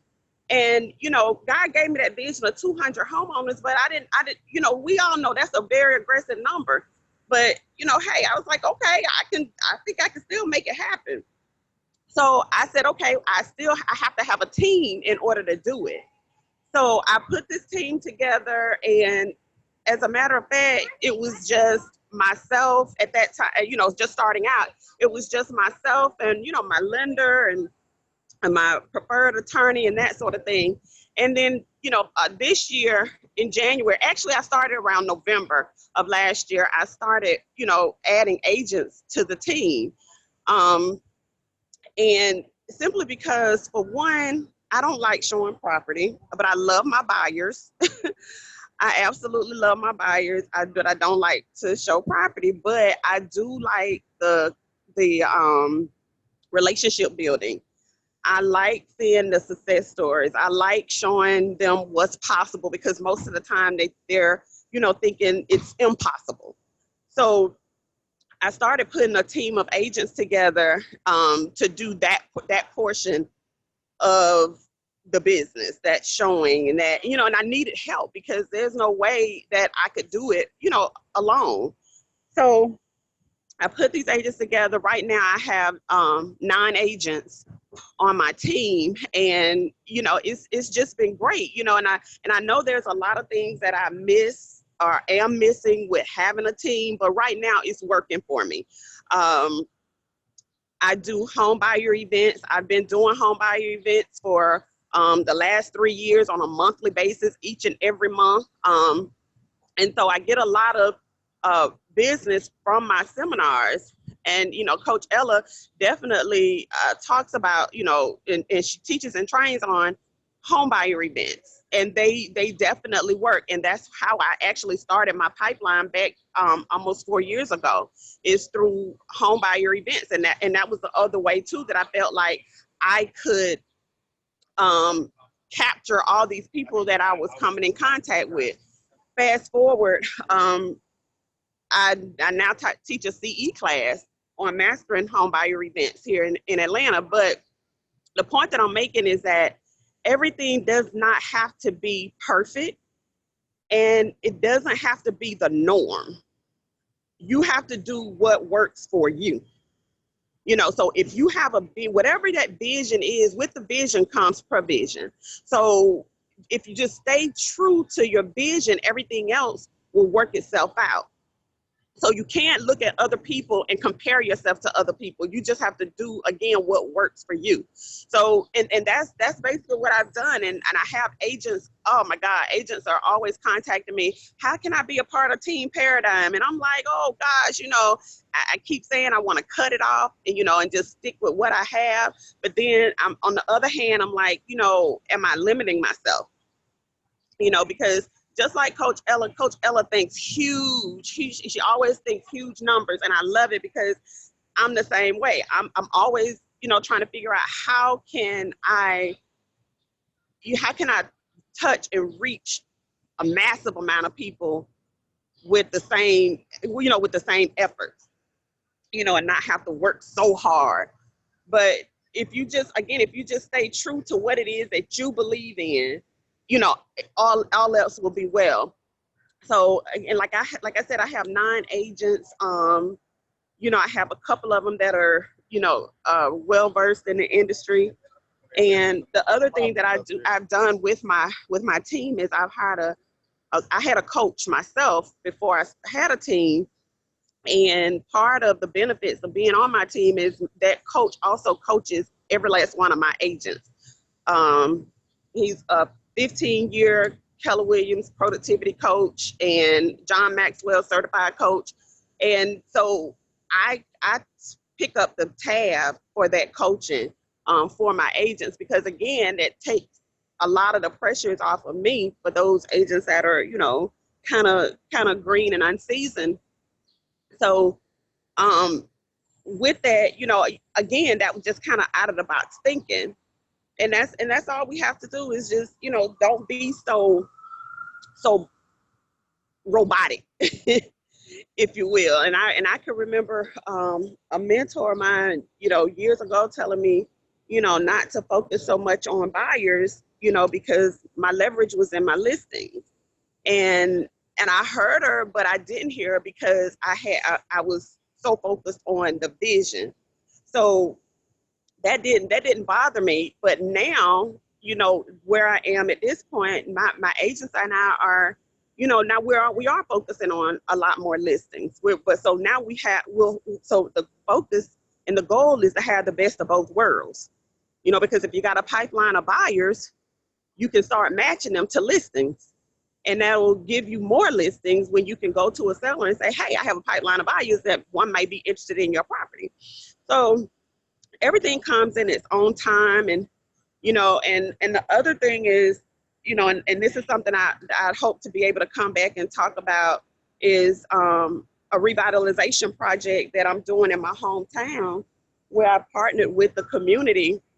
I partnered with the city, I'm sorry, to revitalize and just, they're actually giving me, there 300 some odd properties that's available to purchase. And I've been able to put in a proposal that was approved by the city to take down 30 properties over these next 18 months to rehab. Basically, everything is going to be torn down, so it'll all be new construction. But that's a whole nother story.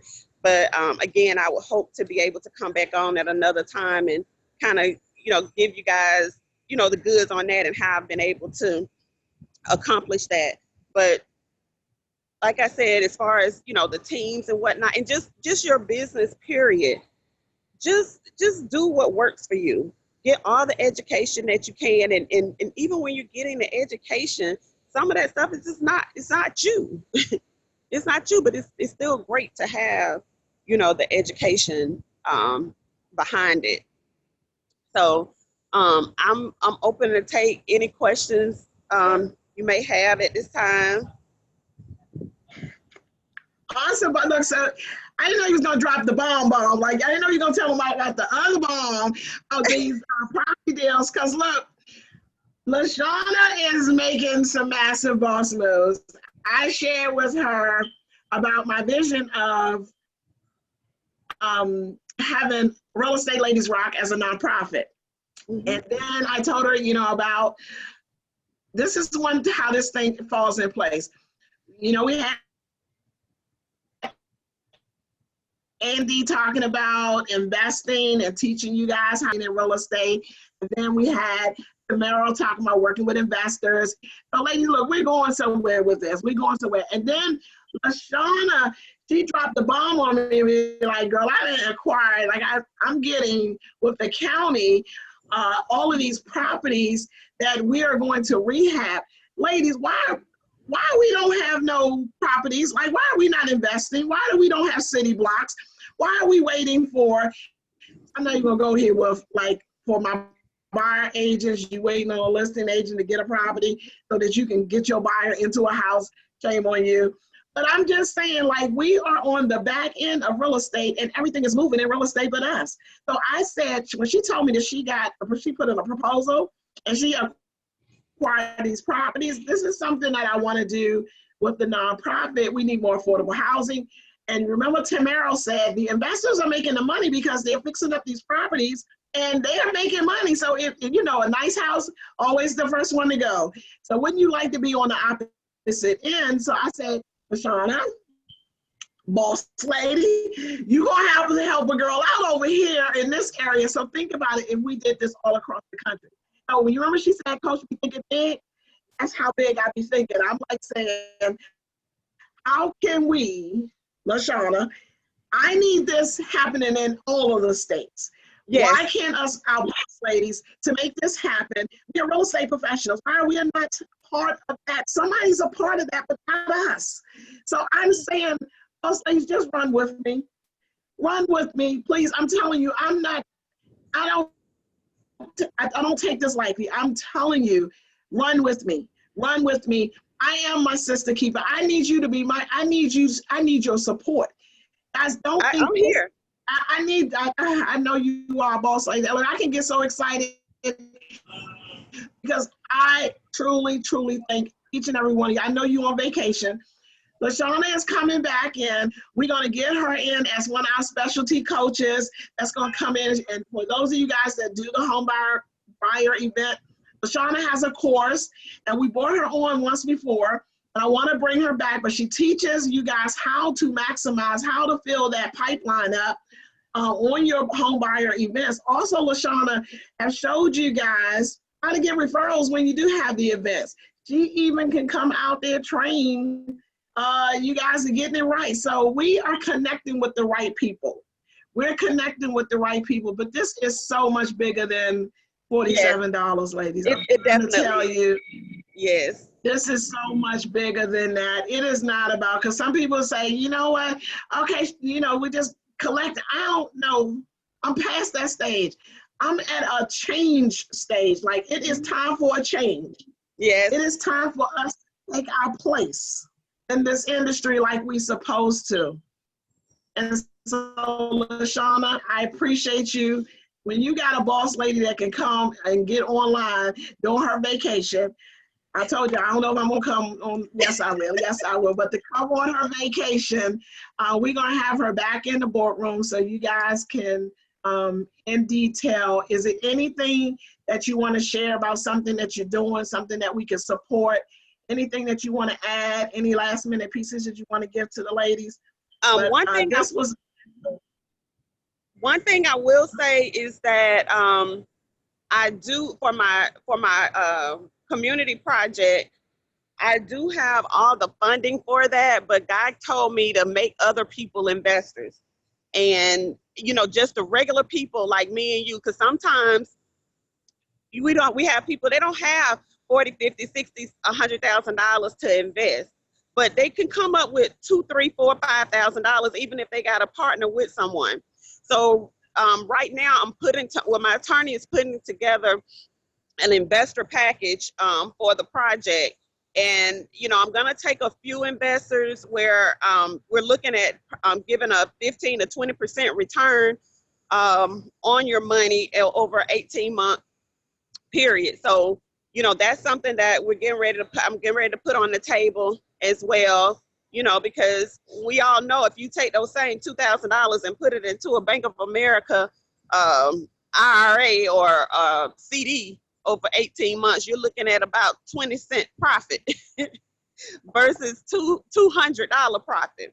So it's kind of like you have to look at it kind of like a savings account, and then too, just being a part of what the vision is as well. So that's something that's huge, that's coming, to the table, because I just believe that we all can be investors in some shape, form, or fashion. We all can.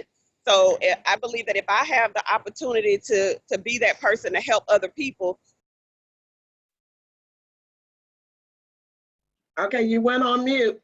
Let me unmute you. Be able to be on the call and just be a part of, the whole Real Estate Ladies Rock.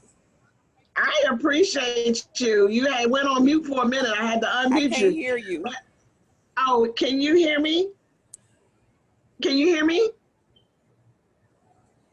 I can still hear you. I don't have no volume. Oh, okay, I can hear you. There you go. Can you hear? There you go, yes. Okay, no, you know what, when you were saying, let me tell you how big I think, ladies, I don't understand why we couldn't be the bank. So LaShawna was talking about getting investors, but I'm like saying, look at all these resources, look at all this money that's on this page, like the resources, you cash and checks. Do you guys know, and I'm gonna take y'all so far to the left. I'm gonna stretch you so far, because you remember what I told you a coach do. A coach strategize, a coach take you farther than you even think you can go. What if you were a hard money lender? You guys, like, you could be the bank. All of these ladies together, get 20 of you guys together, get 30 of you guys together. Matter of fact, get 100 of you guys together, put some money together, and you want to take some charge, you be the hard money lender. Right. You know how much money the hard lender gets? So these investors that they want to work with, come on, boss ladies. I'm trying to get y'all to stretch, put it in the feed, to stretch. So you can be the bank, you can be the hard money lender. And ladies, why you can't invest together? So LaShawna is given an opportunity where you can make a little bit on your, making something on, but you learning the process. I was talking to Andy yesterday, and I said, we got to figure out something. How can we get into this? How can we get into this and be into this game?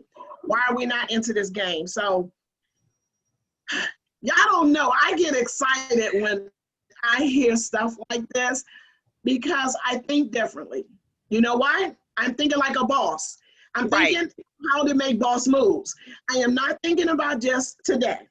And then, Coach, sometimes too, we're fearful of a lot of things. And I have to be honest, I don't know how any of this is going to turn out, but we always have to just take a step. And, and sometimes, like I said, I don't know how this is going to turn out, but I'm believing that it will turn out well because of all the people that have been coming across my path. I was at home a couple of weeks ago, and I ran into an old classmate that I haven't seen in 35 years. And he walked up, we saw each other in the water company, and he said, oh my God, he said, Shauna, my wife and I, which was his high school sweetheart, he said, we were just talking about you last night. He is the building inspector. Wow. He said, I'm your man. He was like, you don't have to worry about nothing. So I say that to say, when you're going in the right direction, when things just fall in place. And Absolutely. So we all have to think in the same manner, and we can't be so fearful. And guess what? Because sometimes if it failed, guess what? It didn't fail. You just learned what not to do or what to do. You have to be willing you have to be open to that. Absolutely. You have to have those so you know whether or not to go, which way you're going to go. But the thing about it, I'm going to do like Venus said, I'm going to give y'all 5 minutes. I'm going to give y'all 5 minutes to get over it and then to come up with another plan. Because if plan A don't work, if there's another B. If plan B don't work, go to C. Keep on going down. And when that don't work, you start all over. And get back on that horse, get back into the drawing board, come back into the boardroom, and let's strategize and make it work. Opportunities exist. Opportunities exist is what opportunity do you want? That's all it is. Right. So boss lady, I appreciate you.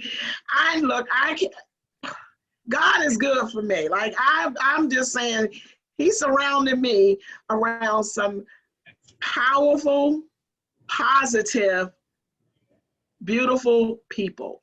And ladies, you guys on this page, like I told you, my breakthrough is your breakthrough. I'm working all the way. Like I am in it. I am so immersed in this. I didn't even say, do you got a life jacket? You guys are this is like, get in there and just do it. You never know until you do it. So any last minute things to the boss ladies? You guys got me excited. I know we're going to have to take a break and then kind of pause because I want to close because you guys will be looking at an 8-hour video. So I want to kind of close it. I don't know. I'm going to ask Michelle, is that something we could do to close this out? And then, but LaShawna, do you have any last minute things you want to say? Boss ladies, please give LaShawna some hearts. Give her some hearts. Major moves. You making major boss moves. I might have to add that now. Look, I hate I'm going to miss you in Atlanta next week because I'll be back out of town again. But hey, I'm going to bring you back myself. That's right, boss lady. You know I'll come back. You just tell me when. I'll be there. I'll be there. So have fun with your family. See, this is what it's about. Look, guys, she's vacationing, making money. She's not running around. She ain't had to go do nothing today. She still be able to call for us. We appreciate you so much. Thank you, Michelle. You got anything you want, LaShawna? I'm just like, okay. When she said something about the 200 homes, I was like, oh my God. Like you said, we have to do that in every city, every state. And I just heard the humility in your voice when you were talking about, when you're out on a humanitarian effort, laying floors, and then you get a vision to do something bigger that's going to expand and be larger than you. So I ain't got nothing to say except I'm excited. Awesome. Thank you. You're welcome. Thank you guys for having me too. All right, boss lady. All right. So look, ladies. Okay, have fun. Have fun. All right, love. I'll talk to y'all later. Bye-bye. Okay, bye-bye. Okay, so all of my boss ladies, okay, so we need to take, Michelle, where are you? Are we taking a cut off? So this is based on our best technology knowledge. I have no clue. The longest session I probably done was about a 3.5, maybe 4. But you know, I'm with Coach Ella out here in these internet street making boss moves. So I'm assuming Facebook is still going. My understanding that no, Zoom will continue to go, but with Facebook, I'm just not really certain. I think as long as people are engaging us, Facebook will stay active. But my best or my longest time of being on a live was probably about 3.5 hours. And Okay, maybe how long we been on this live? We gotta see. Do we need a break? Everybody needs a refresh. Boardroom folks. Okay, boardroom people. This is what I'm gonna do. I'm gonna shut this off so that y'all don't have an 8-hour tape. I'm gonna shut it off and then I'm gonna come right back. So all you gotta do is just once I close it out, come back, use the same link. I'm just gonna cut it off and then I'm gonna cut it back on. And then that way we don't have like an 8-hour. When I get ready to go upload this video, it won't be 8 hours long. It won't take me that long to upload it. So is that good? Are we all good? Everybody understand? I'm just gonna turn it off and I'm gonna end the meeting, then I'm gonna open it back up, and then that way I'll have a separate tape. Everybody good with that? Okay, boss ladies, we good? So I'm gonna cut, we good? All right, so I'm gonna do that. Our numbers are coming down, so I think folks are going to take a little break. They're ready to get off and get back home. Okay, so awesome. And who do we have coming up next? Let me see what's next. Actually, what's at 2:30? Okay, so 2:30 we got Finding Your Niche. Finding Your Niche. So you better come in here, because let me just say this. When I want to say that's Jamie. Yep. Now this one's gonna be good. So I'm just gonna close this out and then I'm gonna open it right back up so y'all get like a 10-minute break. 10-minute break. Now, if you want to be a part of the boardroom and you want to come into the webinar so you can actually be able to see this. I'll go ahead and post the link, Coach, over here in the Zoom. I posted it once on Facebook. I want to post it again. Just let the ladies know how they can get in there. Okay, so I'm going to end this real quick and then I'm going to start it right back up. Okay. Awesome.